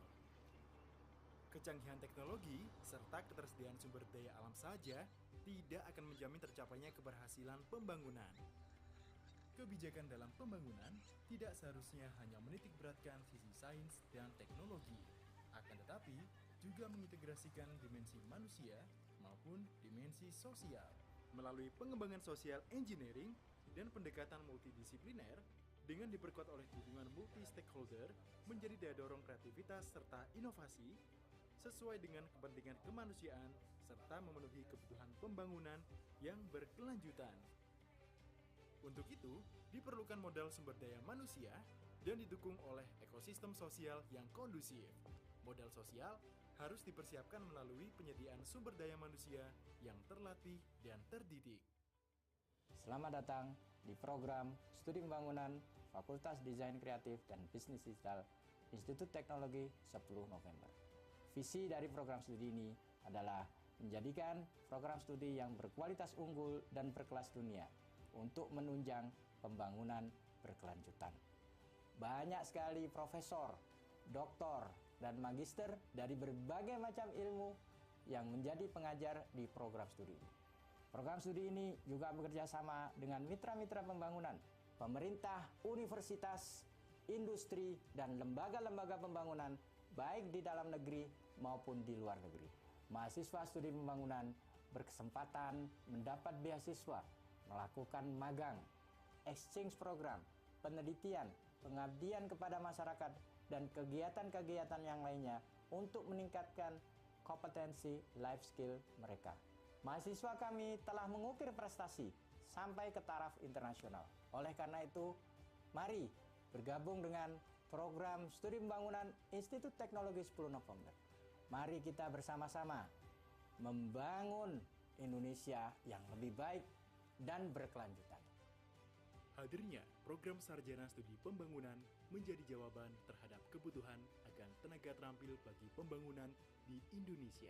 Program Studi Pembangunan ITS, Sinergi Membangun Indonesia.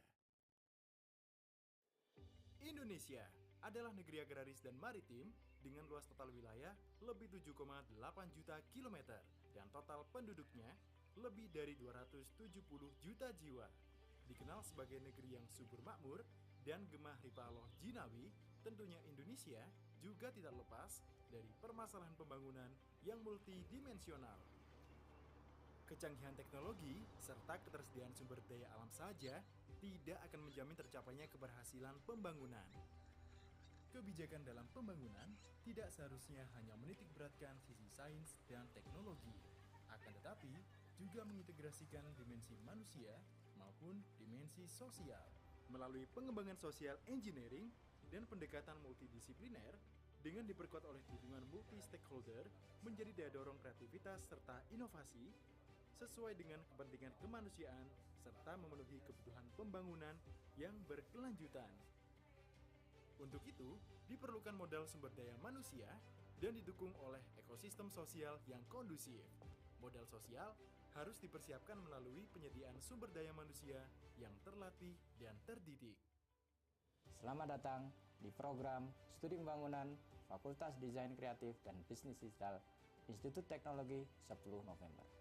Visi dari program studi ini adalah menjadikan program studi yang berkualitas unggul dan berkelas dunia untuk menunjang pembangunan berkelanjutan. Banyak sekali profesor, doktor, dan magister dari berbagai macam ilmu yang menjadi pengajar di program studi ini. Program studi ini juga bekerja sama dengan mitra-mitra pembangunan, pemerintah, universitas, industri, dan lembaga-lembaga pembangunan baik di dalam negeri maupun di luar negeri. Mahasiswa studi pembangunan berkesempatan mendapat beasiswa, melakukan magang, exchange program, penelitian, pengabdian kepada masyarakat, dan kegiatan-kegiatan yang lainnya untuk meningkatkan kompetensi life skill mereka. Mahasiswa kami telah mengukir prestasi sampai ke taraf internasional. Oleh karena itu, mari bergabung dengan program Studi Pembangunan Institut Teknologi 10 November. Mari kita bersama-sama membangun Indonesia yang lebih baik dan berkelanjutan. Hadirnya program Sarjana Studi Pembangunan menjadi jawaban terhadap kebutuhan akan tenaga terampil bagi pembangunan di Indonesia. Program Studi Pembangunan ITS, Sinergi Membangun Indonesia. Indonesia adalah negeri agraris dan maritim dengan luas total wilayah lebih 7,8 juta kilometer dan total penduduknya lebih dari 270 juta jiwa. Dikenal sebagai negeri yang subur makmur dan gemah ripaloh jinawi, tentunya Indonesia juga tidak lepas dari permasalahan pembangunan yang multidimensional. Kecanggihan teknologi serta ketersediaan sumber daya alam saja tidak akan menjamin tercapainya keberhasilan pembangunan. Kebijakan dalam pembangunan tidak seharusnya hanya menitik beratkan sisi sains dan teknologi, akan tetapi juga mengintegrasikan dimensi manusia maupun dimensi sosial.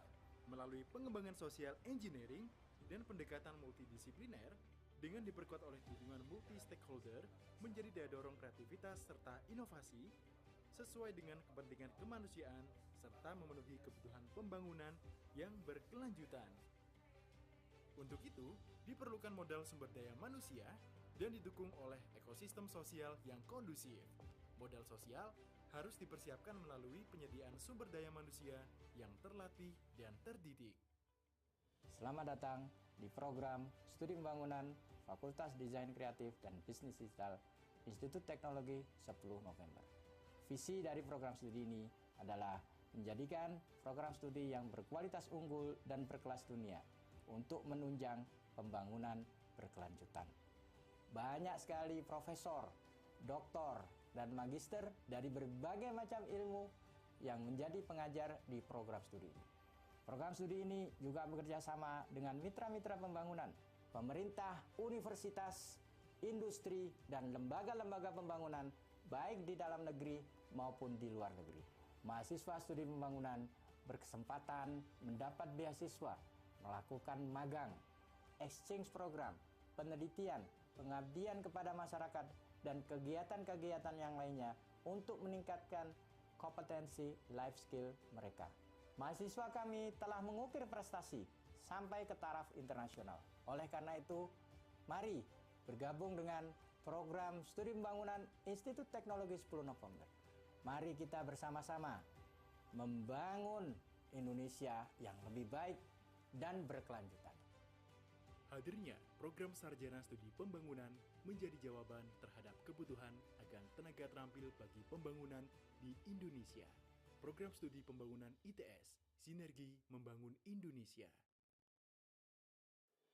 Indonesia adalah negeri agraris dan maritim dengan luas total wilayah lebih 7,8 juta kilometer dan total penduduknya lebih dari 270 juta jiwa.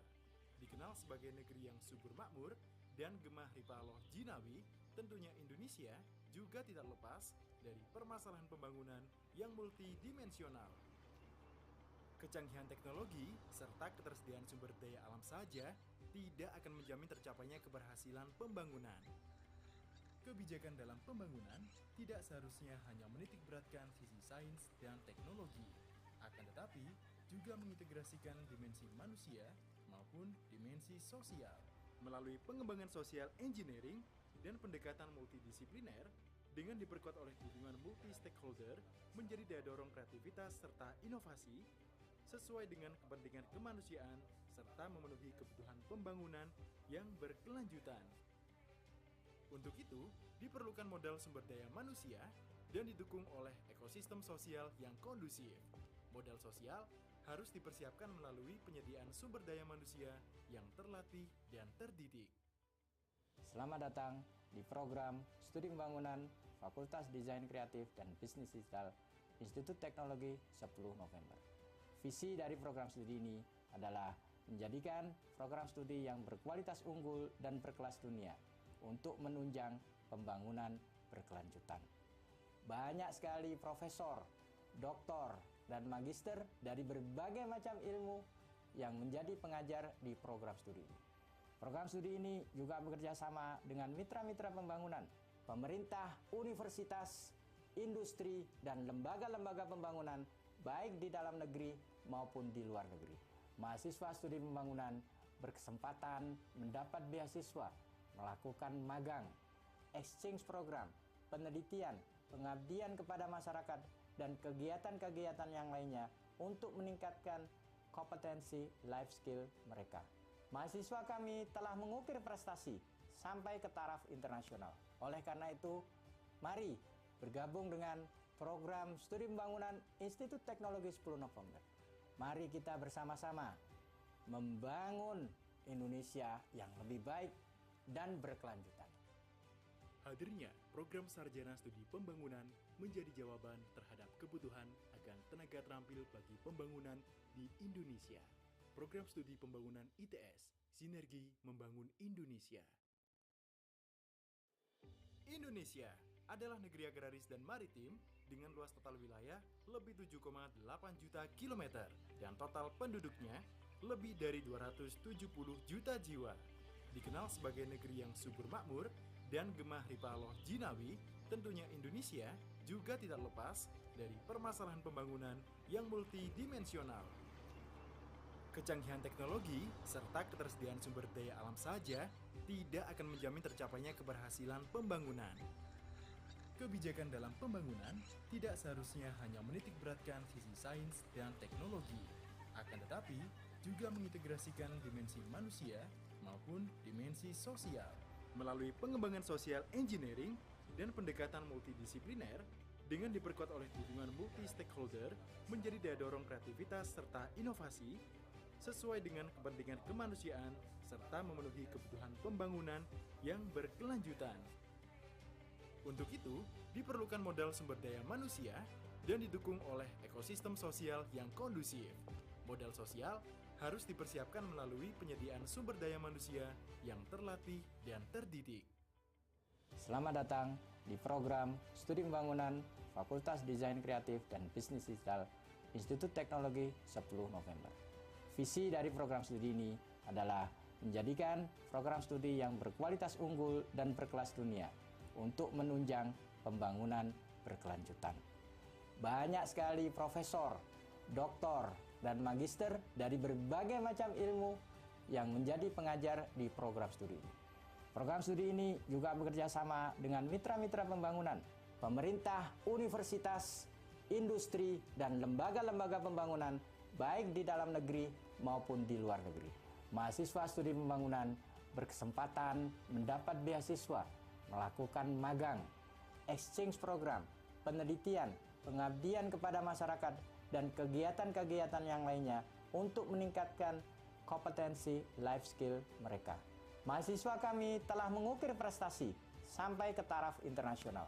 Oleh karena itu, mari bergabung dengan program studi pembangunan Institut Teknologi 10 November.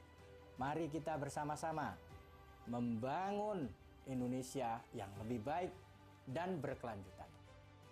Hadirnya program Sarjana Studi Pembangunan menjadi jawaban terhadap kebutuhan akan tenaga terampil bagi pembangunan di Indonesia.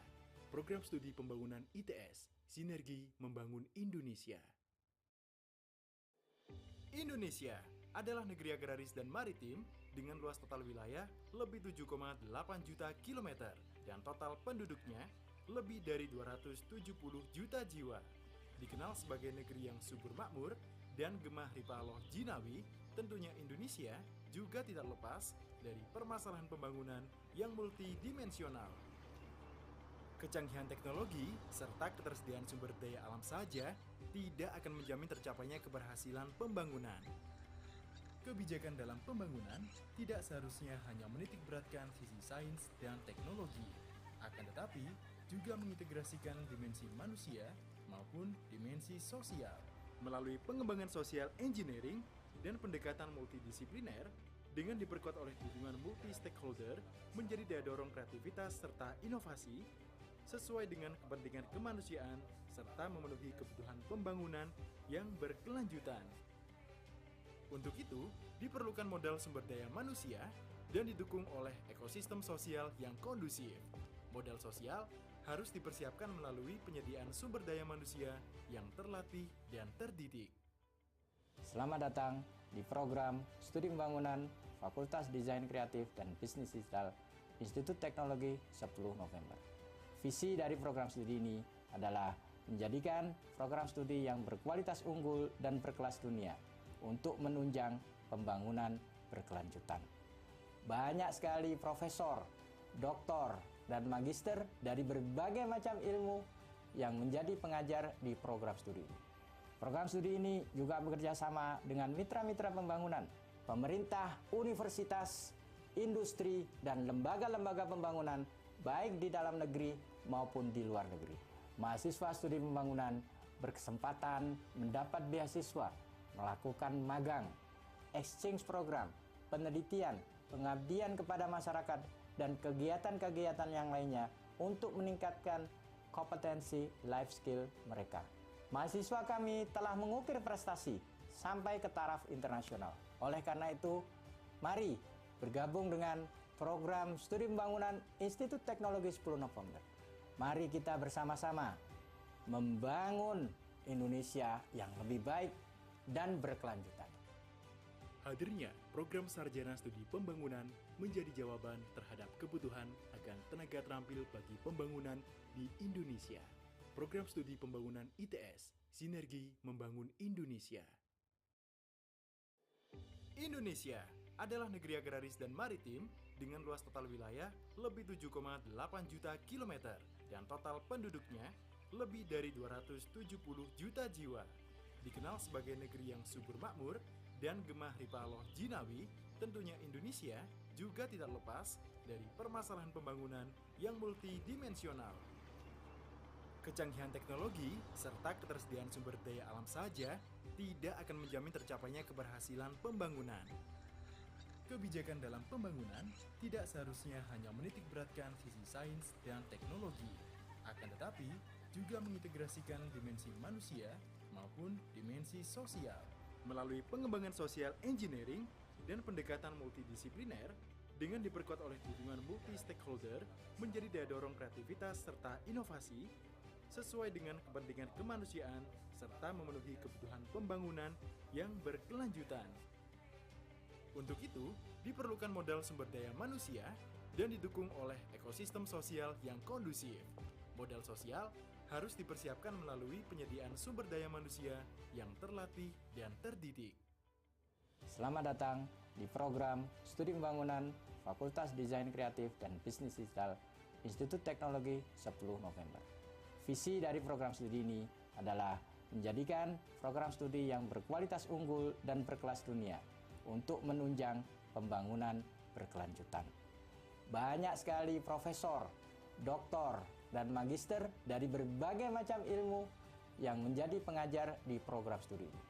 Program studi ini juga bekerja sama dengan mitra-mitra pembangunan, pemerintah, universitas, industri, dan lembaga-lembaga pembangunan baik di dalam negeri maupun di luar negeri.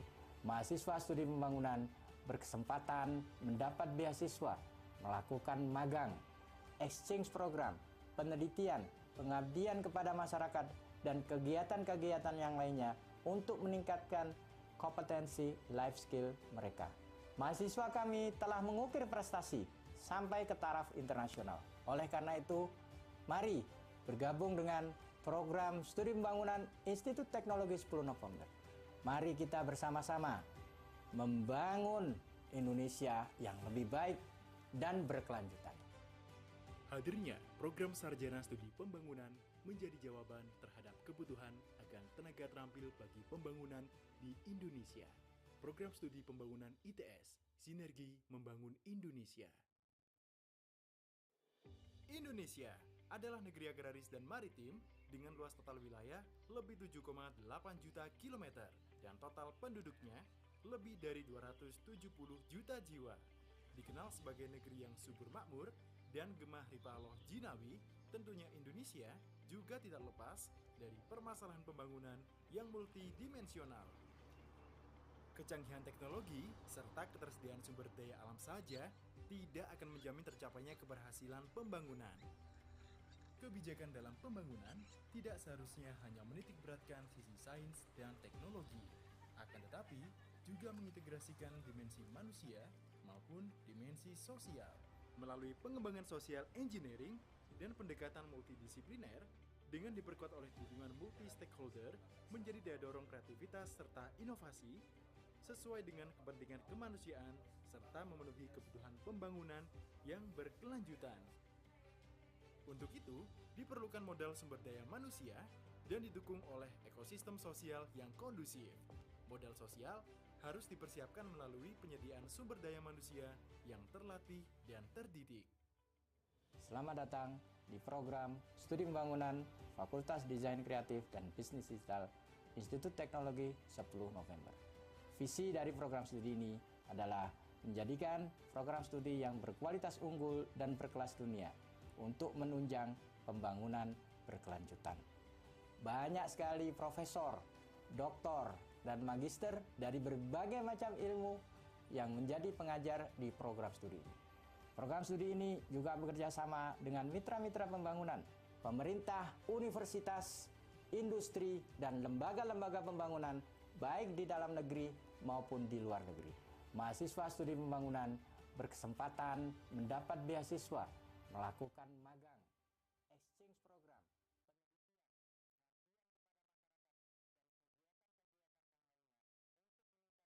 kegiatan-kegiatan yang lainnya untuk meningkatkan kompetensi life skill mereka. Mahasiswa kami telah mengukir prestasi sampai ke taraf internasional. Oleh karena itu, mari bergabung dengan program studi pembangunan Institut Teknologi 10 November. Mari kita bersama-sama membangun Indonesia yang lebih baik dan berkelanjutan.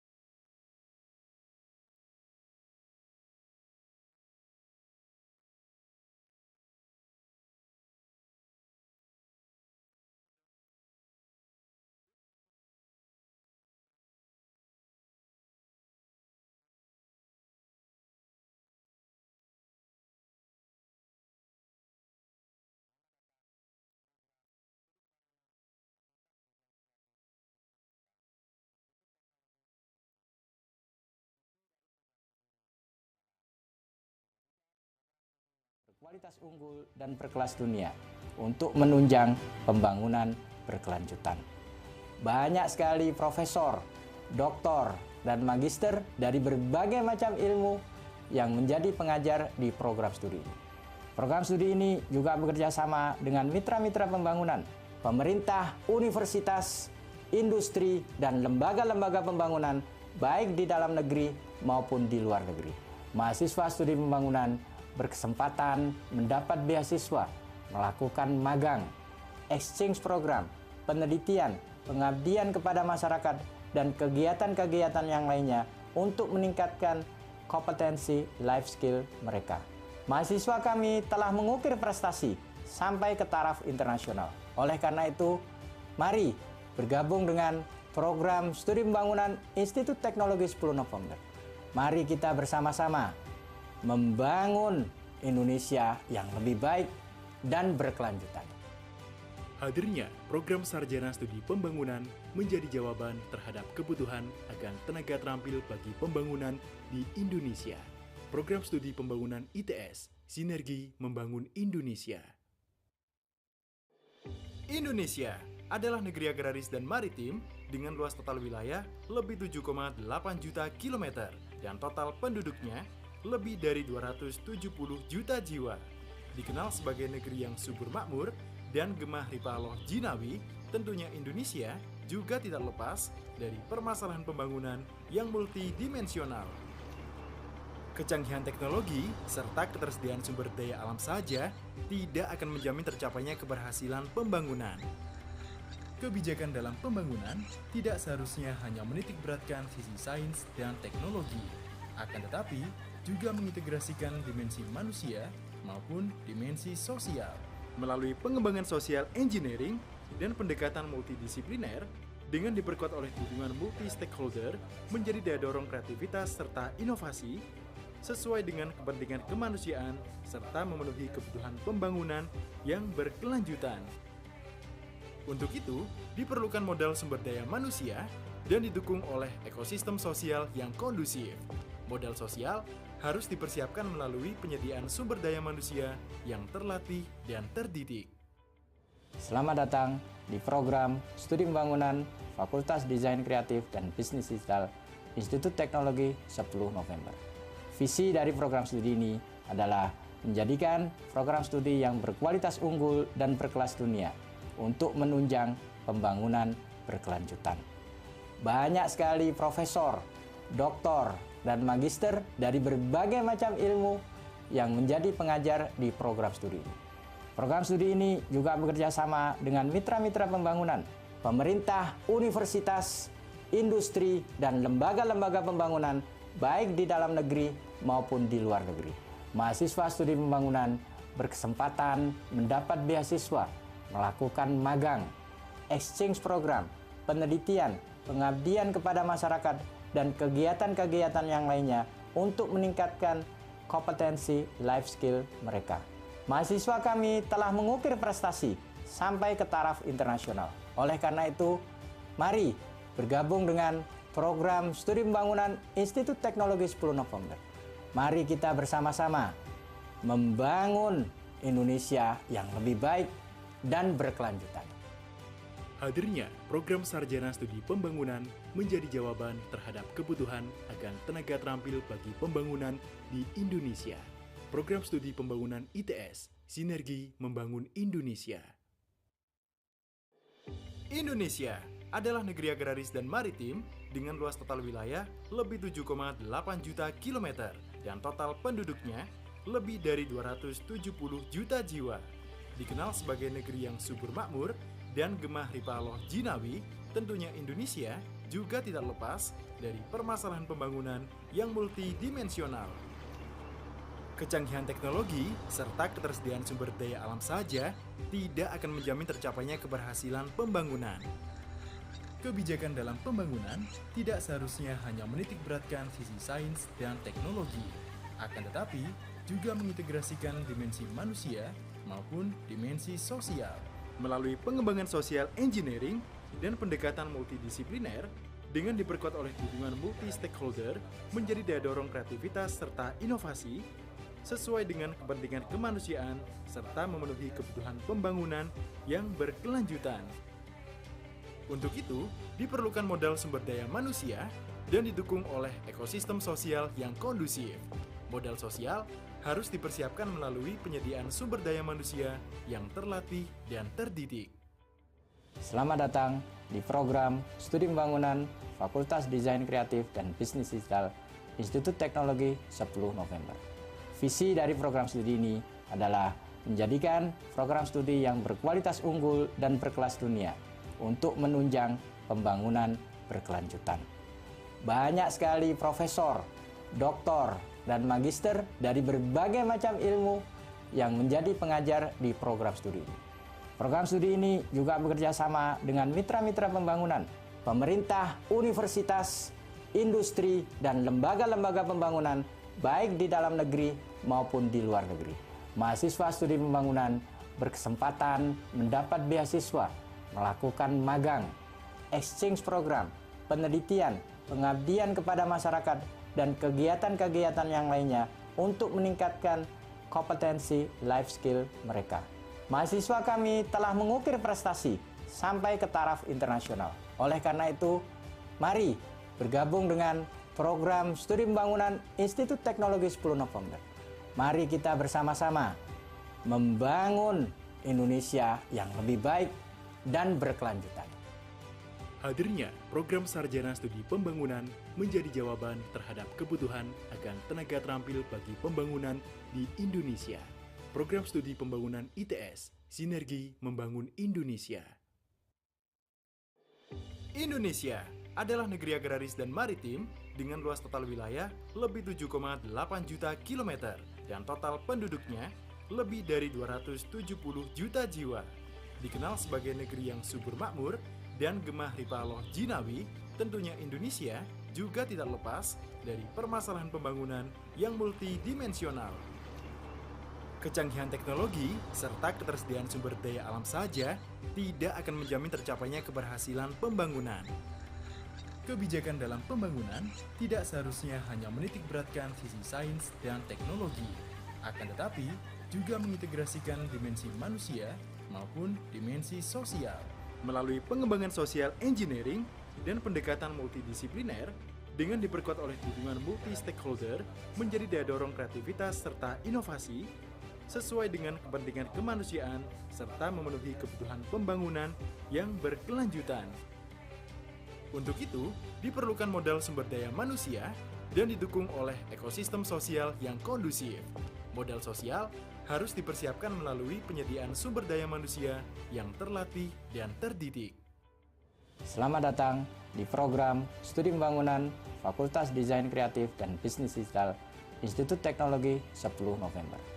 Visi dari program studi ini adalah menjadikan program studi yang berkualitas unggul dan berkelas dunia untuk menunjang pembangunan berkelanjutan.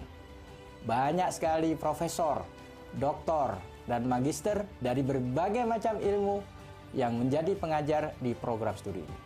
Program studi ini juga bekerja sama dengan mitra-mitra pembangunan, pemerintah, universitas, industri, dan lembaga-lembaga pembangunan baik di dalam negeri maupun di luar negeri.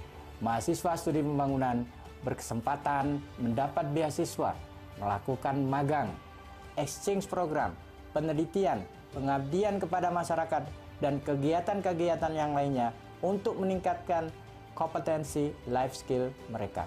Mahasiswa kami telah mengukir prestasi sampai ke taraf internasional. Oleh karena itu, mari bergabung dengan program Studi Pembangunan Institut Teknologi 10 November. Mari kita bersama-sama membangun Indonesia yang lebih baik dan berkelanjutan. Hadirnya program Sarjana Studi Pembangunan menjadi jawaban terhadap kebutuhan akan tenaga terampil bagi pembangunan di Indonesia. Program Studi Pembangunan ITS, Sinergi Membangun Indonesia. Indonesia adalah negeri agraris dan maritim dengan luas total wilayah lebih 7,8 juta kilometer dan total penduduknya lebih dari 270 juta jiwa. Dikenal sebagai negeri yang subur makmur dan gemah ripaloh jinawi, tentunya Indonesia juga tidak lepas dari permasalahan pembangunan yang multidimensional. Kecanggihan teknologi serta ketersediaan sumber daya alam saja tidak akan menjamin tercapainya keberhasilan pembangunan. Kebijakan dalam pembangunan tidak seharusnya hanya menitikberatkan sisi sains dan teknologi, akan tetapi juga mengintegrasikan dimensi manusia maupun dimensi sosial. Melalui pengembangan social engineering dan pendekatan multidisipliner dengan diperkuat oleh dukungan multi-stakeholder menjadi daya dorong kreativitas serta inovasi sesuai dengan kepentingan kemanusiaan serta memenuhi kebutuhan pembangunan yang berkelanjutan. Untuk itu, diperlukan modal sumber daya manusia dan didukung oleh ekosistem sosial yang kondusif. Modal sosial harus dipersiapkan melalui penyediaan sumber daya manusia yang terlatih dan terdidik. Selamat datang di program Studi Pembangunan Fakultas Desain Kreatif dan Bisnis Digital Institut Teknologi 10 November. Visi dari program studi ini adalah menjadikan program studi yang berkualitas unggul dan berkelas dunia untuk menunjang pembangunan berkelanjutan. Banyak sekali profesor, doktor, dan magister dari berbagai macam ilmu yang menjadi pengajar di program studi ini. Program studi ini juga bekerja sama dengan mitra-mitra pembangunan, pemerintah, universitas, industri, dan lembaga-lembaga pembangunan baik di dalam negeri maupun di luar negeri. Mahasiswa studi pembangunan berkesempatan mendapat beasiswa, melakukan magang, exchange program, penelitian, pengabdian kepada masyarakat, dan kegiatan-kegiatan yang lainnya untuk meningkatkan kompetensi life skill mereka.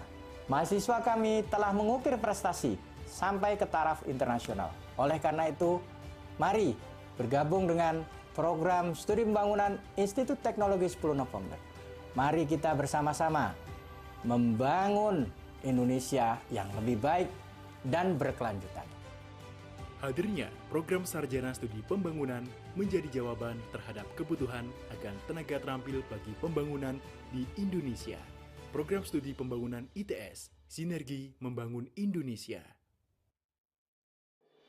Indonesia adalah negeri agraris dan maritim dengan luas total wilayah lebih 7,8 juta kilometer dan total penduduknya lebih dari 270 juta jiwa.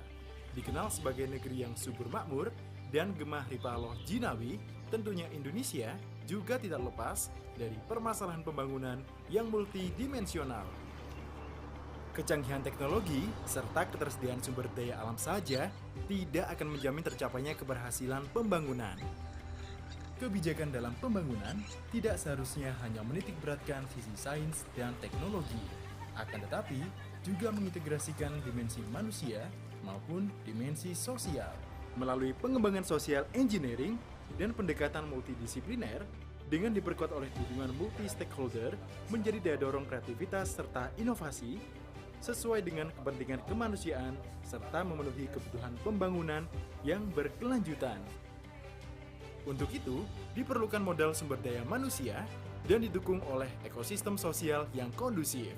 Modal sosial harus dipersiapkan melalui penyediaan sumber daya manusia yang terlatih dan terdidik. Selamat datang di program Studi Pembangunan Fakultas Desain Kreatif dan Bisnis Digital Institut Teknologi 10 November. Visi dari program studi ini adalah menjadikan program studi yang berkualitas unggul dan berkelas dunia untuk menunjang pembangunan berkelanjutan.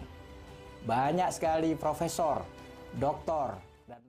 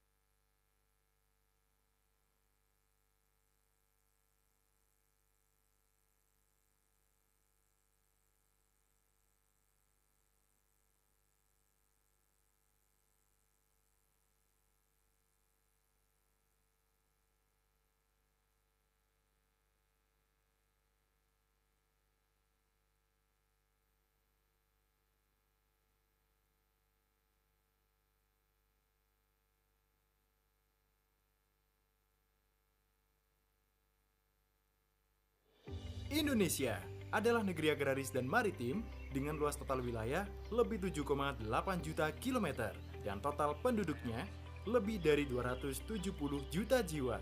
Dikenal sebagai negeri yang subur makmur dan gemah ripaloh jinawi, tentunya Indonesia juga tidak lepas dari permasalahan pembangunan yang multidimensional. Kecanggihan teknologi serta ketersediaan sumber daya alam saja tidak akan menjamin tercapainya keberhasilan pembangunan. Kebijakan dalam pembangunan tidak seharusnya hanya menitikberatkan sisi sains dan teknologi, akan tetapi juga mengintegrasikan dimensi manusia maupun dimensi sosial. Melalui pengembangan social engineering dan pendekatan multidisipliner dengan diperkuat oleh dukungan multi-stakeholder menjadi daya dorong kreativitas serta inovasi sesuai dengan kepentingan kemanusiaan serta memenuhi kebutuhan pembangunan yang berkelanjutan. Untuk itu, diperlukan modal sumber daya manusia dan didukung oleh ekosistem sosial yang kondusif. Modal sosial harus dipersiapkan melalui penyediaan sumber daya manusia yang terlatih dan terdidik. Selamat datang di program Studi Pembangunan Fakultas Desain Kreatif dan Bisnis Digital Institut Teknologi Sepuluh November.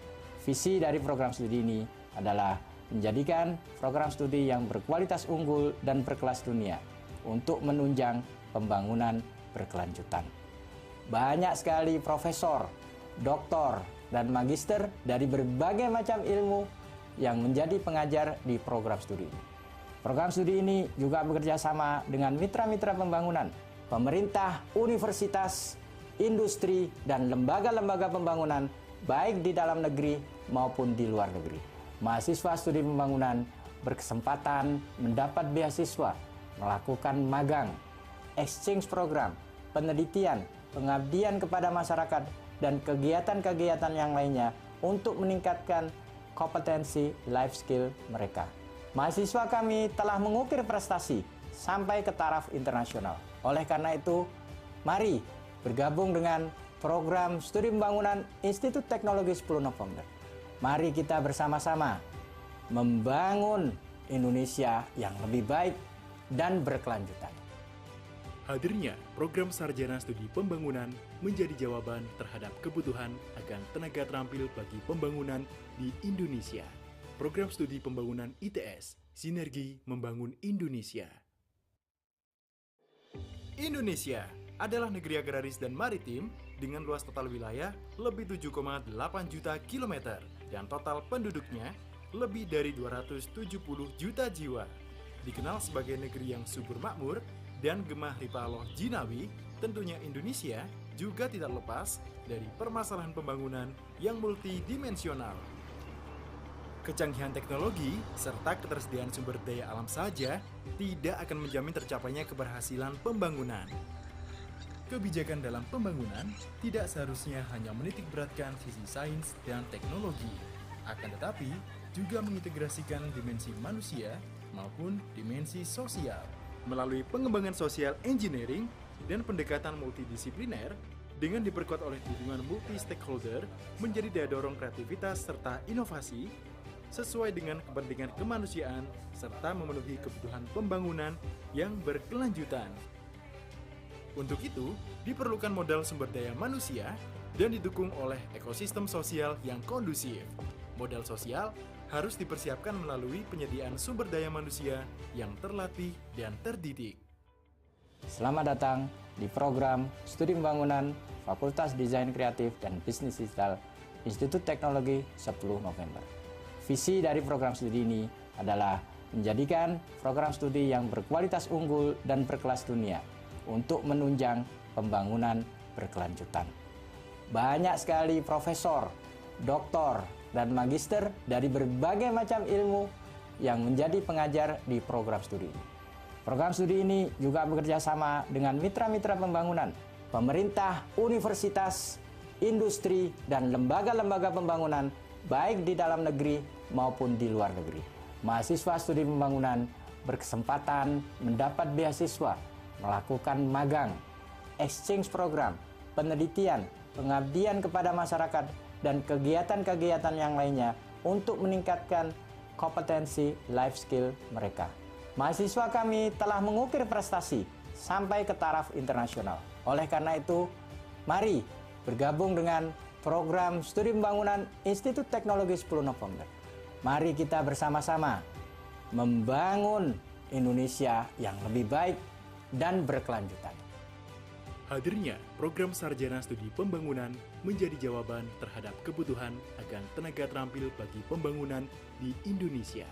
Program Studi Pembangunan ITS, Sinergi Membangun Indonesia.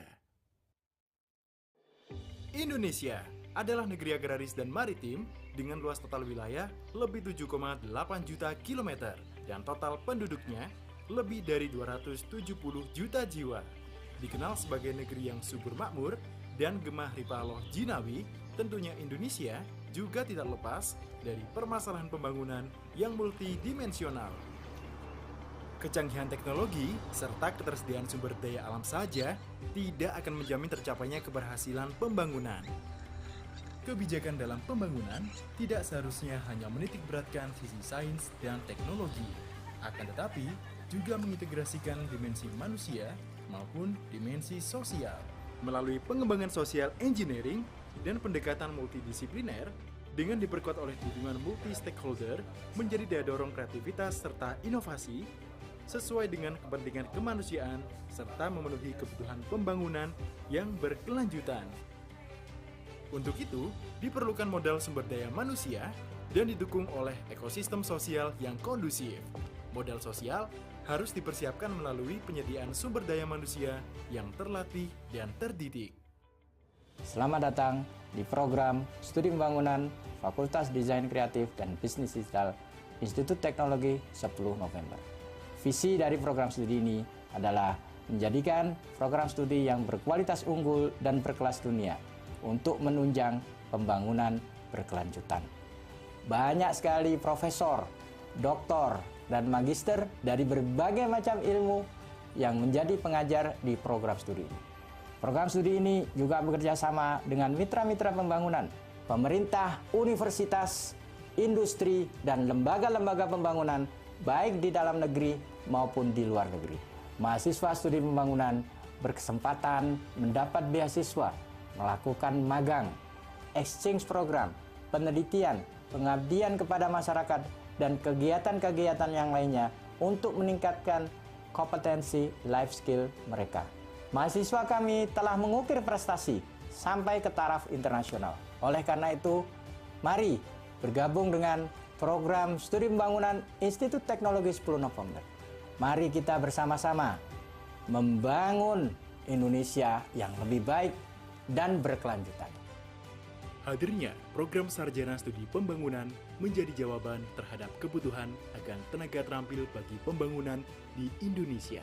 Program Studi Pembangunan ITS, Sinergi Membangun Indonesia. Indonesia adalah negeri agraris dan maritim dengan luas total wilayah lebih 7,8 juta kilometer dan total penduduknya lebih dari 270 juta jiwa. Dikenal sebagai negeri yang subur makmur dan gemah ripaloh jinawi, tentunya Indonesia juga tidak lepas dari permasalahan pembangunan yang multidimensional.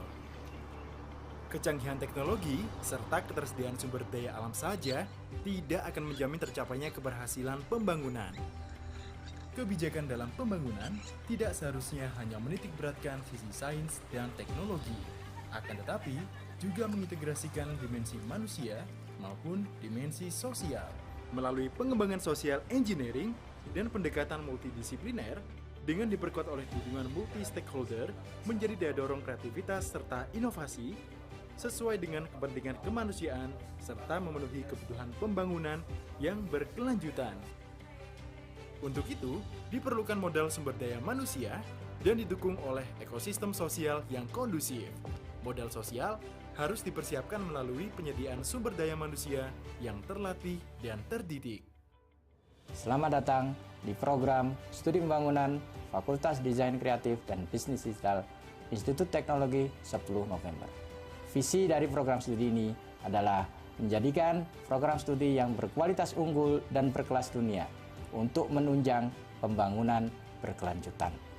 Banyak sekali profesor, doktor, dan magister dari berbagai macam ilmu yang menjadi pengajar di program studi ini. Program studi ini juga bekerja sama dengan mitra-mitra pembangunan, pemerintah, universitas, industri, dan lembaga-lembaga pembangunan baik di dalam negeri maupun di luar negeri. Mahasiswa studi pembangunan berkesempatan mendapat beasiswa, melakukan magang, exchange program, penelitian, pengabdian kepada masyarakat, dan kegiatan-kegiatan yang lainnya untuk meningkatkan kompetensi life skill mereka. Mahasiswa kami telah mengukir prestasi sampai ke taraf internasional. Oleh karena itu, mari bergabung dengan program studi pembangunan Institute Teknologi 10 November. Mari kita bersama-sama membangun Indonesia yang lebih baik dan berkelanjutan. Hadirnya program Sarjana Studi Pembangunan menjadi jawaban terhadap kebutuhan akan tenaga terampil bagi pembangunan di Indonesia. Program Studi Pembangunan ITS, Sinergi Membangun Indonesia. Indonesia adalah negeri agraris dan maritim dengan luas total wilayah lebih 7,8 juta kilometer dan total penduduknya lebih dari 270 juta jiwa. Dikenal sebagai negeri yang subur makmur dan gemah ripaloh jinawi, tentunya Indonesia juga tidak lepas dari permasalahan pembangunan yang multidimensional. Kecanggihan teknologi serta ketersediaan sumber daya alam saja tidak akan menjamin tercapainya keberhasilan pembangunan. Kebijakan dalam pembangunan tidak seharusnya hanya menitikberatkan sisi sains dan teknologi, akan tetapi juga mengintegrasikan dimensi manusia maupun dimensi sosial. Melalui pengembangan social engineering dan pendekatan multidisipliner dengan diperkuat oleh dukungan multi-stakeholder menjadi daya dorong kreativitas serta inovasi sesuai dengan kepentingan kemanusiaan serta memenuhi kebutuhan pembangunan yang berkelanjutan. Untuk itu, diperlukan modal sumber daya manusia dan didukung oleh ekosistem sosial yang kondusif. Modal sosial harus dipersiapkan melalui penyediaan sumber daya manusia yang terlatih dan terdidik. Selamat datang di program Studi Pembangunan Fakultas Desain Kreatif dan Bisnis Digital Institut Teknologi 10 November. Visi dari program studi ini adalah menjadikan program studi yang berkualitas unggul dan berkelas dunia untuk menunjang pembangunan berkelanjutan. Banyak sekali profesor, doktor, dan magister dari berbagai macam ilmu yang menjadi pengajar di program studi ini. Program studi ini juga bekerja sama dengan mitra-mitra pembangunan, pemerintah, universitas, industri, dan lembaga-lembaga pembangunan baik di dalam negeri maupun di luar negeri. Mahasiswa studi pembangunan berkesempatan mendapat beasiswa, melakukan magang, exchange program, penelitian, pengabdian kepada masyarakat, dan kegiatan-kegiatan yang lainnya untuk meningkatkan kompetensi life skill mereka. Mahasiswa kami telah mengukir prestasi sampai ke taraf internasional. Oleh karena itu, mari bergabung dengan program studi pembangunan Institut Teknologi 10 November. Mari kita bersama-sama membangun Indonesia yang lebih baik dan berkelanjutan. Hadirnya program Sarjana Studi Pembangunan menjadi jawaban terhadap kebutuhan akan tenaga terampil bagi pembangunan di Indonesia. Program Studi Pembangunan ITS, Sinergi Membangun Indonesia. Indonesia adalah negeri agraris dan maritim dengan luas total wilayah lebih 7,8 juta kilometer dan total penduduknya lebih dari 270 juta jiwa. Dikenal sebagai negeri yang subur makmur dan gemah ripaloh jinawi, tentunya Indonesia juga tidak lepas dari permasalahan pembangunan yang multidimensional. Kecanggihan teknologi serta ketersediaan sumber daya alam saja tidak akan menjamin tercapainya keberhasilan pembangunan. Kebijakan dalam pembangunan tidak seharusnya hanya menitikberatkan sisi sains dan teknologi, akan tetapi juga mengintegrasikan dimensi manusia maupun dimensi sosial. Melalui pengembangan social engineering dan pendekatan multidisipliner dengan diperkuat oleh dukungan multi-stakeholder menjadi daya dorong kreativitas serta inovasi sesuai dengan kepentingan kemanusiaan serta memenuhi kebutuhan pembangunan yang berkelanjutan. Untuk itu, diperlukan modal sumber daya manusia dan didukung oleh ekosistem sosial yang kondusif. Modal sosial harus dipersiapkan melalui penyediaan sumber daya manusia yang terlatih dan terdidik. Selamat datang di program Studi Pembangunan Fakultas Desain Kreatif dan Bisnis Digital Institut Teknologi 10 November. Visi dari program studi ini adalah menjadikan program studi yang berkualitas unggul dan berkelas dunia untuk menunjang pembangunan berkelanjutan. Banyak sekali profesor, doktor, dan magister dari berbagai macam ilmu yang menjadi pengajar di program studi ini. Program studi ini juga bekerja sama dengan mitra-mitra pembangunan, pemerintah, universitas, industri, dan lembaga-lembaga pembangunan baik di dalam negeri maupun di luar negeri.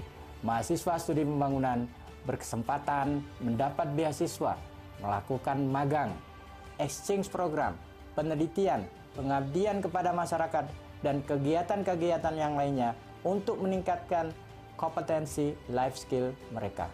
Mahasiswa kami telah mengukir prestasi sampai ke taraf internasional. Oleh karena itu, mari bergabung dengan program studi pembangunan Institut Teknologi 10 November.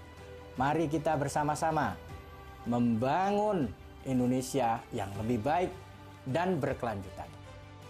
Hadirnya program Sarjana Studi Pembangunan menjadi jawaban terhadap kebutuhan akan tenaga terampil bagi pembangunan di Indonesia. Program Studi Pembangunan ITS, Sinergi Membangun Indonesia.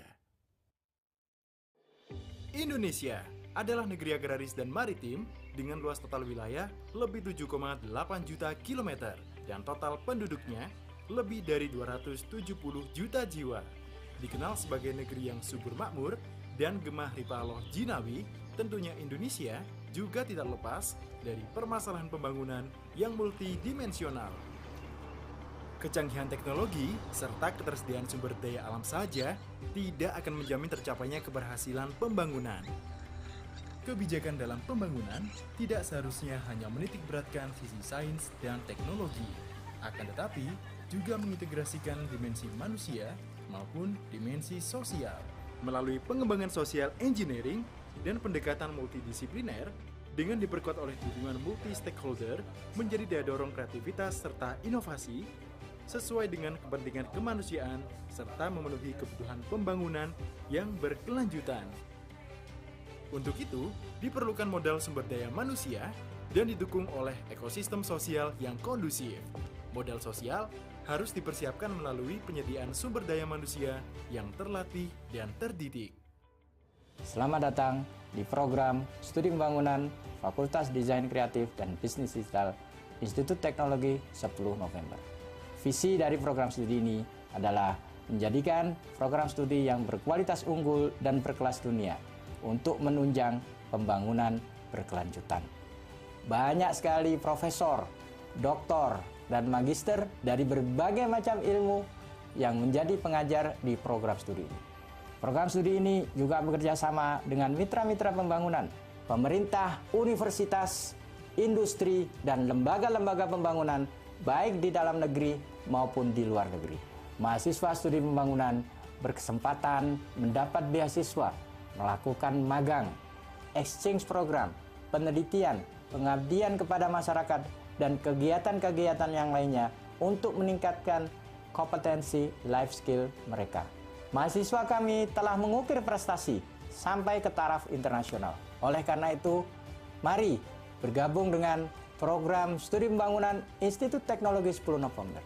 Mari kita bersama-sama membangun Indonesia yang lebih baik dan berkelanjutan.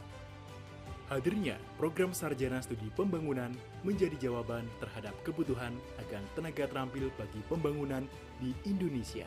Program Studi Pembangunan ITS, Sinergi Membangun Indonesia.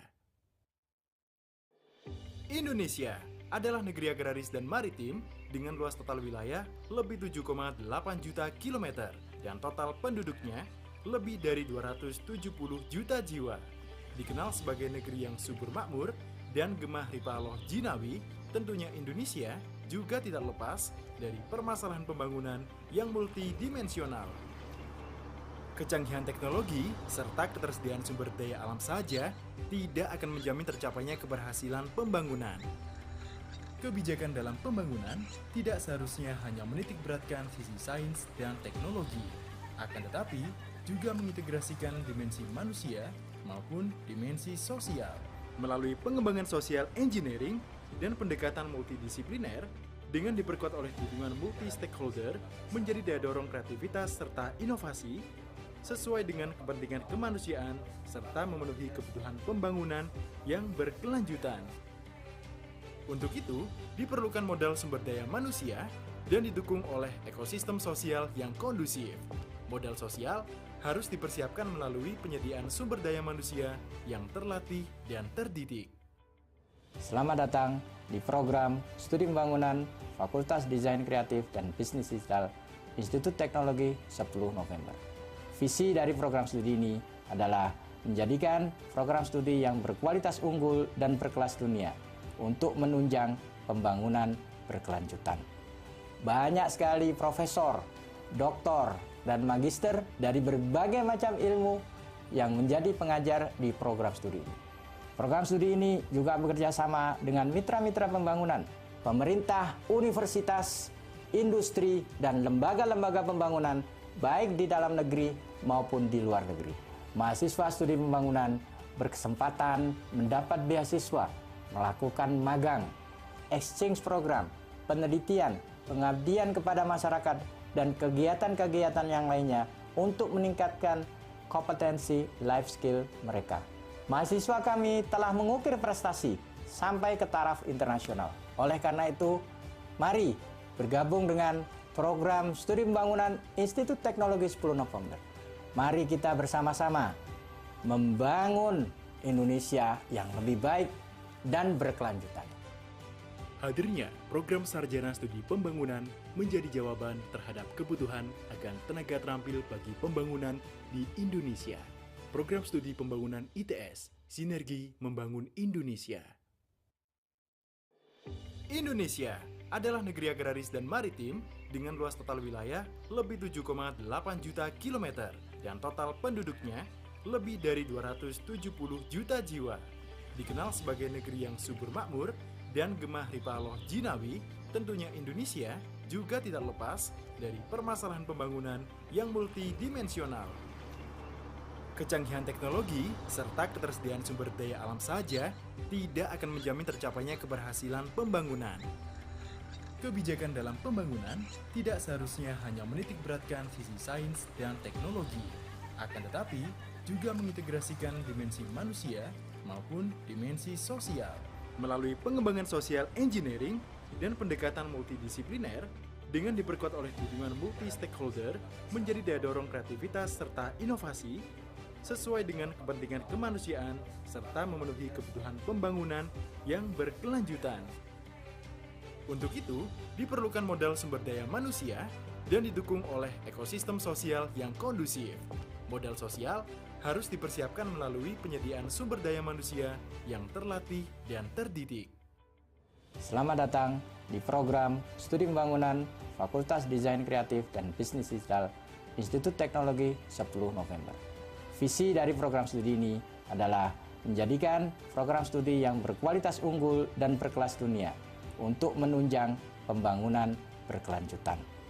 Banyak sekali profesor, doktor, dan magister dari berbagai macam ilmu yang menjadi pengajar di program studi ini. Program studi ini juga bekerja sama dengan mitra-mitra pembangunan, pemerintah, universitas, industri, dan lembaga-lembaga pembangunan baik di dalam negeri maupun di luar negeri. Mahasiswa studi pembangunan berkesempatan mendapat beasiswa, melakukan magang, exchange program, penelitian, pengabdian kepada masyarakat, dan kegiatan-kegiatan yang lainnya untuk meningkatkan kompetensi life skill mereka. Mahasiswa kami telah mengukir prestasi sampai ke taraf internasional. Oleh karena itu, mari bergabung dengan program Studi Pembangunan Institut Teknologi 10 November. Mari kita bersama-sama membangun Indonesia yang lebih baik dan berkelanjutan. Hadirnya program Sarjana Studi Pembangunan menjadi jawaban terhadap kebutuhan akan tenaga terampil bagi pembangunan di Indonesia. Program Studi Pembangunan ITS, Sinergi Membangun Indonesia. Indonesia adalah negeri agraris dan maritim dengan luas total wilayah lebih 7,8 juta kilometer dan total penduduknya lebih dari 270 juta jiwa. Dikenal sebagai negeri yang subur makmur dan gemah ripaloh jinawi, tentunya Indonesia juga tidak lepas dari permasalahan pembangunan yang multidimensional. Kecanggihan teknologi serta ketersediaan sumber daya alam saja tidak akan menjamin tercapainya keberhasilan pembangunan. Kebijakan dalam pembangunan tidak seharusnya hanya menitik beratkan sisi sains dan teknologi, akan tetapi juga mengintegrasikan dimensi manusia maupun dimensi sosial. Melalui pengembangan social engineering dan pendekatan multidisipliner, dengan diperkuat oleh dukungan multi-stakeholder menjadi daya dorong kreativitas serta inovasi, sesuai dengan kepentingan kemanusiaan serta memenuhi kebutuhan pembangunan yang berkelanjutan. Untuk itu, diperlukan modal sumber daya manusia dan didukung oleh ekosistem sosial yang kondusif. Modal sosial harus dipersiapkan melalui penyediaan sumber daya manusia yang terlatih dan terdidik. Selamat datang di program Studi Pembangunan Fakultas Desain Kreatif dan Bisnis Digital Institut Teknologi 10 November. Visi dari program studi ini adalah menjadikan program studi yang berkualitas unggul dan berkelas dunia untuk menunjang pembangunan berkelanjutan. Banyak sekali profesor, doktor, dan magister dari berbagai macam ilmu yang menjadi pengajar di program studi ini. Program studi ini juga bekerja sama dengan mitra-mitra pembangunan, pemerintah, universitas, industri, dan lembaga-lembaga pembangunan baik di dalam negeri maupun di luar negeri. Mahasiswa studi pembangunan berkesempatan mendapat beasiswa, melakukan magang, exchange program, penelitian, pengabdian kepada masyarakat, dan kegiatan-kegiatan yang lainnya untuk meningkatkan kompetensi life skill mereka. Mahasiswa kami telah mengukir prestasi sampai ke taraf internasional. Oleh karena itu, mari bergabung dengan program Studi Pembangunan Institut Teknologi 10 November. Mari kita bersama-sama membangun Indonesia yang lebih baik dan berkelanjutan. Hadirnya program Sarjana Studi Pembangunan menjadi jawaban terhadap kebutuhan akan tenaga terampil bagi pembangunan di Indonesia. Program Studi Pembangunan ITS, Sinergi Membangun Indonesia. Indonesia adalah negeri agraris dan maritim dengan luas total wilayah lebih 7,8 juta kilometer dan total penduduknya lebih dari 270 juta jiwa.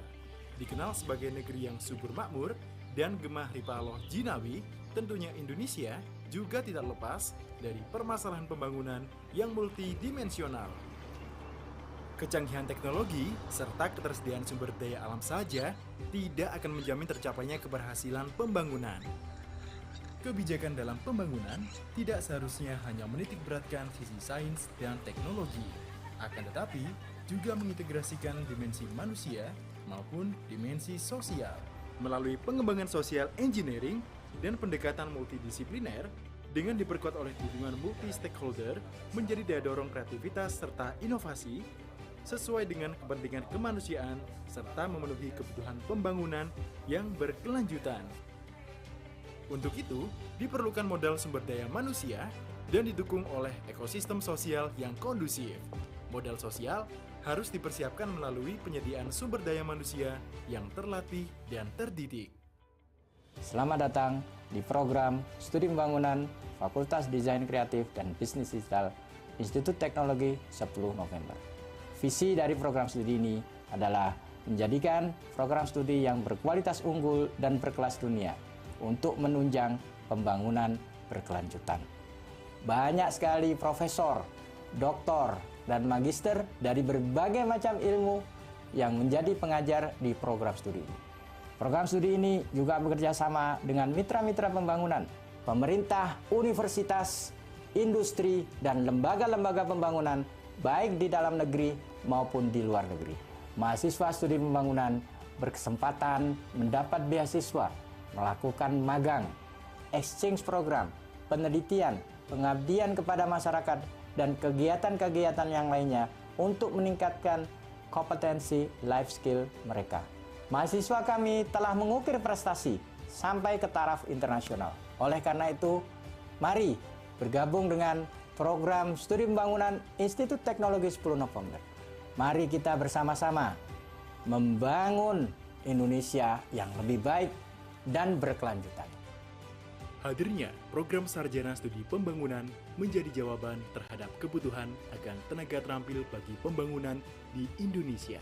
Program Studi Pembangunan ITS, Sinergi Membangun Indonesia. Indonesia adalah negeri agraris dan maritim dengan luas total wilayah lebih 7,8 juta kilometer dan total penduduknya lebih dari 270 juta jiwa. Dikenal sebagai negeri yang subur makmur dan gemah ripaloh jinawi, tentunya Indonesia juga tidak lepas dari permasalahan pembangunan yang multidimensional. Kecanggihan teknologi serta ketersediaan sumber daya alam saja tidak akan menjamin tercapainya keberhasilan pembangunan. Kebijakan dalam pembangunan tidak seharusnya hanya menitikberatkan sisi sains dan teknologi, akan tetapi juga mengintegrasikan dimensi manusia maupun dimensi sosial. Melalui pengembangan social engineering dan pendekatan multidisipliner dengan diperkuat oleh dukungan multi-stakeholder menjadi daya dorong kreativitas serta inovasi sesuai dengan kepentingan kemanusiaan serta memenuhi kebutuhan pembangunan yang berkelanjutan. Untuk itu, diperlukan modal sumber daya manusia dan didukung oleh ekosistem sosial yang kondusif. Modal sosial harus dipersiapkan melalui penyediaan sumber daya manusia yang terlatih dan terdidik. Selamat datang di program Studi Pembangunan Fakultas Desain Kreatif dan Bisnis Digital Institut Teknologi 10 November. Visi dari program studi ini adalah menjadikan program studi yang berkualitas unggul dan berkelas dunia untuk menunjang pembangunan berkelanjutan. Banyak sekali profesor, doktor, dan magister dari berbagai macam ilmu yang menjadi pengajar di program studi ini. Program studi ini juga bekerja sama dengan mitra-mitra pembangunan, pemerintah, universitas, industri, dan lembaga-lembaga pembangunan baik di dalam negeri maupun di luar negeri. Mahasiswa studi pembangunan berkesempatan mendapat beasiswa, melakukan magang, exchange program, penelitian, pengabdian kepada masyarakat, dan kegiatan-kegiatan yang lainnya untuk meningkatkan kompetensi life skill mereka. Mahasiswa kami telah mengukir prestasi sampai ke taraf internasional. Oleh karena itu, mari bergabung dengan program studi pembangunan Institut Teknologi 10 November. Mari kita bersama-sama membangun Indonesia yang lebih baik dan berkelanjutan. Hadirnya program Sarjana Studi Pembangunan menjadi jawaban terhadap kebutuhan akan tenaga terampil bagi pembangunan di Indonesia. Program Studi Pembangunan ITS, Sinergi Membangun Indonesia. Indonesia adalah negeri agraris dan maritim dengan luas total wilayah lebih 7,8 juta kilometer dan total penduduknya lebih dari 270 juta jiwa. Dikenal sebagai negeri yang subur makmur dan gemah ripaloh jinawi, tentunya Indonesia juga tidak lepas dari permasalahan pembangunan yang multidimensional. Kecanggihan teknologi serta ketersediaan sumber daya alam saja tidak akan menjamin tercapainya keberhasilan pembangunan. Kebijakan dalam pembangunan tidak seharusnya hanya menitikberatkan sisi sains dan teknologi, akan tetapi juga mengintegrasikan dimensi manusia maupun dimensi sosial. Melalui pengembangan social engineering dan pendekatan multidisipliner dengan diperkuat oleh dukungan multi-stakeholder menjadi daya dorong kreativitas serta inovasi sesuai dengan kepentingan kemanusiaan serta memenuhi kebutuhan pembangunan yang berkelanjutan. Untuk itu, diperlukan modal sumber daya manusia dan didukung oleh ekosistem sosial yang kondusif. Modal sosial harus dipersiapkan melalui penyediaan sumber daya manusia yang terlatih dan terdidik. Selamat datang di program Studi Pembangunan Fakultas Desain Kreatif dan Bisnis Digital Institut Teknologi 10 November. Visi dari program studi ini adalah menjadikan program studi yang berkualitas unggul dan berkelas dunia untuk menunjang pembangunan berkelanjutan. Banyak sekali profesor, doktor, dan magister dari berbagai macam ilmu yang menjadi pengajar di program studi ini. Program studi ini juga bekerja sama dengan mitra-mitra pembangunan, pemerintah, universitas, industri, dan lembaga-lembaga pembangunan baik di dalam negeri maupun di luar negeri. Mahasiswa studi pembangunan berkesempatan mendapat beasiswa, melakukan magang, exchange program, penelitian, pengabdian kepada masyarakat, dan kegiatan-kegiatan yang lainnya untuk meningkatkan kompetensi life skill mereka. Mahasiswa kami telah mengukir prestasi sampai ke taraf internasional. Oleh karena itu, mari bergabung dengan program studi pembangunan Institute Teknologi 10 Nopember. Mari kita bersama-sama membangun Indonesia yang lebih baik dan berkelanjutan. Hadirnya program sarjana studi pembangunan menjadi jawaban terhadap kebutuhan akan tenaga terampil bagi pembangunan di Indonesia. Program studi pembangunan ITS, Sinergi Membangun Indonesia. Indonesia adalah negeri agraris dan maritim dengan luas total wilayah lebih 7,8 juta kilometer dan total penduduknya lebih dari 270 juta jiwa. Dikenal sebagai negeri yang subur makmur dan gemah ripaloh jinawi, tentunya Indonesia juga tidak lepas dari permasalahan pembangunan yang multidimensional. Kecanggihan teknologi serta ketersediaan sumber daya alam saja tidak akan menjamin tercapainya keberhasilan pembangunan. Kebijakan dalam pembangunan tidak seharusnya hanya menitik beratkan sisi sains dan teknologi, akan tetapi juga mengintegrasikan dimensi manusia maupun dimensi sosial. Melalui pengembangan social engineering dan pendekatan multidisipliner dengan diperkuat oleh dukungan multi-stakeholder menjadi daya dorong kreativitas serta inovasi sesuai dengan kepentingan kemanusiaan serta memenuhi kebutuhan pembangunan yang berkelanjutan. Untuk itu, diperlukan modal sumber daya manusia dan didukung oleh ekosistem sosial yang kondusif. Modal sosial harus dipersiapkan melalui penyediaan sumber daya manusia yang terlatih dan terdidik. Selamat datang di program Studi Pembangunan Fakultas Desain Kreatif dan Bisnis Digital Institut Teknologi 10 November. Visi dari program studi ini adalah menjadikan program studi yang berkualitas unggul dan berkelas dunia untuk menunjang pembangunan berkelanjutan. Banyak sekali profesor, doktor, dan magister dari berbagai macam ilmu yang menjadi pengajar di program studi ini. Program studi ini juga bekerja sama dengan mitra-mitra pembangunan, pemerintah, universitas, industri, dan lembaga-lembaga pembangunan baik di dalam negeri maupun di luar negeri. Mahasiswa studi pembangunan berkesempatan mendapat beasiswa, melakukan magang, exchange program, penelitian, pengabdian kepada masyarakat, dan kegiatan-kegiatan yang lainnya untuk meningkatkan kompetensi life skill mereka. Mahasiswa kami telah mengukir prestasi sampai ke taraf internasional. Oleh karena itu, mari bergabung dengan program studi pembangunan Institut Teknologi 10 Nopember. Mari kita bersama-sama membangun Indonesia yang lebih baik dan berkelanjutan. Hadirnya program sarjana studi pembangunan menjadi jawaban terhadap kebutuhan akan tenaga terampil bagi pembangunan di Indonesia. Program studi pembangunan ITS, Sinergi Membangun Indonesia. Indonesia adalah negeri agraris dan maritim dengan luas total wilayah lebih 7,8 juta kilometer dan total penduduknya lebih dari 270 juta jiwa.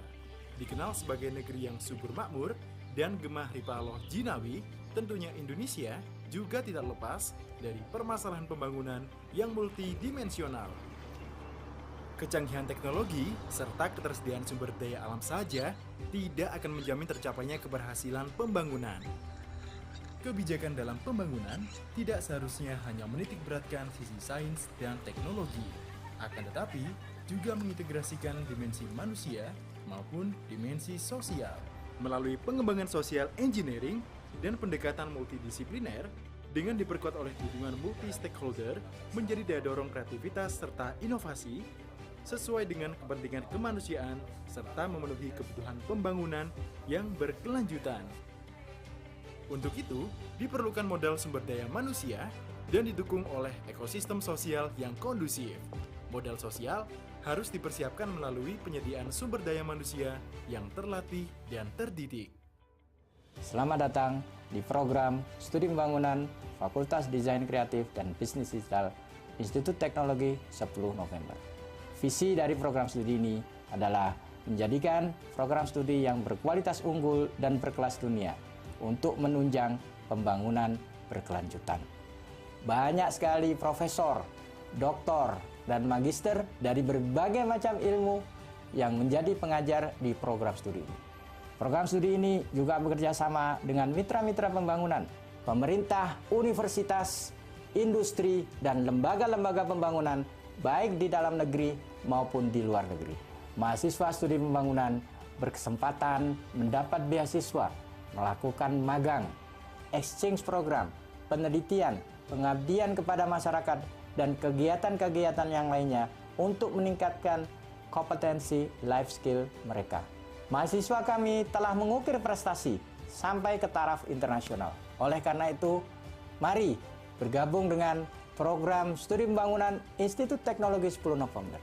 Mari kita bersama-sama membangun Indonesia yang lebih baik dan berkelanjutan. Hadirnya program Sarjana Studi Pembangunan menjadi jawaban terhadap kebutuhan akan tenaga terampil bagi pembangunan di Indonesia. Program Studi Pembangunan ITS, Sinergi Membangun Indonesia. Indonesia adalah negeri agraris dan maritim dengan luas total wilayah lebih 7,8 juta kilometer dan total penduduknya lebih dari 270 juta jiwa. Dikenal sebagai negeri yang subur makmur dan gemah ripaloh jinawi, tentunya Indonesia juga tidak lepas dari permasalahan pembangunan yang multidimensional. Kecanggihan teknologi serta ketersediaan sumber daya alam saja tidak akan menjamin tercapainya keberhasilan pembangunan. Kebijakan dalam pembangunan tidak seharusnya hanya menitik beratkan sisi sains dan teknologi, akan tetapi juga mengintegrasikan dimensi manusia maupun dimensi sosial. Melalui pengembangan social engineering dan pendekatan multidisipliner dengan diperkuat oleh dukungan multi-stakeholder menjadi daya dorong kreativitas serta inovasi sesuai dengan kepentingan kemanusiaan serta memenuhi kebutuhan pembangunan yang berkelanjutan. Untuk itu, diperlukan modal sumber daya manusia dan didukung oleh ekosistem sosial yang kondusif. Modal sosial harus dipersiapkan melalui penyediaan sumber daya manusia yang terlatih dan terdidik. Selamat datang di program Studi Pembangunan Fakultas Desain Kreatif dan Bisnis Digital Institut Teknologi 10 November. Visi dari program studi ini adalah menjadikan program studi yang berkualitas unggul dan berkelas dunia untuk menunjang pembangunan berkelanjutan. Banyak sekali profesor, doktor, dan magister dari berbagai macam ilmu yang menjadi pengajar di program studi ini. Program studi ini juga bekerja sama dengan mitra-mitra pembangunan, pemerintah, universitas, industri, dan lembaga-lembaga pembangunan baik di dalam negeri maupun di luar negeri. Mahasiswa studi pembangunan berkesempatan mendapat beasiswa, melakukan magang, exchange program, penelitian, pengabdian kepada masyarakat, dan kegiatan-kegiatan yang lainnya untuk meningkatkan kompetensi life skill mereka. Mahasiswa kami telah mengukir prestasi sampai ke taraf internasional. Oleh karena itu, mari bergabung dengan program Studi Pembangunan Institut Teknologi 10 November. Mari kita bersama-sama membangun Indonesia yang lebih baik dan berkelanjutan. Hadirnya program Sarjana Studi Pembangunan menjadi jawaban terhadap kebutuhan akan tenaga terampil bagi pembangunan di Indonesia. Program Studi Pembangunan ITS, Sinergi Membangun Indonesia. Indonesia adalah negeri agraris dan maritim dengan luas total wilayah lebih 7,8 juta kilometer dan total penduduknya lebih dari 270 juta jiwa. Dikenal sebagai negeri yang subur makmur dan gemah ripaloh jinawi, tentunya Indonesia juga tidak lepas dari permasalahan pembangunan yang multidimensional. Kecanggihan teknologi serta ketersediaan sumber daya alam saja tidak akan menjamin tercapainya keberhasilan pembangunan. Kebijakan dalam pembangunan tidak seharusnya hanya menitik beratkan sisi sains dan teknologi, akan tetapi juga mengintegrasikan dimensi manusia maupun dimensi sosial.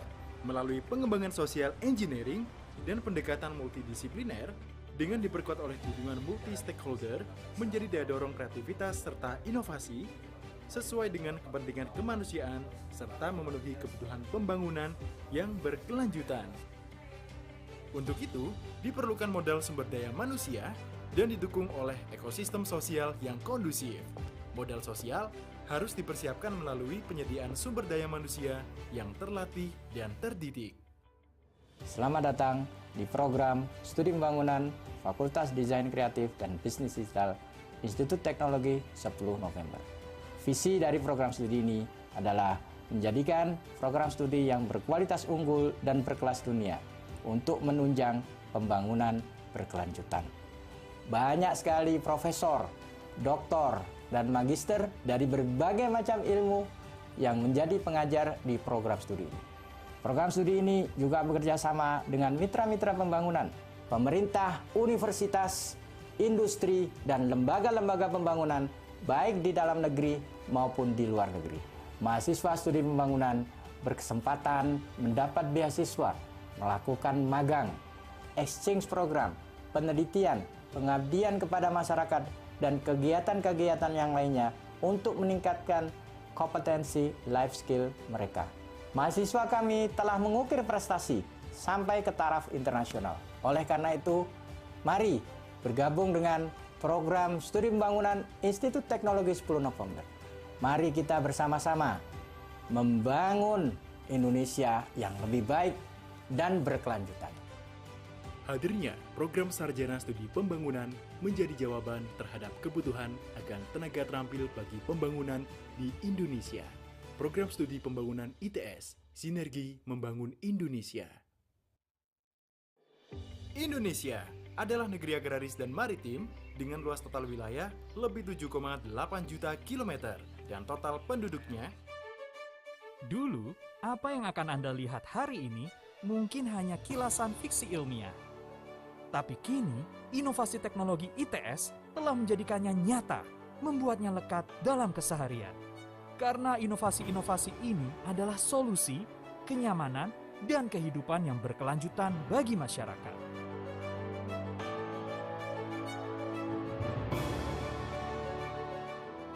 Nyala lampu yang terang kini tak hanya milik perkotaan.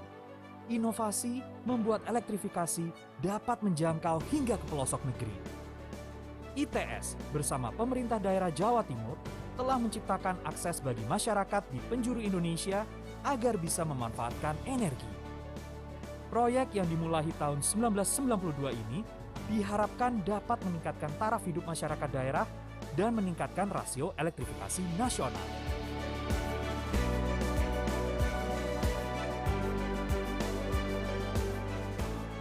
Prosedur medis yang lebih efektif sekarang bisa terwujud dengan metode desain 3 dimensi digital terintegrasi. Di Pusat Inovasi RSUA yang bekerja sama dengan Despro ITS, para ahli memanfaatkan kecanggihan metode desain ini untuk menciptakan peraga 3 dimensi dan berbagai keperluan prosedur medis lainnya. Metode ini telah membantu lebih dari 100 pasien baik dari dalam maupun luar negeri dalam menjalani beragam prosedur medis di berbagai rumah sakit secara efektif. Pemanfaatan metode ini ditargetkan dapat menjadi standar baru media informasi yang akurat tentang kondisi pasien, meningkatkan hasil yang lebih baik, mengurangi resiko, dan mempersingkat waktu operasi. Dengan mengucap Bismillahirrahmanirrahim, saya resmikan instalasi pengolahan sampah menjadi energi listrik berbasis teknologi ramah lingkungan PSEL pada sore hari ini. Mengubah masalah sepanjang masa menjadi energi bukan lagi mimpi. Setiap hari, PSEL Benowo mengubah 1.000 ton sampah menjadi energi yang ramah lingkungan. PSEL pertama di Indonesia ini merupakan hasil kerjasama ITS dengan Pemkot Surabaya dan PT Sumber Organik. Daya total yang dihasilkan dari gasifikasi sampah di PSEL dapat mencapai 11 MW per hari. Beroperasinya PSEL Benowo tak hanya mereduksi lebih dari separuh sampah kota, melainkan juga menambah jumlah pasokan energi bagi masyarakat sekitar.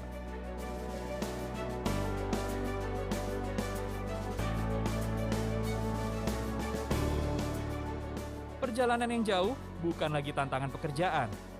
Kemewahan yang disajikan kereta Argo Bromo Anggrek telah menciptakan kenyamanan yang menunjang produktivitas penumpang. Kerjasama ITS dengan PT Rekaindo Global Jasa menjawab tantangan setiap penumpang yang tetap harus berkarya dimanapun dengan desain sleeper seat yang nyaman. Seat Control System dan Entertainment System memberikan penumpang kebebasan untuk beristirahat ataupun bekerja tanpa terbatas ruang dan waktu.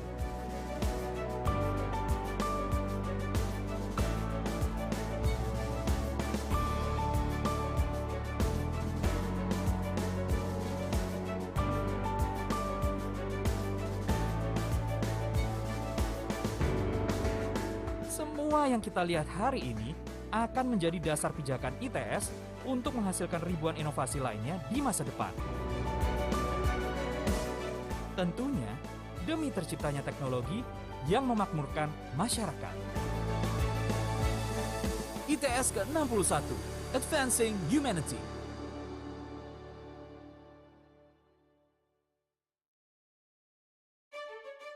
Dulu, apa yang akan Anda lihat hari ini mungkin hanya kilasan fiksi ilmiah. Tapi kini, inovasi teknologi ITS telah menjadikannya nyata, membuatnya lekat dalam keseharian. Karena inovasi-inovasi ini adalah solusi, kenyamanan, dan kehidupan yang berkelanjutan bagi masyarakat.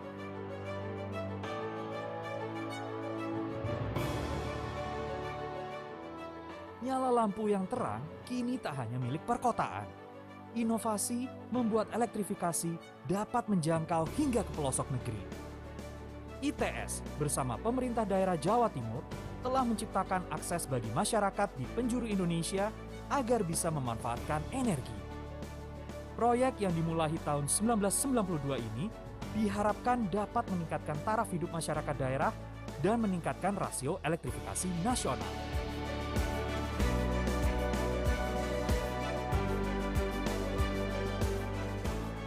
Prosedur medis yang lebih efektif sekarang bisa terwujud dengan metode desain 3 dimensi digital terintegrasi. Di Pusat Inovasi RSUA yang bekerja sama dengan Desko ITS, para ahli memanfaatkan kecanggihan metode desain ini untuk menciptakan peraga 3 dimensi dan berbagai keperluan prosedur medis lainnya. Metode ini telah membantu lebih dari 100 pasien baik dari dalam maupun luar negeri dalam menjalani beragam prosedur medis di berbagai rumah sakit secara efektif. Pemanfaatan metode ini ditargetkan dapat menjadi standar baru media informasi yang akurat tentang kondisi pasien, meningkatkan hasil yang lebih baik, mengurangi resiko, dan mempersingkat waktu operasi. Dengan mengucap Bismillahirrahmanirrahim, saya resmikan instalasi pengolahan sampah menjadi energi listrik berbasis teknologi ramah lingkungan PSEL pada sore hari ini. Mengubah masalah sepanjang masa menjadi energi bukan lagi mimpi. Setiap hari, PSEL Benowo mengubah 1.000 ton sampah menjadi energi yang ramah lingkungan. PSEL pertama di Indonesia ini merupakan hasil kerjasama ITS dengan Pemkot Surabaya dan PT Sumber Organik. Daya total yang dihasilkan dari gasifikasi sampah di PSEL dapat mencapai 11 MW per hari. Beroperasinya PSEL Benowo tak hanya mereduksi lebih dari separuh sampah kota, melainkan juga menambah jumlah pasokan energi bagi masyarakat sekitar.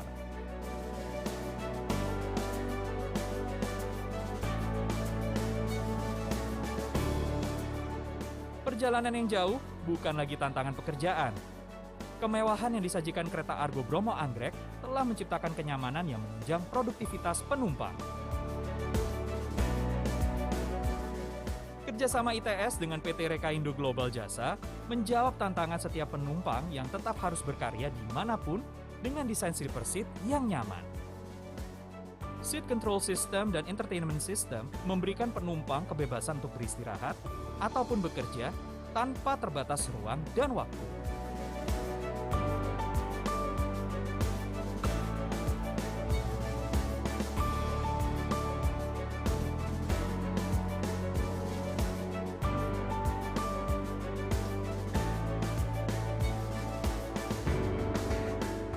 Semua yang kita lihat hari ini akan menjadi dasar pijakan ITS untuk menghasilkan ribuan inovasi lainnya di masa depan. Tentunya demi terciptanya teknologi yang memakmurkan masyarakat. ITS ke-61, Advancing Humanity.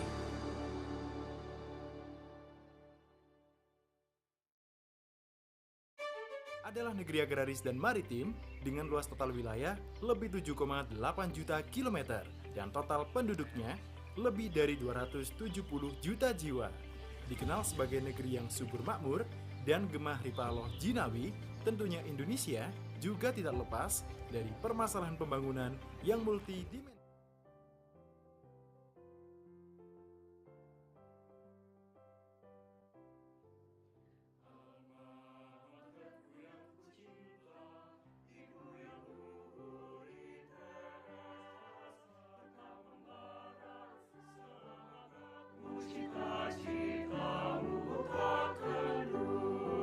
Sepuluh November 45 mendorong menjiwaimu, melangkah ke arah tujuan dengan tekadmu yang teguh, membina bangsa atas dasar Pancasila dan Undang-Undang Dasar 45 landasan juangmu.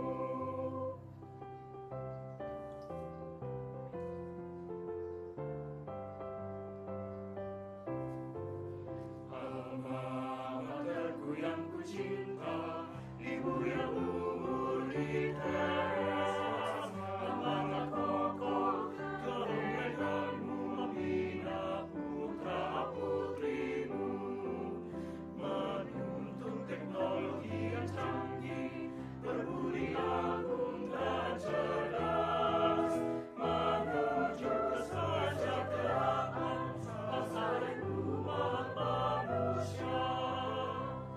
Alma materku, kan ku turut bimbinganmu, jadi pejuang yang takkan kenal letih membangun negeri.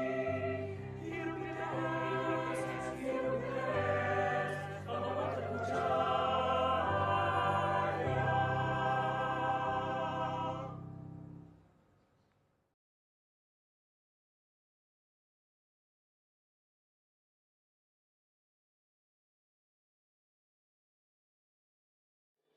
Indonesia adalah negeri agraris dan maritim dengan luas total wilayah lebih 7,8 juta kilometer dan total penduduknya lebih dari 270 juta jiwa.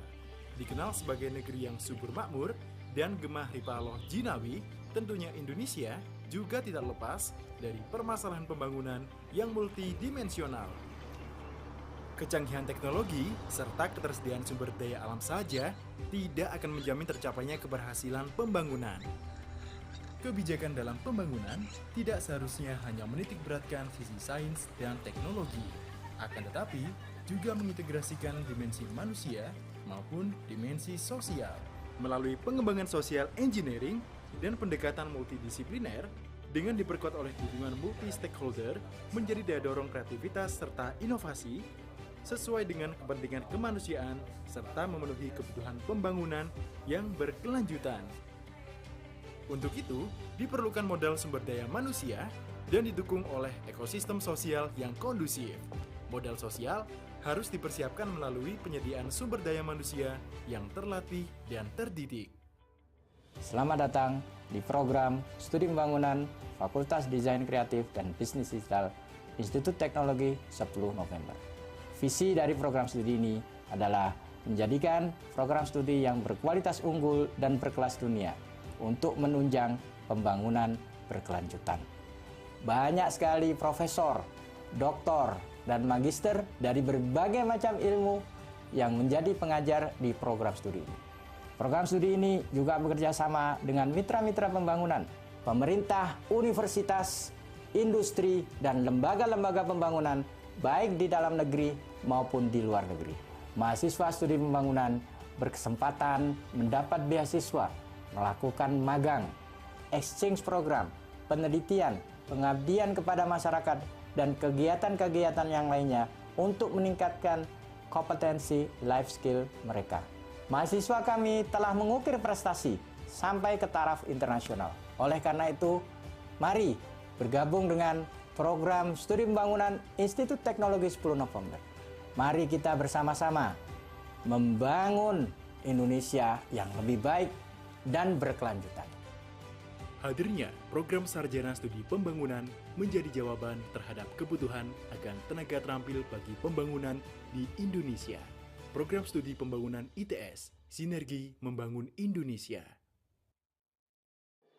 Indonesia adalah negeri agraris dan maritim dengan luas total wilayah lebih 7,8 juta kilometer dan total penduduknya lebih dari 270 juta jiwa. Dikenal sebagai negeri yang subur makmur dan gemah ripaloh jinawi, tentunya Indonesia juga tidak lepas dari permasalahan pembangunan yang multidimensional. Kecanggihan teknologi serta ketersediaan sumber daya alam saja tidak akan menjamin tercapainya keberhasilan pembangunan. Kebijakan dalam pembangunan tidak seharusnya hanya menitik beratkan sisi sains dan teknologi, akan tetapi juga mengintegrasikan dimensi manusia maupun dimensi sosial. Melalui pengembangan social engineering dan pendekatan multidisipliner dengan diperkuat oleh dukungan multi-stakeholder menjadi daya dorong kreativitas serta inovasi sesuai dengan kepentingan kemanusiaan serta memenuhi kebutuhan pembangunan yang berkelanjutan. Untuk itu, diperlukan modal sumber daya manusia dan didukung oleh ekosistem sosial yang kondusif. Modal sosial harus dipersiapkan melalui penyediaan sumber daya manusia yang terlatih dan terdidik. Selamat datang di program Studi Pembangunan Fakultas Desain Kreatif dan Bisnis Digital Institut Teknologi 10 November. Visi dari program studi ini adalah menjadikan program studi yang berkualitas unggul dan berkelas dunia untuk menunjang pembangunan berkelanjutan. Banyak sekali profesor, doktor, dan magister dari berbagai macam ilmu yang menjadi pengajar di program studi ini. Program studi ini juga bekerja sama dengan mitra-mitra pembangunan, pemerintah, universitas, industri, dan lembaga-lembaga pembangunan baik di dalam negeri maupun di luar negeri. Mahasiswa studi pembangunan berkesempatan mendapat beasiswa, melakukan magang, exchange program, penelitian, pengabdian kepada masyarakat, dan kegiatan-kegiatan yang lainnya untuk meningkatkan kompetensi life skill mereka. Mahasiswa kami telah mengukir prestasi sampai ke taraf internasional. Oleh karena itu, mari bergabung dengan program studi pembangunan Institut Teknologi 10 November. Mari kita bersama-sama membangun Indonesia yang lebih baik dan berkelanjutan. Hadirnya program Sarjana Studi Pembangunan menjadi jawaban terhadap kebutuhan akan tenaga terampil bagi pembangunan di Indonesia. Program Studi Pembangunan ITS, Sinergi Membangun Indonesia. Indonesia adalah negeri agraris dan maritim dengan luas total wilayah lebih 7,8 juta kilometer dan total penduduknya lebih dari 270 juta jiwa. Dikenal sebagai negeri yang subur makmur dan gemah ripaloh jinawi, tentunya Indonesia juga tidak lepas dari permasalahan pembangunan yang multidimensional. Kecanggihan teknologi serta ketersediaan sumber daya alam saja tidak akan menjamin tercapainya keberhasilan pembangunan. Kebijakan dalam pembangunan tidak seharusnya hanya menitik beratkan sisi sains dan teknologi, akan tetapi juga mengintegrasikan dimensi manusia maupun dimensi sosial. Melalui pengembangan social engineering dan pendekatan multidisipliner dengan diperkuat oleh dukungan multi-stakeholder menjadi daya dorong kreativitas serta inovasi sesuai dengan kepentingan kemanusiaan serta memenuhi kebutuhan pembangunan yang berkelanjutan. Untuk itu, diperlukan modal sumber daya manusia dan didukung oleh ekosistem sosial yang kondusif. Modal sosial harus dipersiapkan melalui penyediaan sumber daya manusia yang terlatih dan terdidik. Selamat datang di program Studi Pembangunan Fakultas Desain Kreatif dan Bisnis Digital Institut Teknologi 10 November. Visi dari program studi ini adalah menjadikan program studi yang berkualitas unggul dan berkelas dunia untuk menunjang pembangunan berkelanjutan. Banyak sekali profesor, doktor, dan magister dari berbagai macam ilmu yang menjadi pengajar di program studi ini. Program studi ini juga bekerja sama dengan mitra-mitra pembangunan, pemerintah, universitas, industri, dan lembaga-lembaga pembangunan baik di dalam negeri maupun di luar negeri. Mahasiswa studi pembangunan berkesempatan mendapat beasiswa, melakukan magang, exchange program, penelitian, pengabdian kepada masyarakat, dan kegiatan-kegiatan yang lainnya untuk meningkatkan kompetensi life skill mereka. Mahasiswa kami telah mengukir prestasi sampai ke taraf internasional. Oleh karena itu, mari bergabung dengan program studi pembangunan Institut Teknologi 10 November. Mari kita bersama-sama membangun Indonesia yang lebih baik dan berkelanjutan. Hadirnya program Sarjana Studi Pembangunan menjadi jawaban terhadap kebutuhan akan tenaga terampil bagi pembangunan di Indonesia. Program Studi Pembangunan ITS, Sinergi Membangun Indonesia. Indonesia adalah negeri agraris dan maritim dengan luas total wilayah lebih 7,8 juta kilometer dan total penduduknya lebih dari 270 juta jiwa. Dikenal sebagai negeri yang subur makmur dan gemah ripaloh jinawi, tentunya Indonesia juga tidak lepas dari permasalahan pembangunan yang multidimensional. Kecanggihan teknologi serta ketersediaan sumber daya alam saja tidak akan menjamin tercapainya keberhasilan pembangunan. Kebijakan dalam pembangunan tidak seharusnya hanya menitik beratkan sisi sains dan teknologi, akan tetapi juga mengintegrasikan dimensi manusia maupun dimensi sosial. Melalui pengembangan social engineering dan pendekatan multidisipliner dengan diperkuat oleh dukungan multi-stakeholder menjadi daya dorong kreativitas serta inovasi sesuai dengan kepentingan kemanusiaan serta memenuhi kebutuhan pembangunan yang berkelanjutan.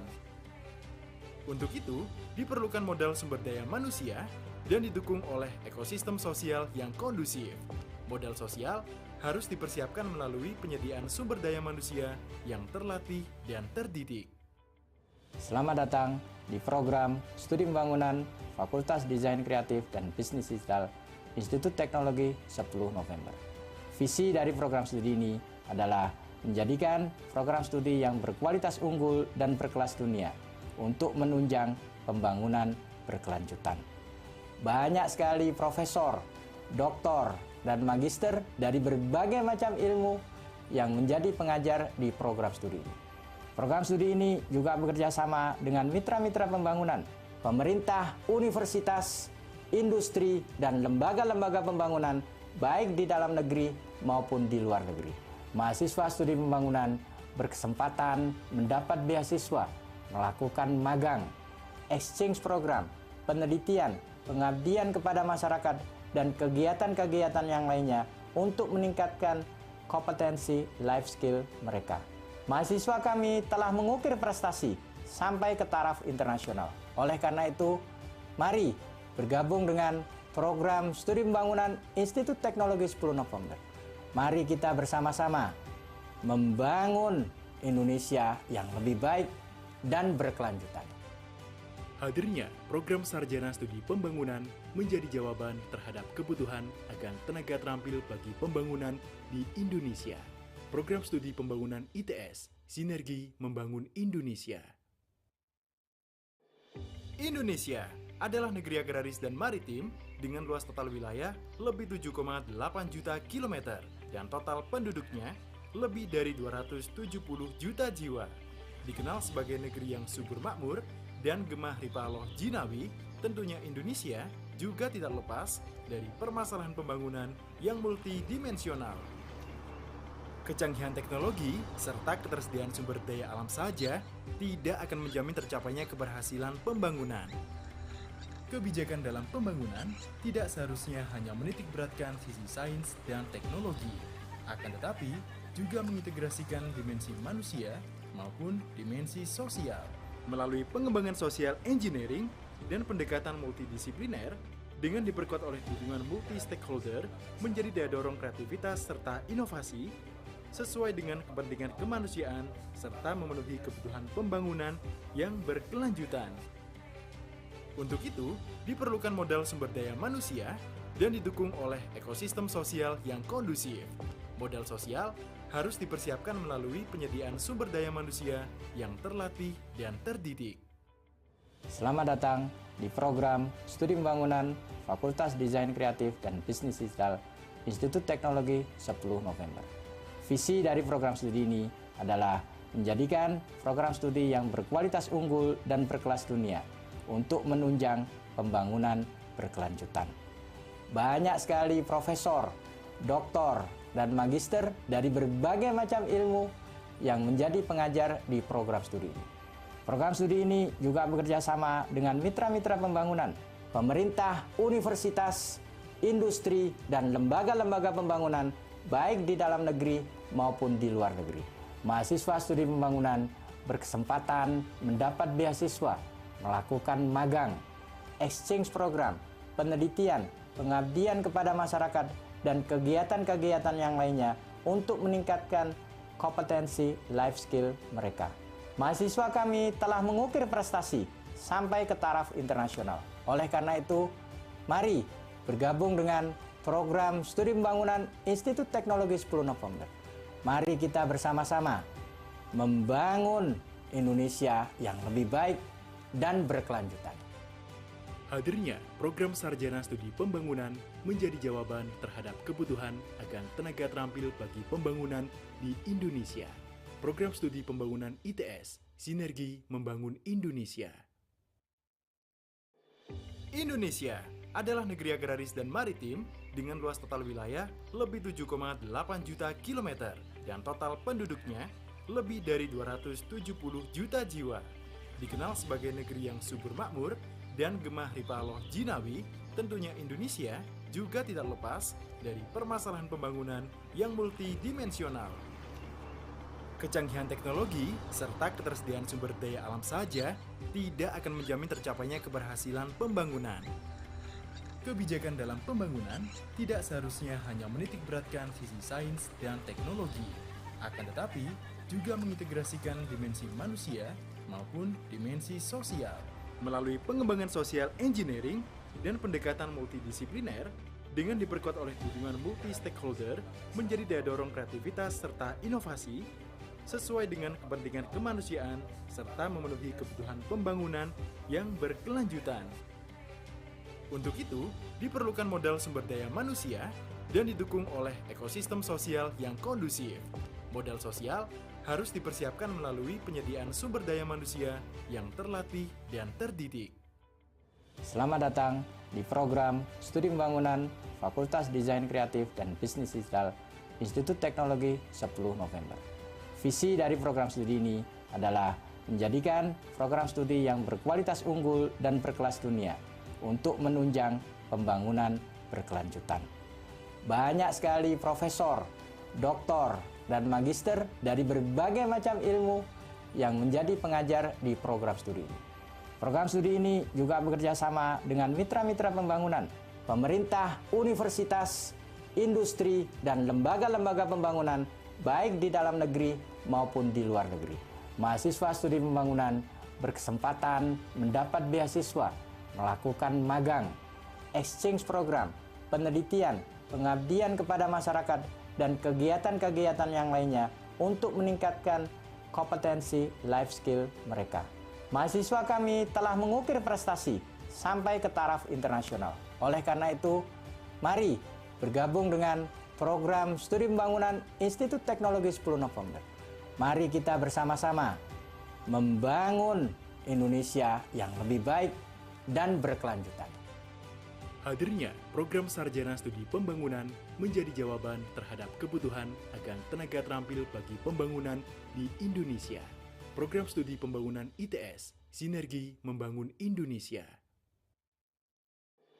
Indonesia adalah negeri agraris dan maritim dengan luas total wilayah lebih 7,8 juta kilometer dan total penduduknya lebih dari 270 juta jiwa.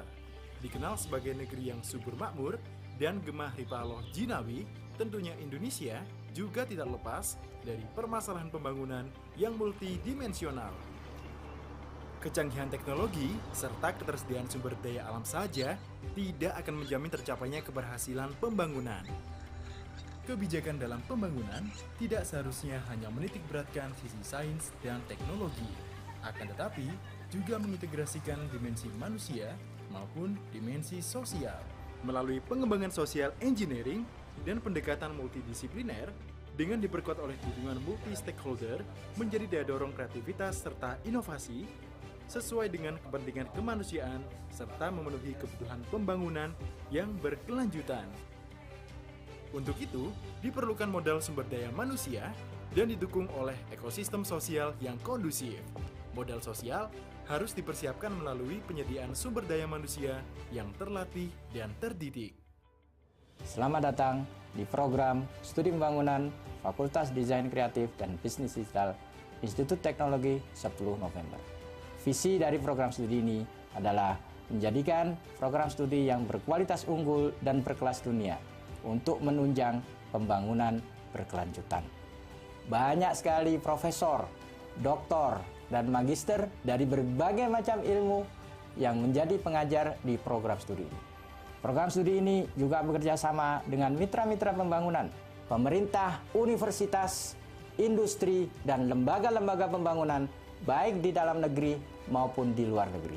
Mahasiswa studi pembangunan berkesempatan mendapat beasiswa, melakukan magang, exchange program, penelitian, pengabdian kepada masyarakat, dan kegiatan-kegiatan yang lainnya untuk meningkatkan kompetensi life skill mereka. Mahasiswa kami telah mengukir prestasi sampai ke taraf internasional. Oleh karena itu, mari bergabung dengan program Studi Pembangunan Institut Teknologi 10 November. Mari kita bersama-sama membangun Indonesia yang lebih baik dan berkelanjutan. Hadirnya program Sarjana Studi Pembangunan menjadi jawaban terhadap kebutuhan akan tenaga terampil bagi pembangunan di Indonesia. Program Studi Pembangunan ITS, Sinergi Membangun Indonesia. Indonesia adalah negeri agraris dan maritim dengan luas total wilayah lebih 7,8 juta kilometer dan total penduduknya lebih dari 270 juta jiwa. Dikenal sebagai negeri yang subur makmur dan Gemah Ripaloh Jinawi, tentunya Indonesia juga tidak lepas dari permasalahan pembangunan yang multidimensional. Kecanggihan teknologi serta ketersediaan sumber daya alam saja tidak akan menjamin tercapainya keberhasilan pembangunan. Kebijakan dalam pembangunan tidak seharusnya hanya menitikberatkan sisi sains dan teknologi, akan tetapi juga mengintegrasikan dimensi manusia maupun dimensi sosial. Melalui pengembangan social engineering dan pendekatan multidisipliner, dengan diperkuat oleh dukungan multi-stakeholder menjadi daya dorong kreativitas serta inovasi, sesuai dengan kepentingan kemanusiaan serta memenuhi kebutuhan pembangunan yang berkelanjutan. Untuk itu, diperlukan modal sumber daya manusia dan didukung oleh ekosistem sosial yang kondusif.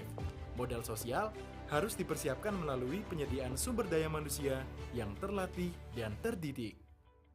Selamat datang di program Studi Pembangunan Fakultas Desain Kreatif dan Bisnis Digital Institut Teknologi 10 November.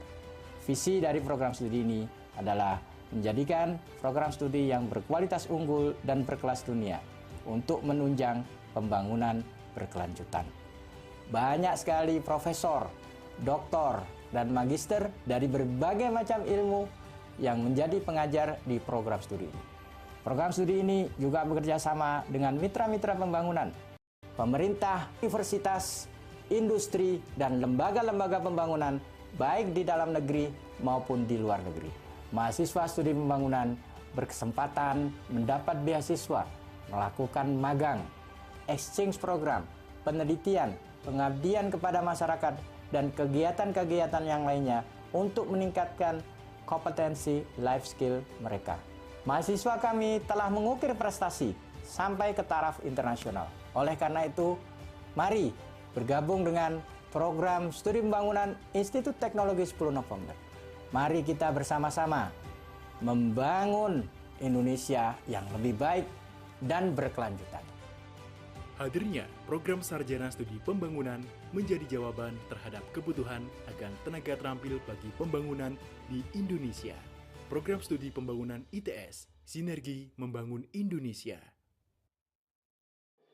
Indonesia adalah negeri agraris dan maritim dengan luas total wilayah lebih 7,8 juta kilometer dan total penduduknya lebih dari 270 juta jiwa.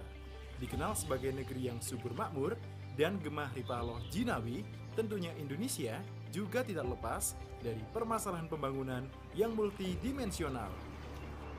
Kecanggihan teknologi serta ketersediaan sumber daya alam saja tidak akan menjamin tercapainya keberhasilan pembangunan. Kebijakan dalam pembangunan tidak seharusnya hanya menitikberatkan sisi sains dan teknologi, akan tetapi juga mengintegrasikan dimensi manusia maupun dimensi sosial. Melalui pengembangan social engineering dan pendekatan multidisipliner dengan diperkuat oleh dukungan multi-stakeholder menjadi daya dorong kreativitas serta inovasi sesuai dengan kepentingan kemanusiaan serta memenuhi kebutuhan pembangunan yang berkelanjutan. Untuk itu, diperlukan modal sumber daya manusia dan didukung oleh ekosistem sosial yang kondusif. Modal sosial harus dipersiapkan melalui penyediaan sumber daya manusia yang terlatih dan terdidik. Selamat datang di program Studi Pembangunan Fakultas Desain Kreatif dan Bisnis Digital Institut Teknologi Sepuluh November. Visi dari program studi ini adalah menjadikan program studi yang berkualitas unggul dan berkelas dunia untuk menunjang pembangunan berkelanjutan. Banyak sekali profesor, doktor, dan magister dari berbagai macam ilmu yang menjadi pengajar di program studi ini. Program studi ini juga bekerja sama dengan mitra-mitra pembangunan, pemerintah, universitas, industri, dan lembaga-lembaga pembangunan baik di dalam negeri maupun di luar negeri. Mahasiswa studi pembangunan berkesempatan mendapat beasiswa, melakukan magang, exchange program, penelitian, pengabdian kepada masyarakat, dan kegiatan-kegiatan yang lainnya untuk meningkatkan kompetensi life skill mereka. Mahasiswa kami telah mengukir prestasi sampai ke taraf internasional. Oleh karena itu, mari bergabung dengan program Studi Pembangunan Institut Teknologi 10 November. Mari kita bersama-sama membangun Indonesia yang lebih baik dan berkelanjutan. Hadirnya program Sarjana Studi Pembangunan menjadi jawaban terhadap kebutuhan akan tenaga terampil bagi pembangunan di Indonesia. Program Studi Pembangunan ITS, Sinergi Membangun Indonesia. Indonesia adalah negeri agraris dan maritim dengan luas total wilayah lebih 7,8 juta kilometer dan total penduduknya lebih dari 270 juta jiwa. Dikenal sebagai negeri yang subur makmur dan gemah ripaloh jinawi, tentunya Indonesia juga tidak lepas dari permasalahan pembangunan yang multidimensional. Kecanggihan teknologi serta ketersediaan sumber daya alam saja tidak akan menjamin tercapainya keberhasilan pembangunan. Kebijakan dalam pembangunan tidak seharusnya hanya menitikberatkan sisi sains dan teknologi, akan tetapi juga mengintegrasikan dimensi manusia maupun dimensi sosial. Melalui pengembangan social engineering dan pendekatan multidisipliner dengan diperkuat oleh dukungan multi-stakeholder menjadi daya dorong kreativitas serta inovasi sesuai dengan kepentingan kemanusiaan serta memenuhi kebutuhan pembangunan yang berkelanjutan. Untuk itu, diperlukan modal sumber daya manusia dan didukung oleh ekosistem sosial yang kondusif. Modal sosial harus dipersiapkan melalui penyediaan sumber daya manusia yang terlatih dan terdidik. Selamat datang di program Studi Pembangunan Fakultas Desain Kreatif dan Bisnis Digital Institut Teknologi 10 November. Visi dari program studi ini adalah menjadikan program studi yang berkualitas unggul dan berkelas dunia untuk menunjang pembangunan berkelanjutan. Banyak sekali profesor, doktor, dan magister dari berbagai macam ilmu yang menjadi pengajar di program studi ini. Program studi ini juga bekerja sama dengan mitra-mitra pembangunan, pemerintah, universitas, industri, dan lembaga-lembaga pembangunan baik di dalam negeri maupun di luar negeri. Mahasiswa studi pembangunan berkesempatan mendapat beasiswa, melakukan magang, exchange program, penelitian, pengabdian kepada masyarakat, dan kegiatan-kegiatan yang lainnya untuk meningkatkan kompetensi life skill mereka. Mahasiswa kami telah mengukir prestasi sampai ke taraf internasional. Oleh karena itu, mari bergabung dengan program studi pembangunan Institute Teknologi 10 November. Mari kita bersama-sama membangun Indonesia yang lebih baik dan berkelanjutan. Hadirnya program Sarjana Studi Pembangunan menjadi jawaban terhadap kebutuhan akan tenaga terampil bagi pembangunan di Indonesia. Program Studi Pembangunan ITS, Sinergi Membangun Indonesia. Indonesia adalah negeri agraris dan maritim dengan luas total wilayah lebih 7,8 juta kilometer dan total penduduknya lebih dari 270 juta jiwa. Dikenal sebagai negeri yang subur makmur dan gemah ripaloh jinawi, tentunya Indonesia juga tidak lepas dari permasalahan pembangunan yang multidimensional. Kecanggihan teknologi serta ketersediaan sumber daya alam saja tidak akan menjamin tercapainya keberhasilan pembangunan. Kebijakan dalam pembangunan tidak seharusnya hanya menitikberatkan sisi sains dan teknologi, akan tetapi juga mengintegrasikan dimensi manusia maupun dimensi sosial. Melalui pengembangan social engineering dan pendekatan multidisipliner dengan diperkuat oleh dukungan multi-stakeholder menjadi daya dorong kreativitas serta inovasi sesuai dengan kepentingan kemanusiaan serta memenuhi kebutuhan pembangunan yang berkelanjutan. Untuk itu, diperlukan modal sumber daya manusia dan didukung oleh ekosistem sosial yang kondusif. Modal sosial harus dipersiapkan melalui penyediaan sumber daya manusia yang terlatih dan terdidik. Selamat datang di program Studi Pembangunan Fakultas Desain Kreatif dan Bisnis Digital Institut Teknologi 10 November. Visi dari program studi ini adalah menjadikan program studi yang berkualitas unggul dan berkelas dunia untuk menunjang pembangunan berkelanjutan. Banyak sekali profesor, doktor, dan magister dari berbagai macam ilmu yang menjadi pengajar di program studi ini. Program studi ini juga bekerja sama dengan mitra-mitra pembangunan, pemerintah, universitas, industri, dan lembaga-lembaga pembangunan baik di dalam negeri maupun di luar negeri. Mahasiswa studi pembangunan berkesempatan mendapat beasiswa, melakukan magang, exchange program, penelitian, pengabdian kepada masyarakat, dan kegiatan-kegiatan yang lainnya untuk meningkatkan kompetensi life skill mereka. Mahasiswa kami telah mengukir prestasi sampai ke taraf internasional. Oleh karena itu, mari bergabung dengan program studi pembangunan Institut Teknologi 10 November. Mari kita bersama-sama membangun Indonesia yang lebih baik dan berkelanjutan. Hadirnya program Sarjana Studi Pembangunan menjadi jawaban terhadap kebutuhan akan tenaga terampil bagi pembangunan di Indonesia. Program Studi Pembangunan ITS, Sinergi Membangun Indonesia.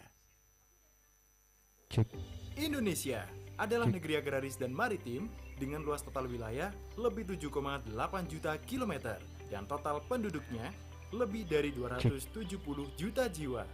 Dikenal sebagai negeri yang subur makmur dan gemah ripaloh jinawi, tentunya Indonesia juga tidak lepas dari permasalahan pembangunan yang multidimensional. Kecanggihan teknologi serta ketersediaan sumber daya alam saja tidak akan menjamin tercapainya keberhasilan pembangunan. Kebijakan dalam pembangunan tidak seharusnya hanya menitikberatkan sisi sains dan teknologi, akan tetapi juga mengintegrasikan dimensi manusia maupun dimensi sosial. Melalui pengembangan social engineering dan pendekatan multidisipliner dengan diperkuat oleh dukungan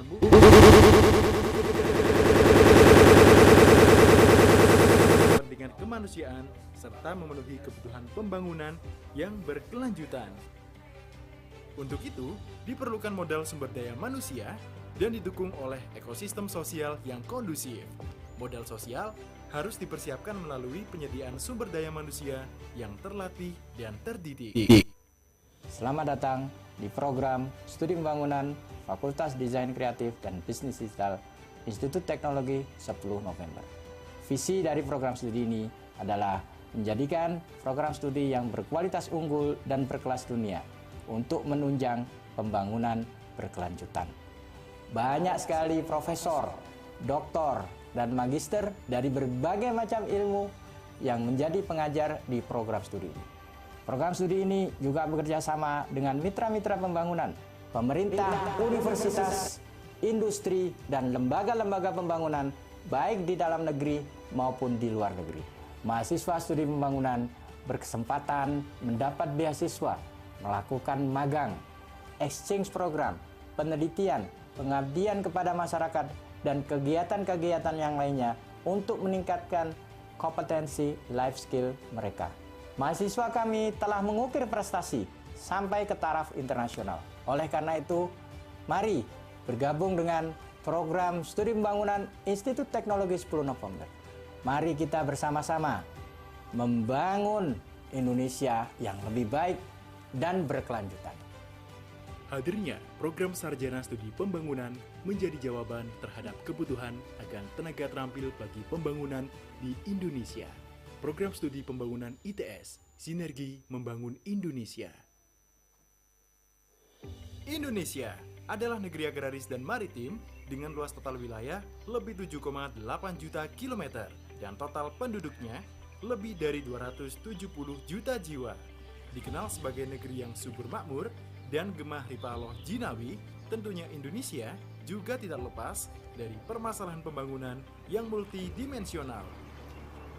Kecanggihan teknologi serta ketersediaan sumber daya alam saja tidak akan menjamin tercapainya keberhasilan pembangunan. Kebijakan dalam pembangunan tidak seharusnya hanya menitikberatkan sisi sains dan teknologi, akan tetapi juga mengintegrasikan dimensi manusia maupun dimensi sosial. Melalui pengembangan social engineering dan pendekatan multidisipliner dengan diperkuat oleh hubungan multi-stakeholder menjadi daya dorong kreativitas serta inovasi sesuai dengan kepentingan kemanusiaan serta memenuhi kebutuhan pembangunan yang berkelanjutan. Untuk itu, diperlukan modal sumber daya manusia dan didukung oleh ekosistem sosial yang kondusif. Modal sosial harus dipersiapkan melalui penyediaan sumber daya manusia yang terlatih dan terdidik. Selamat datang di program Studi Pembangunan Fakultas Desain Kreatif dan Bisnis Digital Institut Teknologi 10 November. Visi dari program studi ini adalah menjadikan program studi yang berkualitas unggul dan berkelas dunia untuk menunjang pembangunan berkelanjutan. Banyak sekali profesor, doktor, dan magister dari berbagai macam ilmu yang menjadi pengajar di program studi ini. Program studi ini juga bekerja sama dengan mitra-mitra pembangunan, pemerintah, universitas, industri, dan lembaga-lembaga pembangunan baik di dalam negeri maupun di luar negeri. Mahasiswa studi pembangunan berkesempatan mendapat beasiswa, melakukan magang, exchange program, penelitian, pengabdian kepada masyarakat, dan kegiatan-kegiatan yang lainnya untuk meningkatkan kompetensi life skill mereka.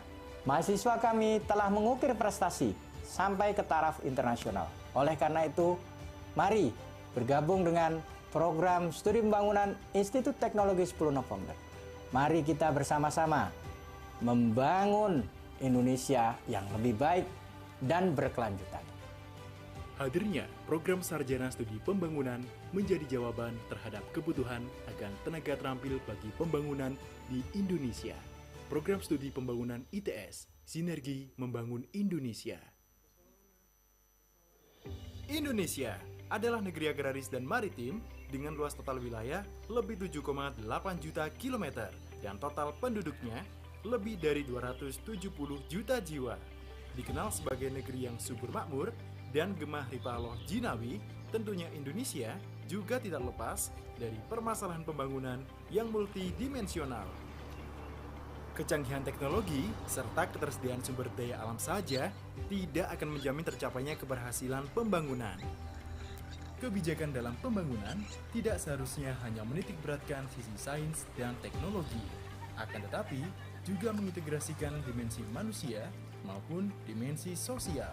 Melalui pengembangan social engineering dan pendekatan multidisipliner, dengan diperkuat oleh dukungan multi-stakeholder, menjadi daya dorong kreativitas serta inovasi, sesuai dengan kepentingan kemanusiaan, serta memenuhi kebutuhan pembangunan yang berkelanjutan.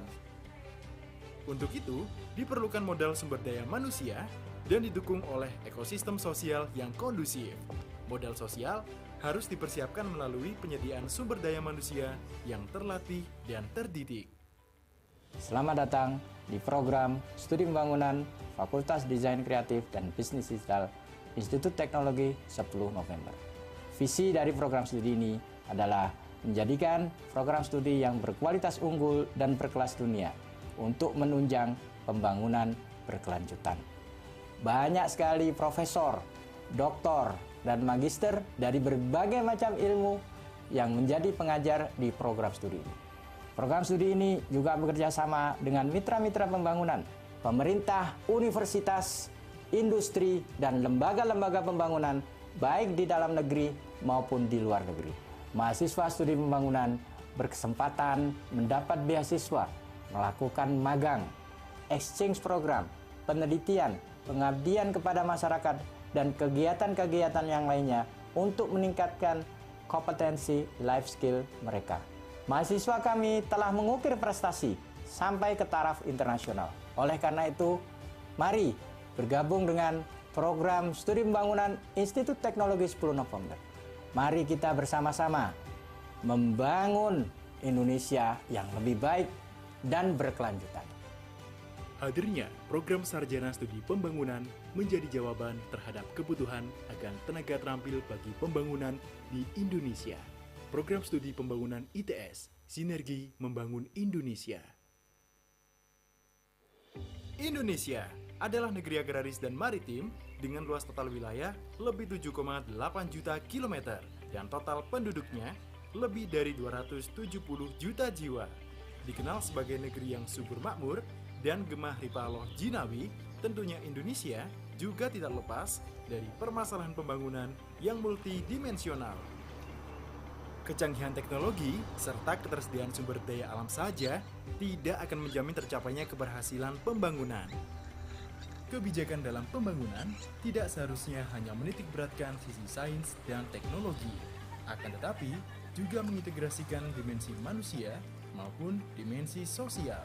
Melalui pengembangan social engineering dan pendekatan multidisipliner, dengan diperkuat oleh dukungan multi-stakeholder, menjadi daya dorong kreativitas serta inovasi, sesuai dengan kepentingan kemanusiaan, serta memenuhi kebutuhan pembangunan yang berkelanjutan. Untuk itu, diperlukan modal sumber daya manusia dan didukung oleh ekosistem sosial yang kondusif. Modal sosial harus dipersiapkan melalui penyediaan sumber daya manusia yang terlatih dan terdidik.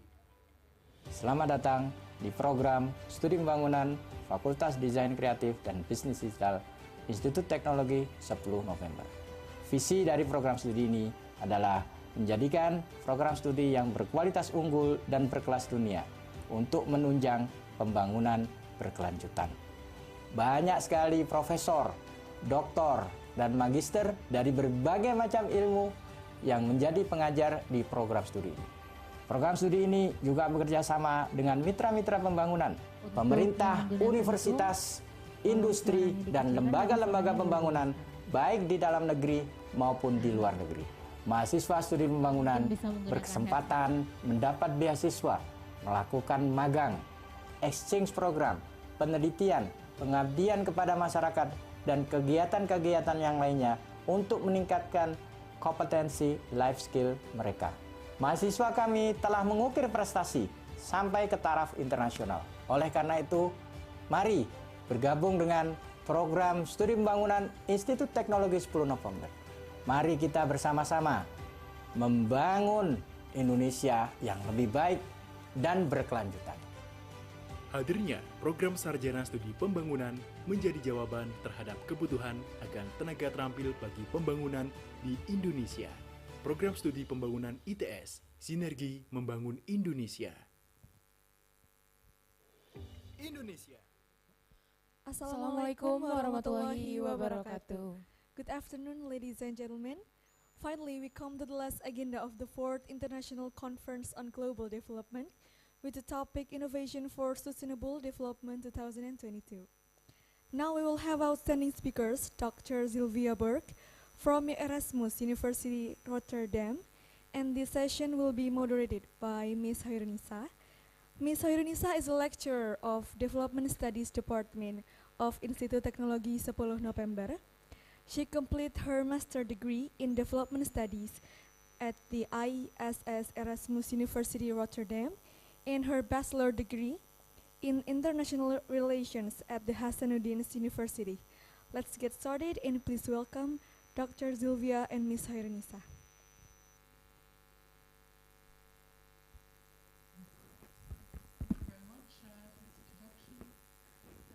Thank you, Sylvia, for coming. First of all, Assalamualaikum warahmatullahi wabarakatuh. Salam, Om Swastiastu, Namo Buddhaya, Salam Kebajikan, and good afternoon to honorable invited guests, presenters, and all the participants online and offline. Thank you very much for coming back to this room on time to join the last session of the 4th ICODEV International Conference on Global Development 2022. First of all, I would like to convey my gratitude to Dr. Sylvia, who has accepted the invitation and took her personal time to be one of the speakers and present the results of her research at ICODEV 2022. Personally, this is also my first time meeting with her after graduating from ISS Erasmus University Rotterdam in December 2019. It is really an honor for us for having you in this conference, Sylvia. Before we start this session, I would like to introduce the profile of our honorable speaker, Dr. Sylvia Berg. Sylvia Berg is a Swedish national, a senior researcher at the Center of Expertise on Global Governance at The Hague University of Applied Sciences. She currently combines this appointment with the position of Associate Professor in Development Management and Governance at the International Institute of Social Studies, Erasmus University Rotterdam, the Netherlands. She completed both her Master of Philosophy in Modern Middle Eastern Studies and her Doctoral Philosophy in Development Studies at the University of Oxford. Having previously obtained an MA in Arabic and International Relations from the University of St. Andrews, Scotland. Before her academic career, Dr. Berg worked at the World Bank, both in Washington, D.C. and in the Morocco country office.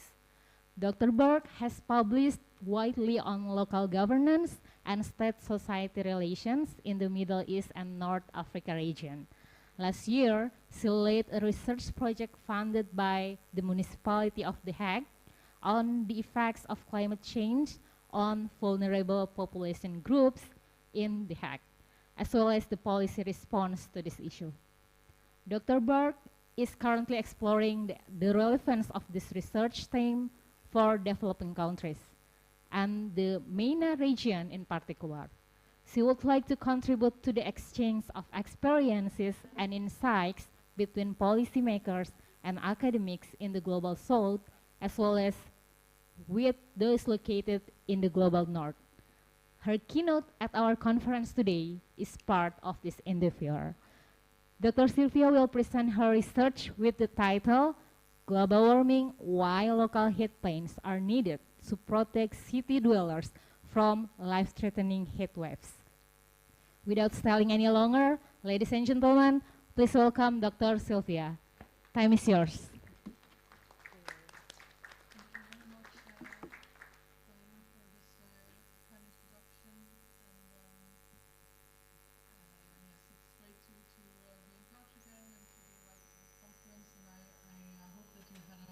Very productive and fruitful day so far, and I know that I'm coming at the end. It's my morning here in Europe, but it's the afternoon for you. Let me try and share my screen. You can see it now. Yeah, I think so.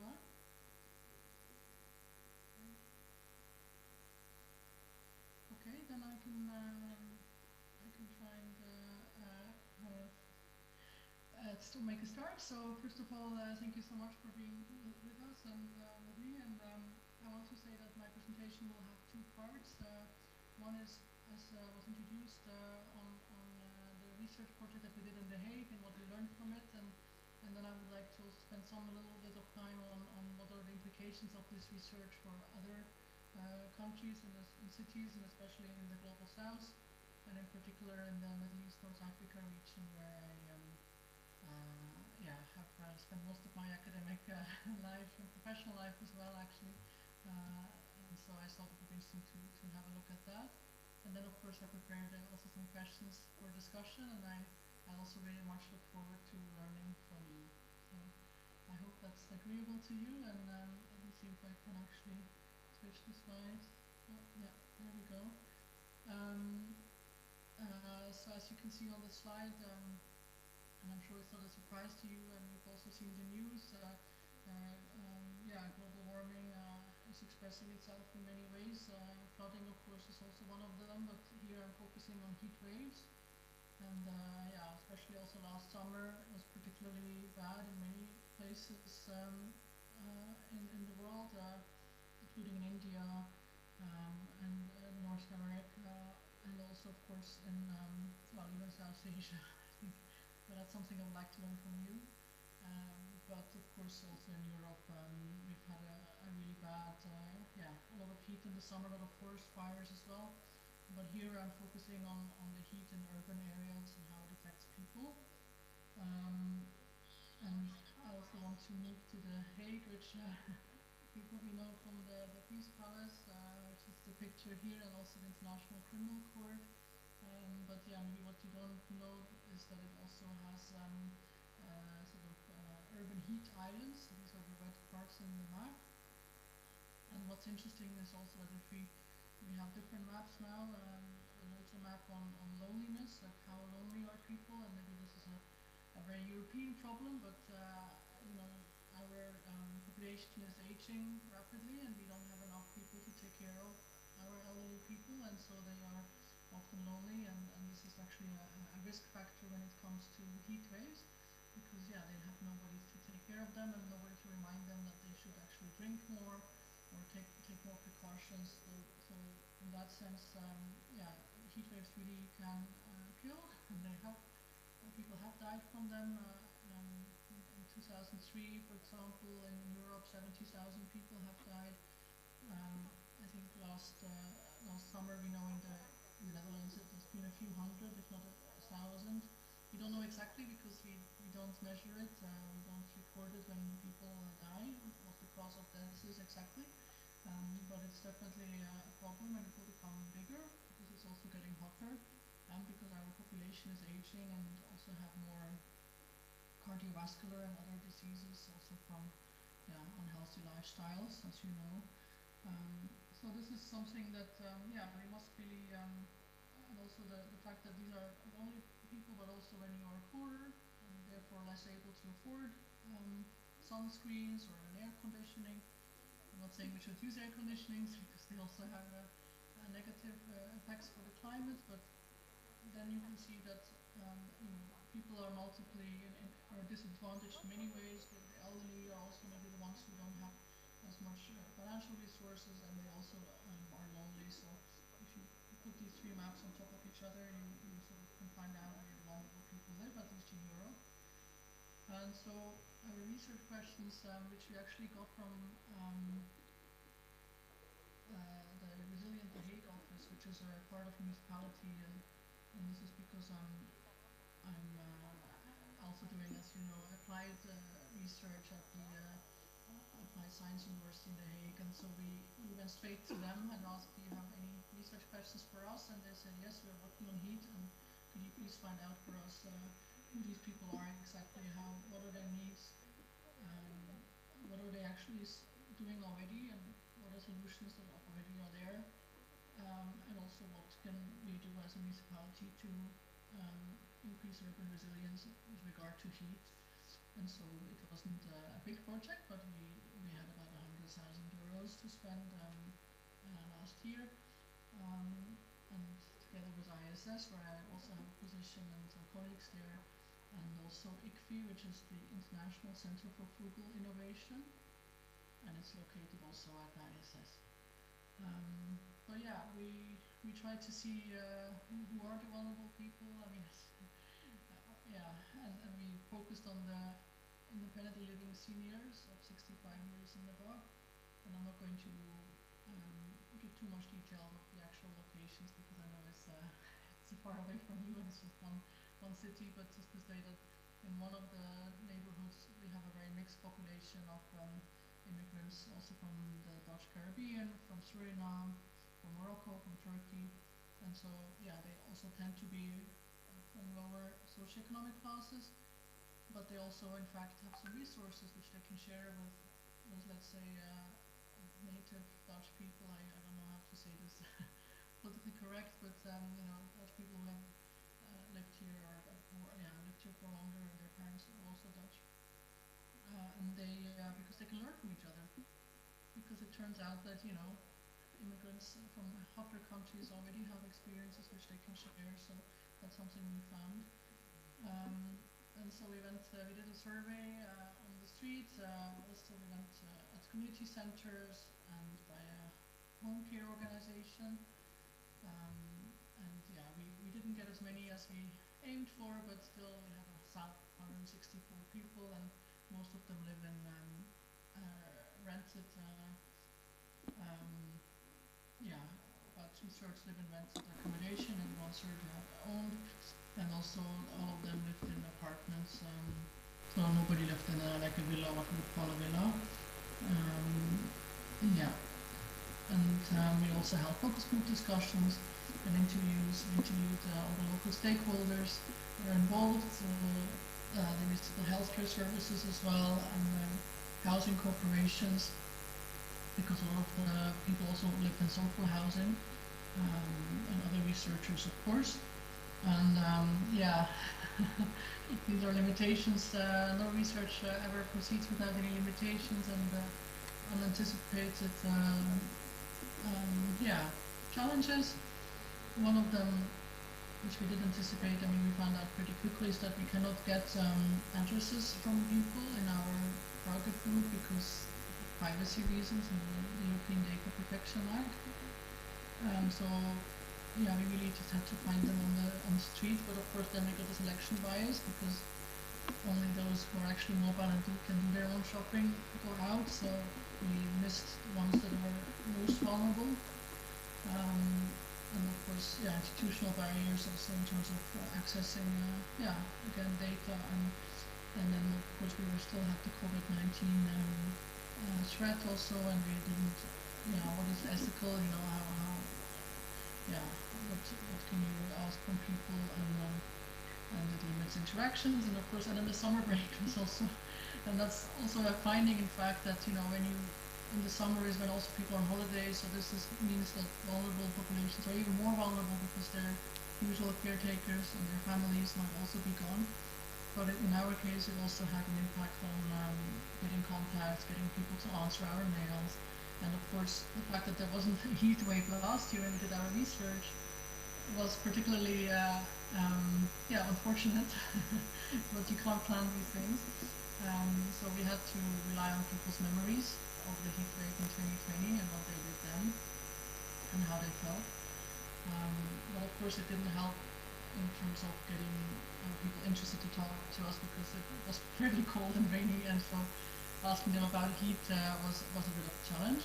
But this is the life of this is what happens with research. We cannot plan everything. So what did we find? And please, I can't see the chat, so if there are questions or for clarification, then I hope that I don't know, somebody will interrupt me and ask, but in principle I'm happy to have a Q&A at the end.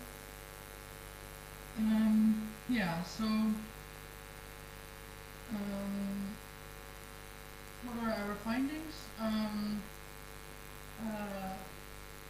Well, the finding was that, first of all, the seniors they don't believe that they're vulnerable, and that's of course one of the big challenges for public health risk communication. How do you communicate with people who think that they don't need to be warned about anything, and they don't need to take precautions because they think, oh, my neighbor, he's pretty old, and he would benefit from awareness raising, but I'm fine myself. And they often don't apply the knowledge that they actually have on how to protect themselves. So they know about closing the curtains, and they know about when to open again in the evenings and keep the doors closed and during the day and the windows closed. But there's also things like having a wet towel and putting it on your face, or also using a wet towel in front of a ventilator so you get cooler air going in without an air conditioning. For example, that you could go to a cool place, you can, which I think people in Australia and probably also Indonesia do. They go shopping, not necessarily to spend money, but they go to shopping malls to cool down because there it is usually air conditioned, which they don't have at home. But in Europe, I think in general, we don't do that yet. We associate warm weather with going to the beach or going out. Maybe not the elderly, but in general, we're not associating heat with a health risk. But they do. So what we found was that the elderly, they would like to have air conditioning, and they are worried about the costs. And this is also leading us to one of the policy recommendations we've made, is that it would be good to also have subsidies for sunscreens, and not just for, like now in Europe we have subsidies for solar panels, which of course is great, and you could then use the energy to probably, if you have the money to buy them in the first place, to get your air cos going. But again, it's not clear whether air cos, it's clear that they're not such a great solution because they have other effects. They heat up the environment. We also found solutions that can easily be constructed, and this is where my colleague Erwin van Tuylen at ICODEV, at the International Center for Global Innovations, he did a great job in finding these solutions, which people can construct. So, for example, you can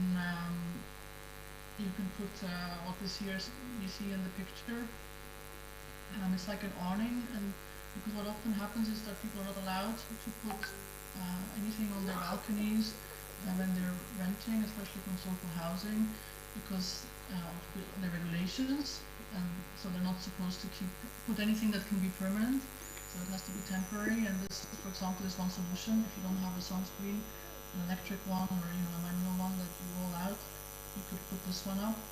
And of course you can also put your feet in some cold water. But we also found solutions that are on the market. So we distinguish between products, services. We didn't find too many apart from the cooling centers, cool places, which they're usually actually public services. I mean, it's the municipality that has a list of cool places that people can go to, and these can also include churches. But this picture actually is from North America, from where they have this more institutionalized, and probably see the pictures in the summer where people are in big gyms, and they even sleep there because it was so hot that they couldn't actually survive in their apartments. So we're not that far yet here, but it might be a scenario for the future, unfortunately. And what you see in the middle are misting systems, and they have been used on terraces, also for restaurants. Probably you know them well, but they could be adapted to for people's balconies or gardens.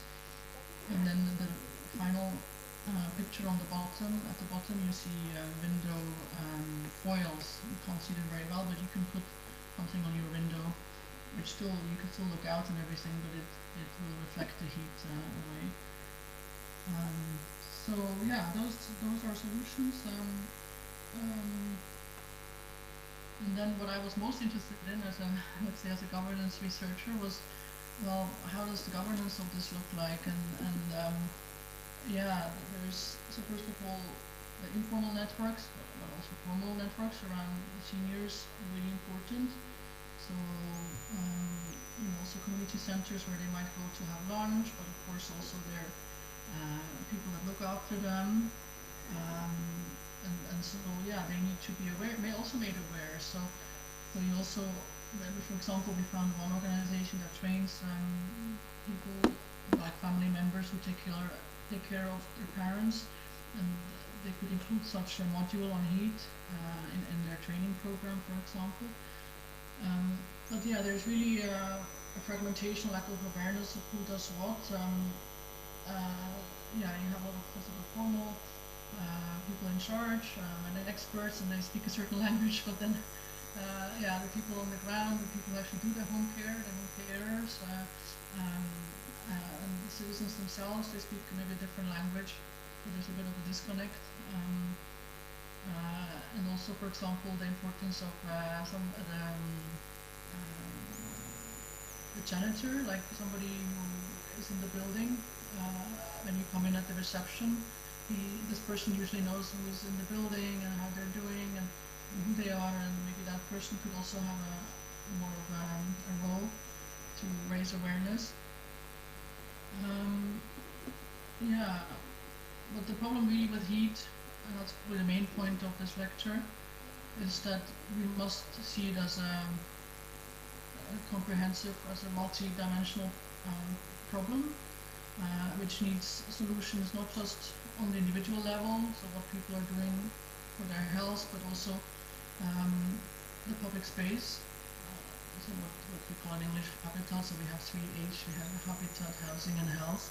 So the public space itself, and we have, for example, now guidelines are being developed about how far away you have the nearest park, so that everybody in a city should not have to walk more than 300 meters to a park, because there you can find shade. And of course, it depends what kind of park, but it should be a park with trees. Trees are most effective. Water doesn't actually make such a big difference, it was found. So yeah, but how you have to have the urban designers, the urban planners have to also be part of this enterprise to really make sure that they're not just, because here in the Netherlands we are mostly focusing on flooding risks, but we should also look at how we can make our cities more heat resilient. And then the housing I already mentioned. So it's a lot of fragmentation. 60% of the Hague surface is actually in private.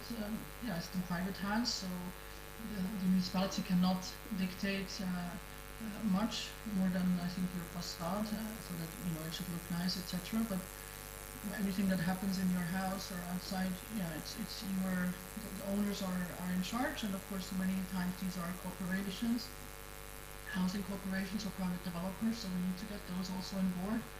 We need to make it easier for them to allow people to put things on their balconies and to put these sunscreens if they want. It should also be very contextualized, because we have noticed that people on the top floor facing south, for example, they have a different challenge than other people in the building. Not everybody is also affected equally even within a building, so it becomes quite complex, but I think one has to do this kind of analysis to find out exactly who is most vulnerable and how to protect them. And then of course, the health services need to also be ready to do their part. But we don't have a problem owner, we don't have anybody who says, okay, I'm in charge of heat, so that's, I think, what we could maybe argue or recommend, that there should be a heat coordinator. We do have a heat plan. It was adopted in February 2022, and hopefully I'll find out soon how it actually worked this summer, because last summer when we did our research, they did not yet implement it.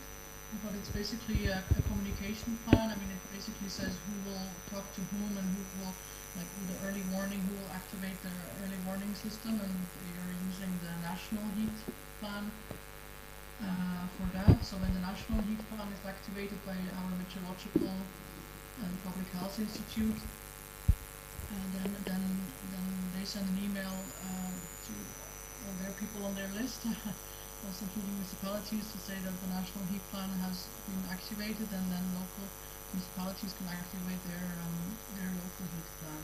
But The Hague is one of the first municipalities to have such a heat plan, so it's not yet obligatory.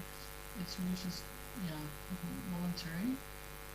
And so we made some recommendations on how this heat plan could be improved, and you can find it in our report. And I have the link here.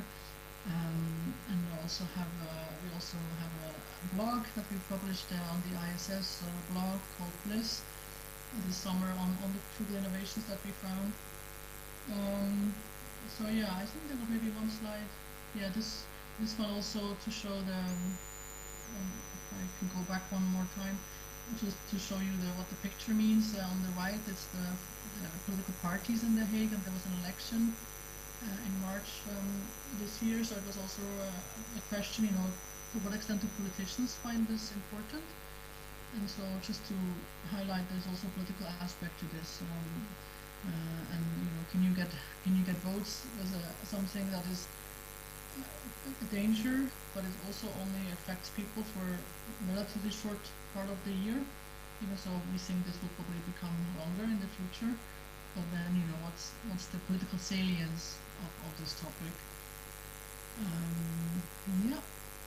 So I don't know if I should. Oh, I can see the chat now. Let me see if there's. Okay. Yeah. No, that's fine. I can probably go to the next this part. I mean, this is just to tell you that. We managed to get our case study also included in the Climate Adapt, which is the European Climate and Health Observatory. Climate Adapt is broader, but then within it is the European Climate and Health Observatory, and they have a repository, so we're quite happy that our report is there. I also wrote another blog as well, and then of course what's interesting is that, what can we learn from the Global South?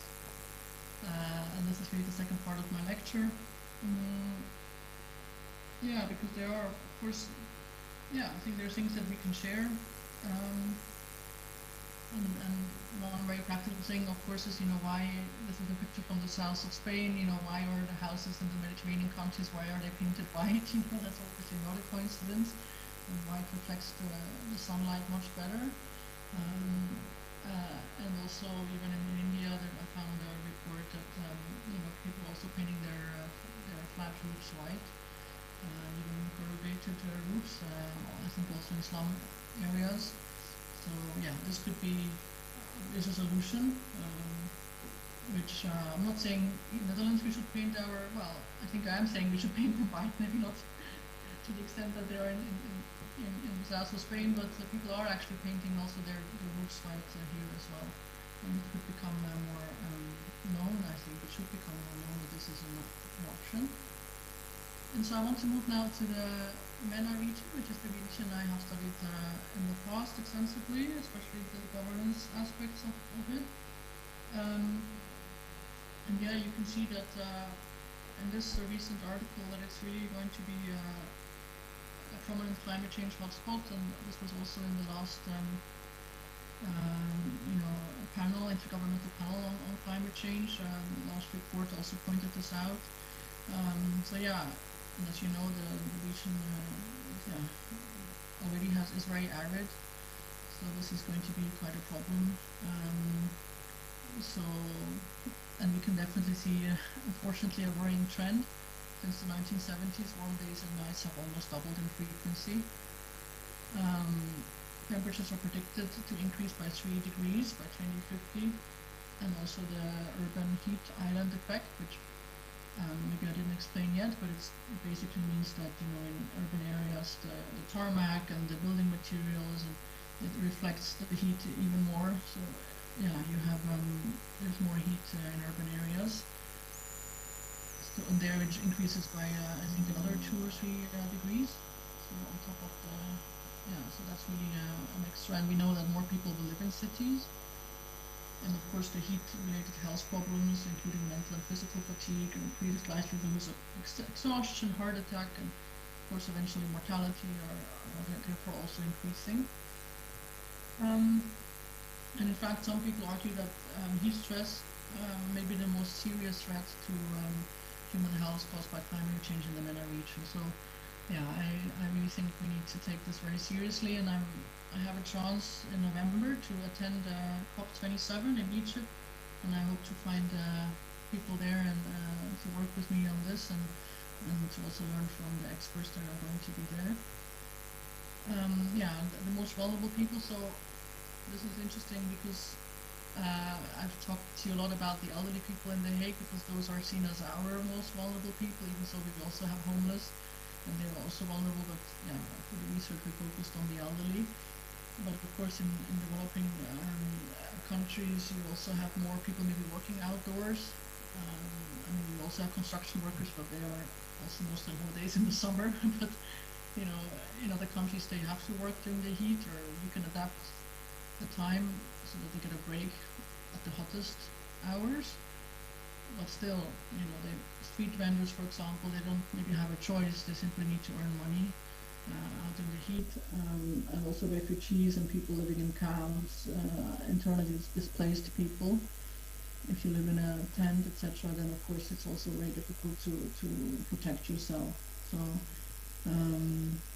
yeah, I think that's. Oh, and there's an adaptation divide. What I want to say as well, which is that within countries you have, of course, some people who can adapt easily, and while the rich people, the upper classes, they can adapt, they can buy the air clothes, etc.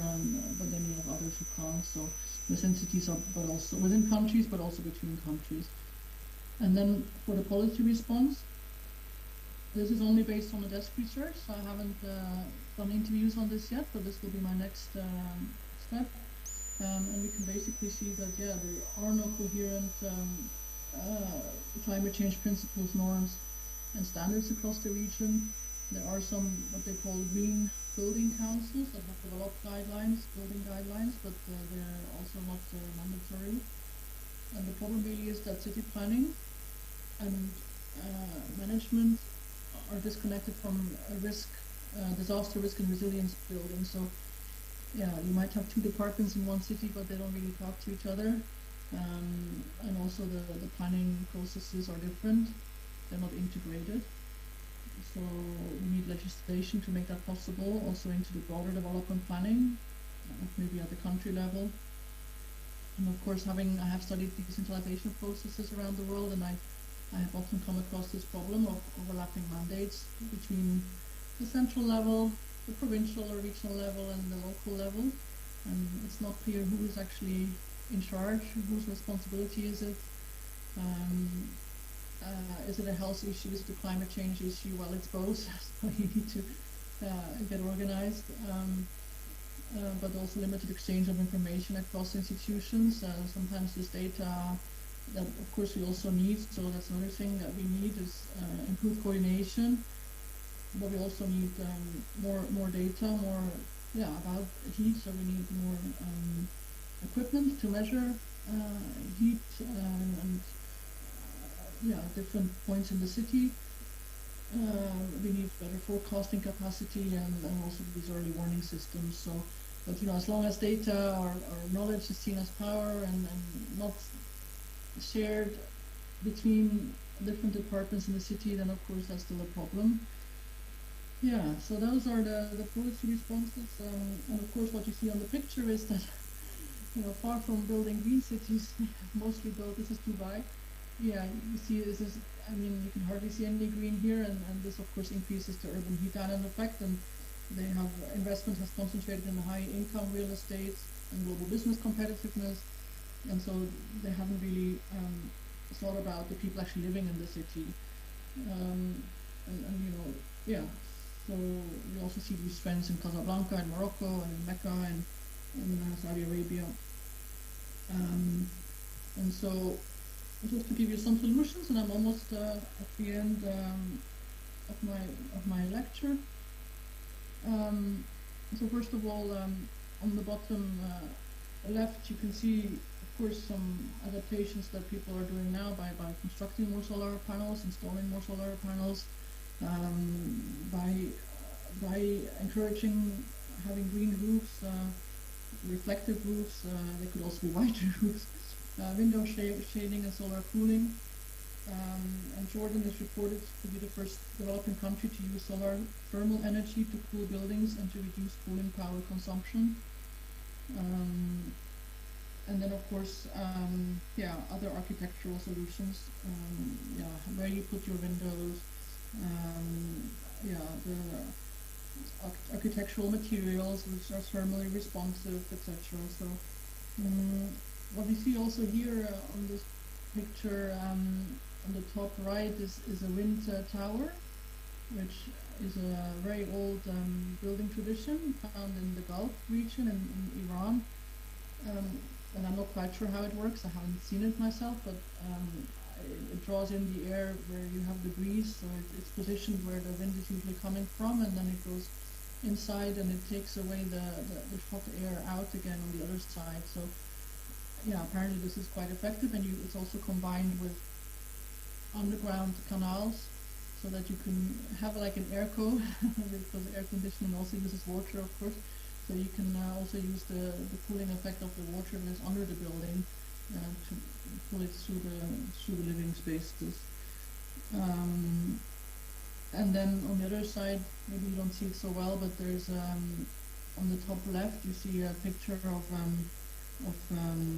Mashrabiyah, which is a screen, and so it lets through some light, but it also creates shade, and of course these can be very beautiful. I'm sure you have seen them, and probably you have something similar in Indonesia.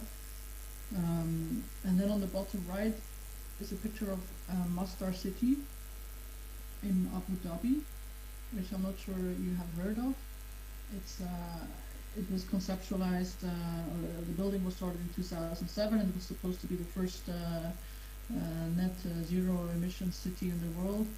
I'm not quite sure. I don't think they did that well on that front. There's a lot of critique I've read, because people actually have to drive there to get to the city. And not many people actually live there, not as far less people than they had expected.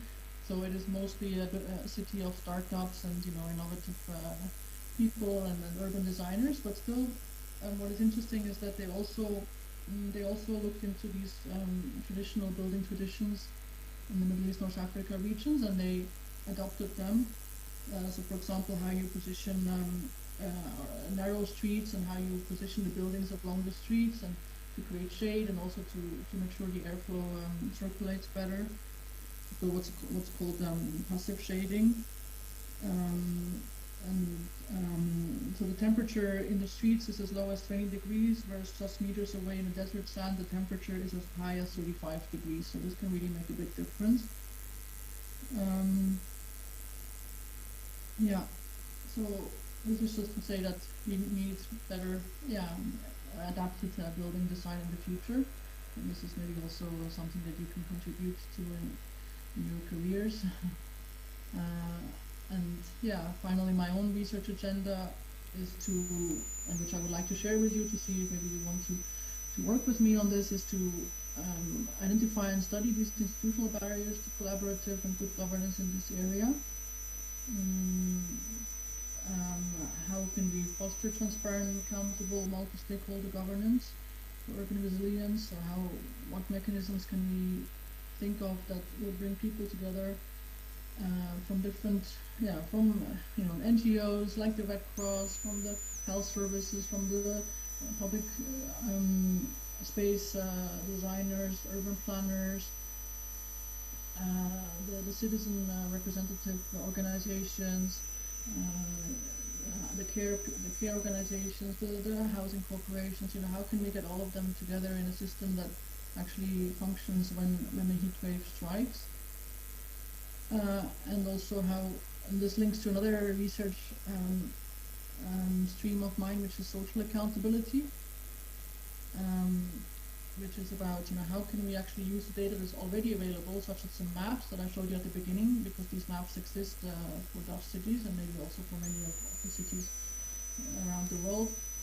How can they be used by civil society movements to claim better protection from heat from the local governments? Because if public health is a public responsibility, then as a citizen, can I use some of this data to actually demand better protection, to demand subsidies, to demand that the buildings are better protected? So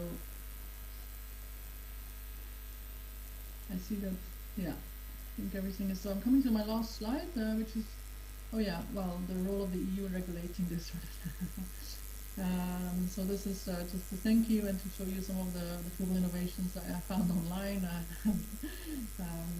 Obviously, I'm not saying we should all open our fridge, but but this other person who has come up with a way of having using water to cool their garden. And this is my final slide. I just wanted to ask a few questions for you. Also, I found when I looked what is done in Indonesia, just very briefly. I don't think this is your university, but there is a university library which has a very nice green design, and I'm sure this is also done for the heat.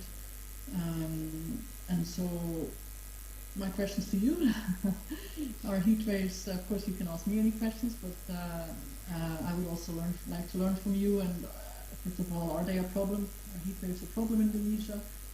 And if so, what are the traditional or frugal solutions that you are using or know of?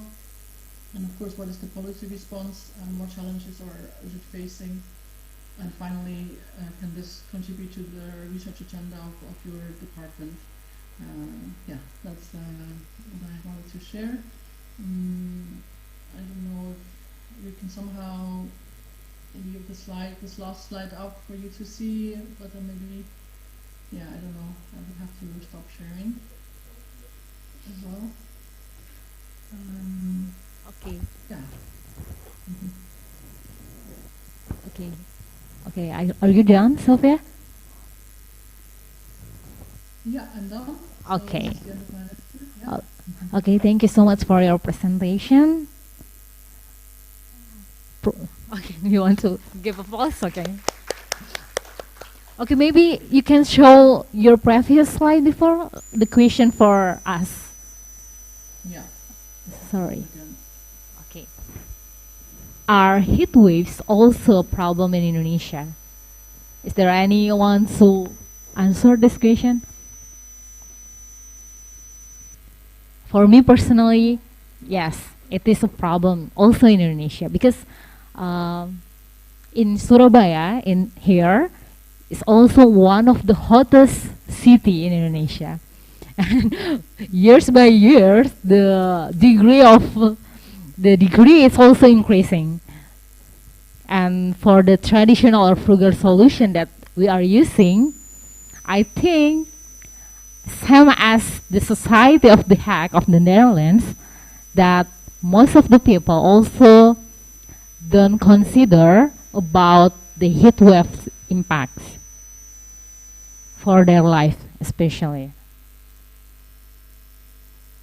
They just think that, yeah, the degree increasing, the every day is always hot, and they will just use the air conditioning or fan.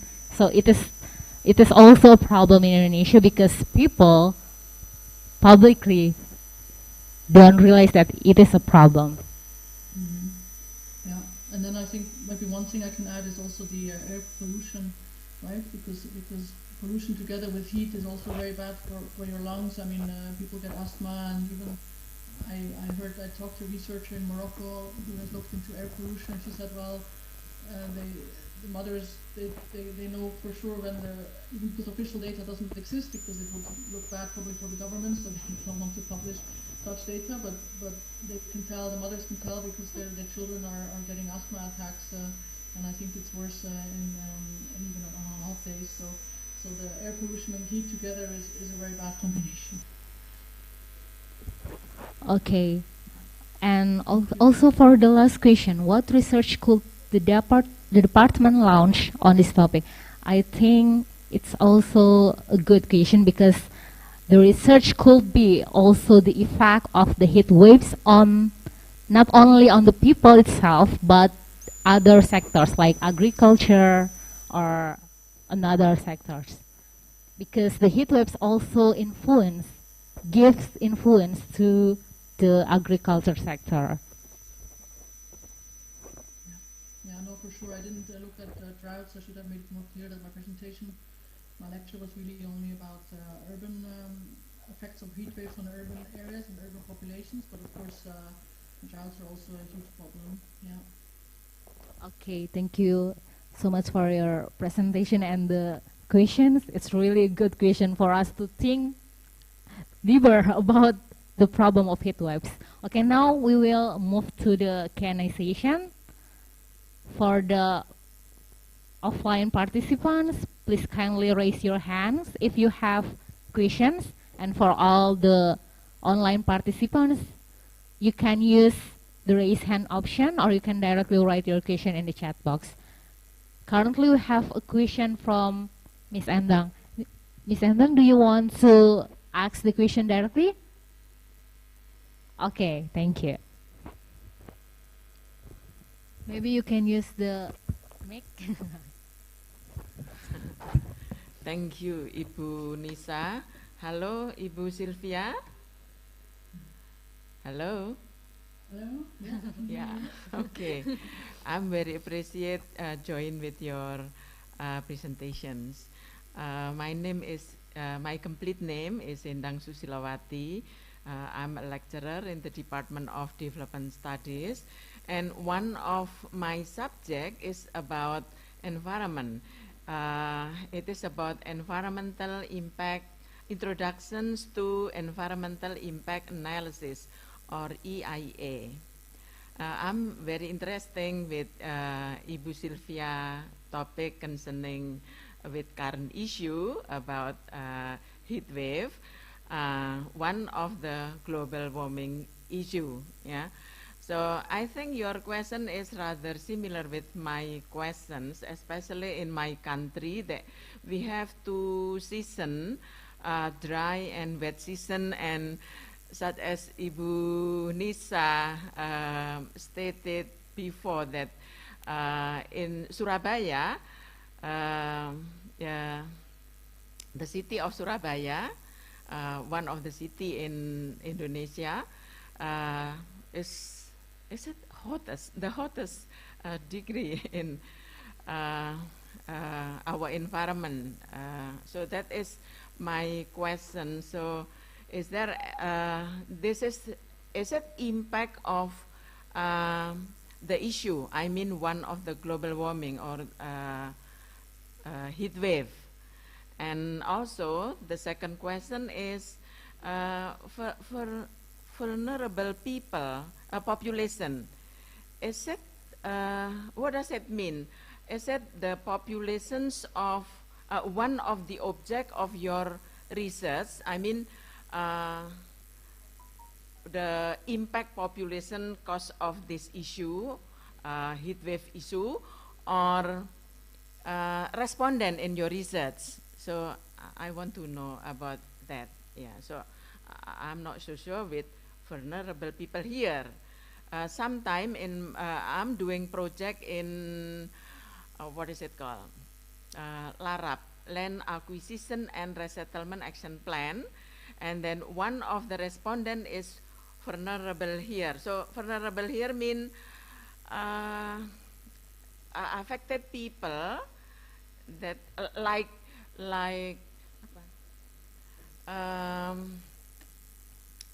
kepala rumah tangga wanita, so women, women, breadwinner. What is it? The breadwinner. Yeah. So kepala rumah tangga wanita. So let you translate, Ibu Nisa.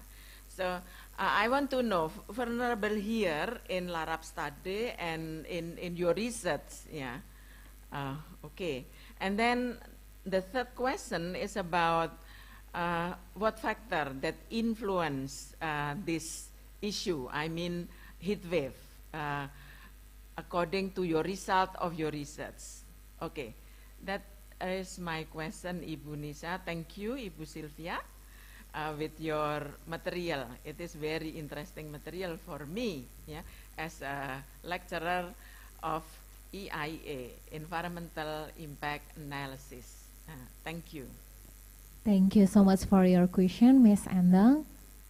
Now I will share the time for you, Sylvia, to answer the question.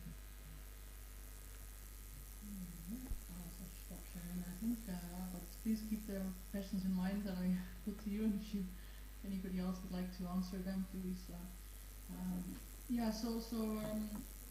Thank you so much, and very interesting also that the work that you're doing on this project on land acquisition resettlement plans and on the environmental impact assessments. To be honest, I cannot answer your first question because I didn't really look into the climate in Indonesia and how big the problem is. That's why maybe I asked a little bit ignorantly whether you know about this. And so I think obviously it depends whether it's dry or humid heat, and actually humid heat is worse because the body can get rid of the heat less easily.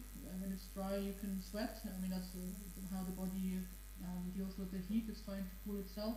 But when it's so humid, I know that in South Asian countries, East Asian countries, they also use, they have come up even more advanced solutions. They have like small fans, which you can even put in your jacket, like inside the jacket.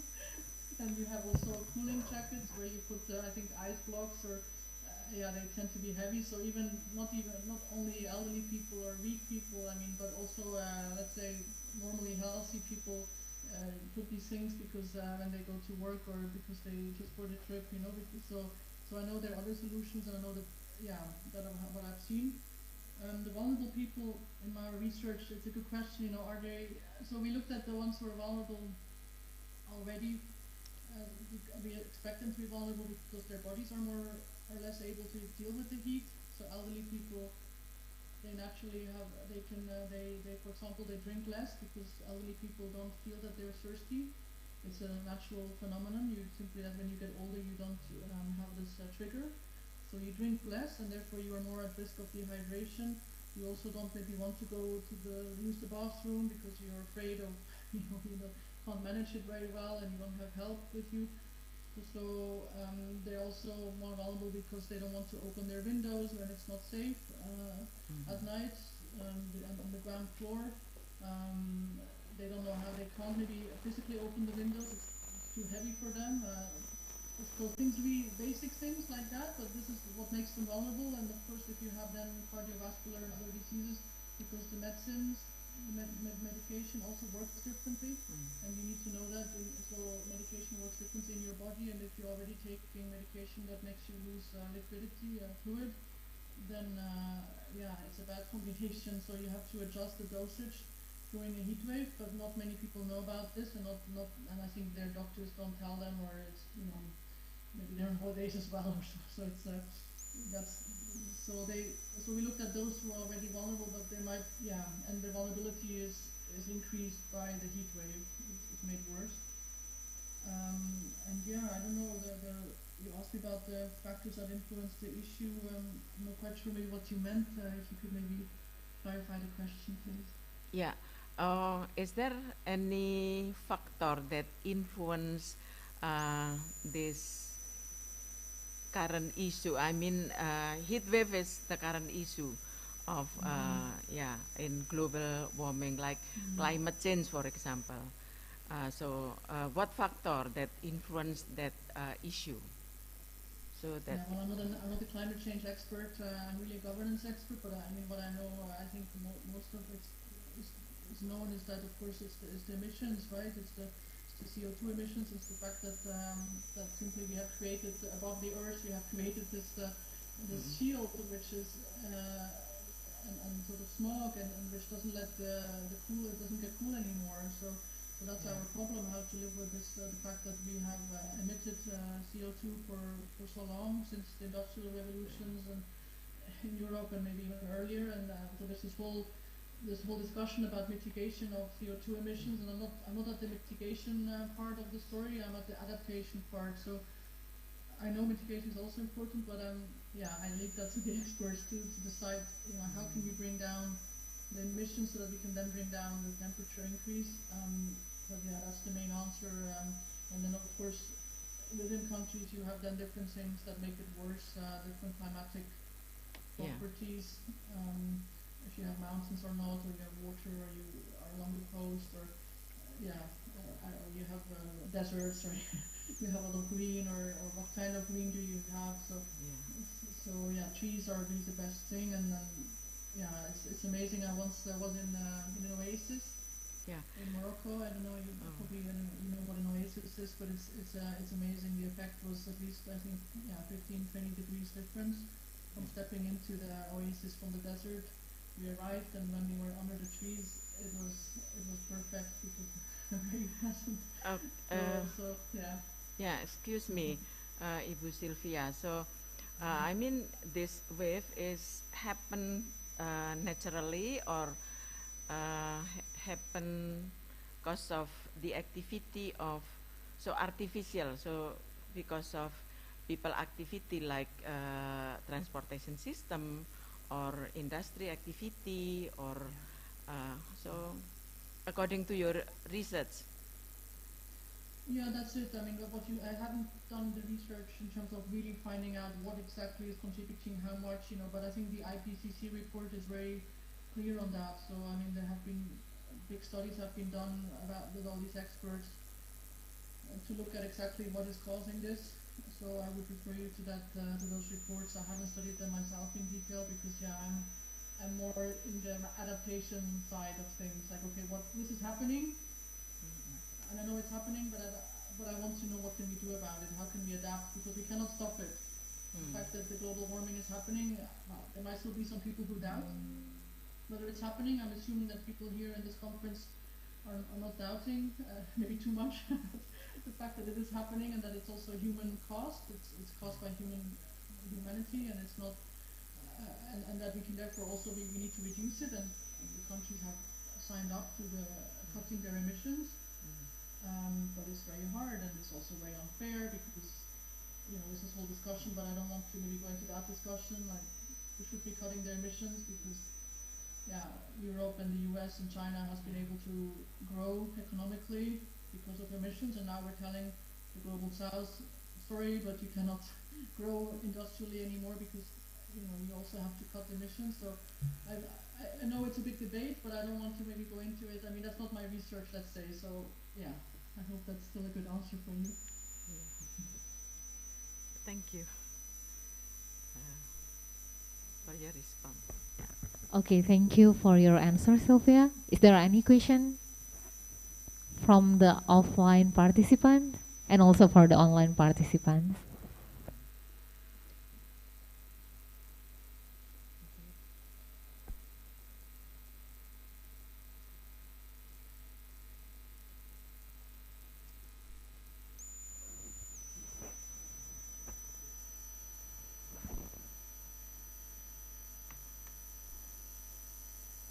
Okay, there is a question from Mr.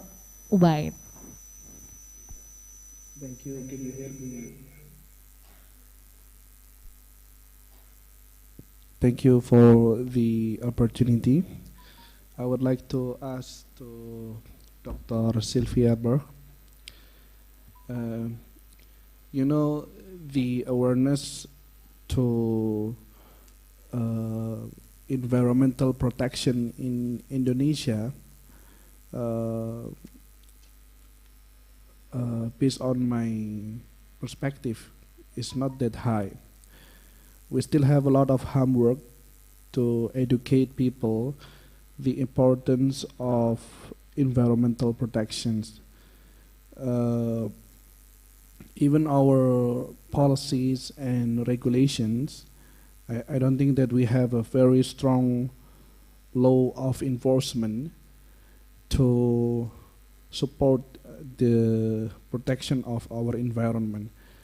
So what do you think about the strategy to increase the awareness of environmental protection, especially for such a country like Indonesia, where we have a very diverse culture and a different political system maybe. So what kind of the best strategy that you can recommend to increase the awareness of people for environmental protection? Thank you. Thank you very much. Sorry, maybe just side so that so that global warming can be stopped or at least reduced, or do you mean awareness about the effects of heat waves on human health? Maybe more about the awareness. Like, how do we increase the awareness of the mass so that they are more aware about the importance of protecting our environment and protecting ourselves from the environmental issues that we have today. Yeah, it's a good question. It's a big question. I think what's happening in some schools, I think children have to grow up with the fact that nature is valuable and that they should look after it, and that the parents should, tell them not to litter, not to leave their garbage. It should be made public. It should be made possible by the public, of course. So, yeah. For example, there is a public policy aspect to it. Also, when you are, for example, here they give you. Well, I'm not sure if they give you money, but they pick up. So they give you. The municipality asks you to take away all your stones in your garden. The people here, when they have gardens, they tile them, so they have a lot of tiles in the garden. And the municipality used to send a letter here. I live in Amsterdam, and they sent us a letter saying, if you on these and these days we will pick them up for free. So please put all your tiles from your garden. If you want to get rid of them, please put them, and then they will also help you, I think, to plant plants, because they want less people to have these gardens which are fully tiled, because they know it's the heat is a problem, and then the flooding, because the water doesn't drain very well, of course, on tiles. So these are the kind of things, where people, it has to come from both the inner circle, the family. It has to come from the maybe social movements and the students who, I'm sure, well, I would assume in your university also there's at ISS we have a environmental student group, a branch of the student association that only deals with environmental. So they told us, for example, they told the management at ISS, they looked in, can we reduce the flying that your faculty is doing? So now we cannot, and the university has told us, have put a policy in place, we cannot take the airplane anymore. If it's, I think, less than 700 kilometers from here, we should take the train. So, we don't get compensated if you travel by plane, we don't get the money back. So that's an incentive. Then the government should do also its job at different levels, local governments, national governments. But it's such a, I think it has to come from all these different angles to really be effective. And I do think that people now, when it comes to heat, because people have suffered a lot now in the summer and here in Europe, also the Dutch people who they like to go to France, and so they saw the forest fires in France, and some of them had to be evacuated, so they actually were not able to enjoy the holiday at all. And I've talked to quite a few of even my friends and people in my circle who told me that they didn't enjoy the holidays because it was so warm and there was no way to cool down. And so I think now people realize, we need to do something, and but and also that it's also coming to Northern Europe, the heat is also hitting here. So, but that's my best answer. I'm sorry, I'm not an expert on environmental protection awareness raising, but these are the things I think need to happen. Thank you. Sylvia. Thank you so much for the questions and also for the answer. Is there any question from the online participants?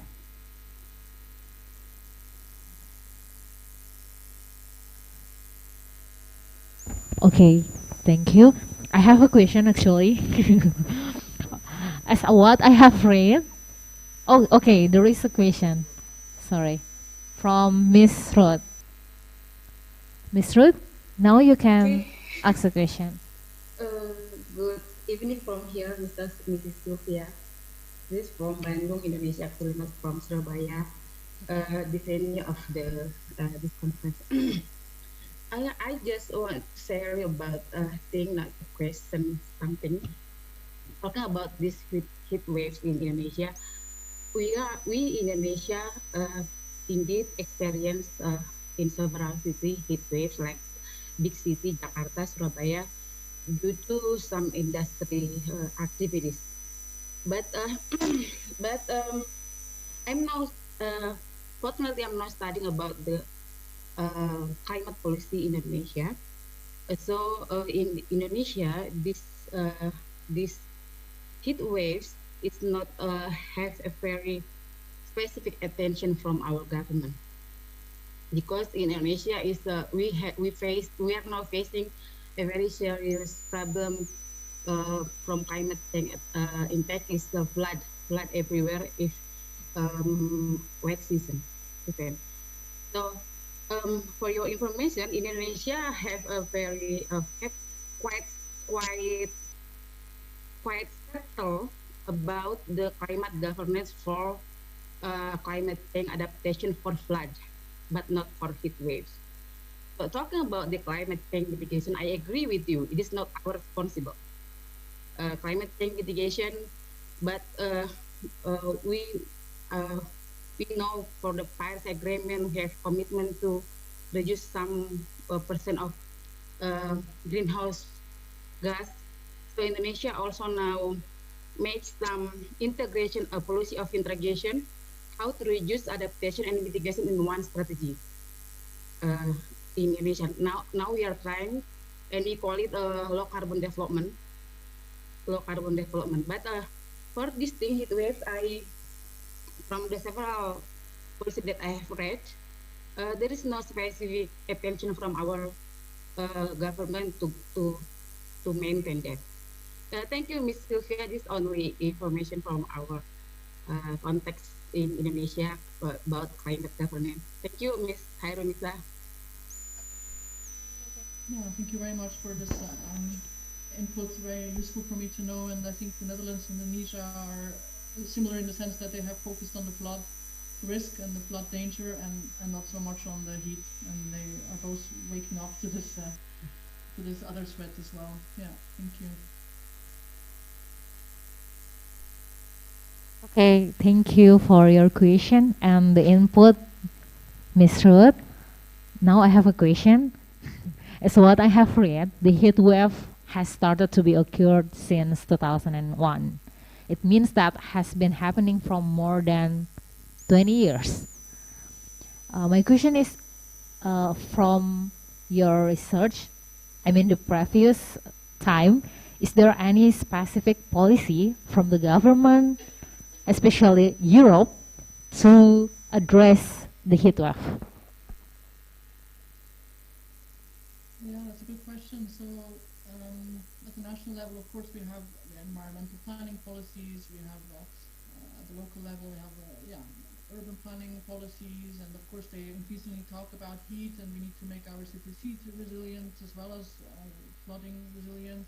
So it's coming, but it's not yet in a strict legal framework that you must have such a plan. You must have a local heat plan. You know, it's more voluntary. In France, my student at ISS, Shellen Saling, she did some research on the French national heat plan, and there it's also mostly a communication plan, but there people can actually get fired at different governance levels if people are dying on their watch. So it's more, in public policy terms, more of a stick approach. And in the Dutch, it's more of a sermons. You know, we preach that, you know, please, you should do this, and you should look after yourself and look after your neighbor, but none of it is really institutionalized. And I've even been told by the national heat wave coordinator, that heat plan coordinator, that, you know, his emails don't reach everybody because people are on holidays. So it's really so in the European level, what we found was quite, also with Shellen, was quite surprising, because of this nature of this problem, it's a climate change, but it has a health effect. So and also this is true at the national level. We have different departments who are in charge. You know, so one department is in charge of climate change, another one on health, but they're not talking to each other very much yet. And at the European level, health is a national sovereignty issue. Like, it falls under the member states. So as we have seen with COVID, every member state has done their own, has bought their own vaccines, has done their own campaigns, their own lockdown measures. None of it was coordinated, and that's the same with the heat health effects. So The only thing that I found is that the WHO has helped the Europeans to publish guidelines on how to write a good national heat health action plan. That's how they're called. But these guidelines, you can use them or you cannot, but you don't have to. So it's not there's no European guideline or rule even or a law that says you must have a national heat health action plan. So it's very fragmented. Yeah, that's the answer to your question, I'm afraid. Yeah. Thank you very much for your answer. Is there any question from the offline and the online participants? Okay, if no, maybe this is the time. This is the end of the session. Sylvia, thank you so much for your presentation and also for the all participants for the questions and also for the answers. Before we end this session, probably we would like to give you the certificate of the speaker and also to take a photo together because we need you in the back in the slide. Yeah, thank you very much for inviting me again, and it's very nice. Okay, this is the certificate for Dr. Sylvia Berg as a speaker in ICODEV 4. And then now maybe we can move on to the photo session because Sylvia is still in the slide. That's nice. Thank you. I see it. Yeah, wonderful. Thank you so much, Sylvia. We will coordinate the people first. I hope you can wait. Would you like me to stay online? Yes, yes, please. Okay. Yeah.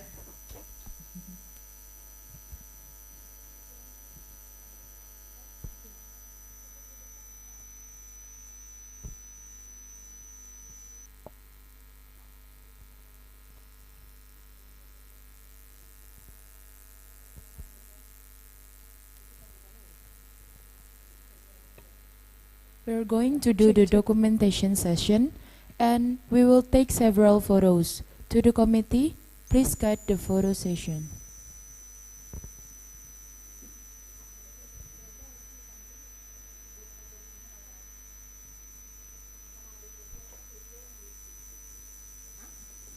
Nggak usah, Sylvia-nya aja.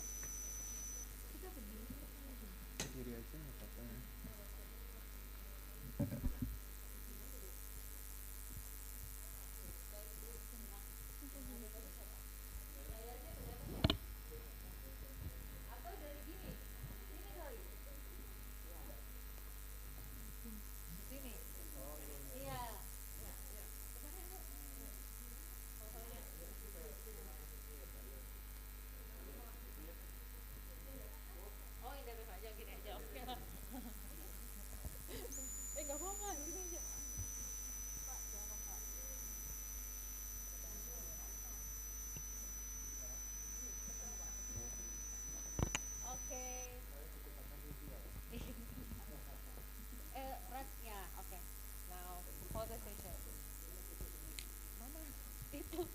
Sylvia-nya dulu. Nah. Oke. Udah?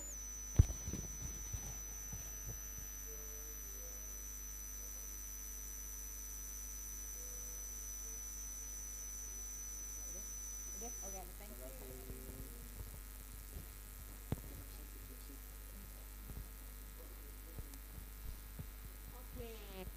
Okay, the photo session is already end. Thank you so much for staying, Sylvia, and thank you so much for accepting our invitation.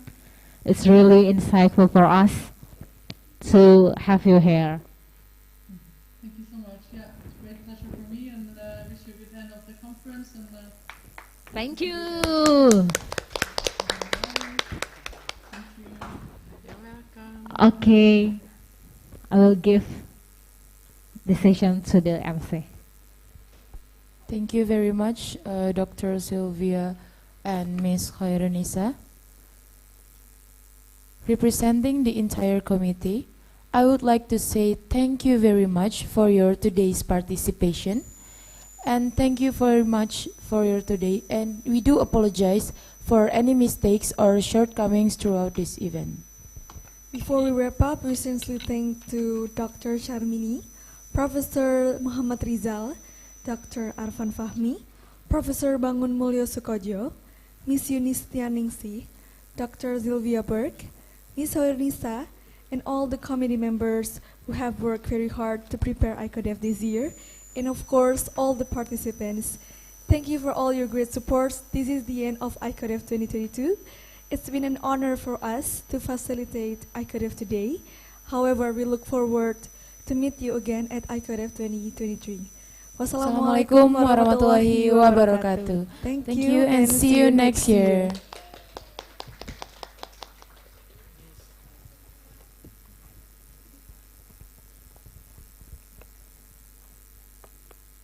Sudah boleh delete ya.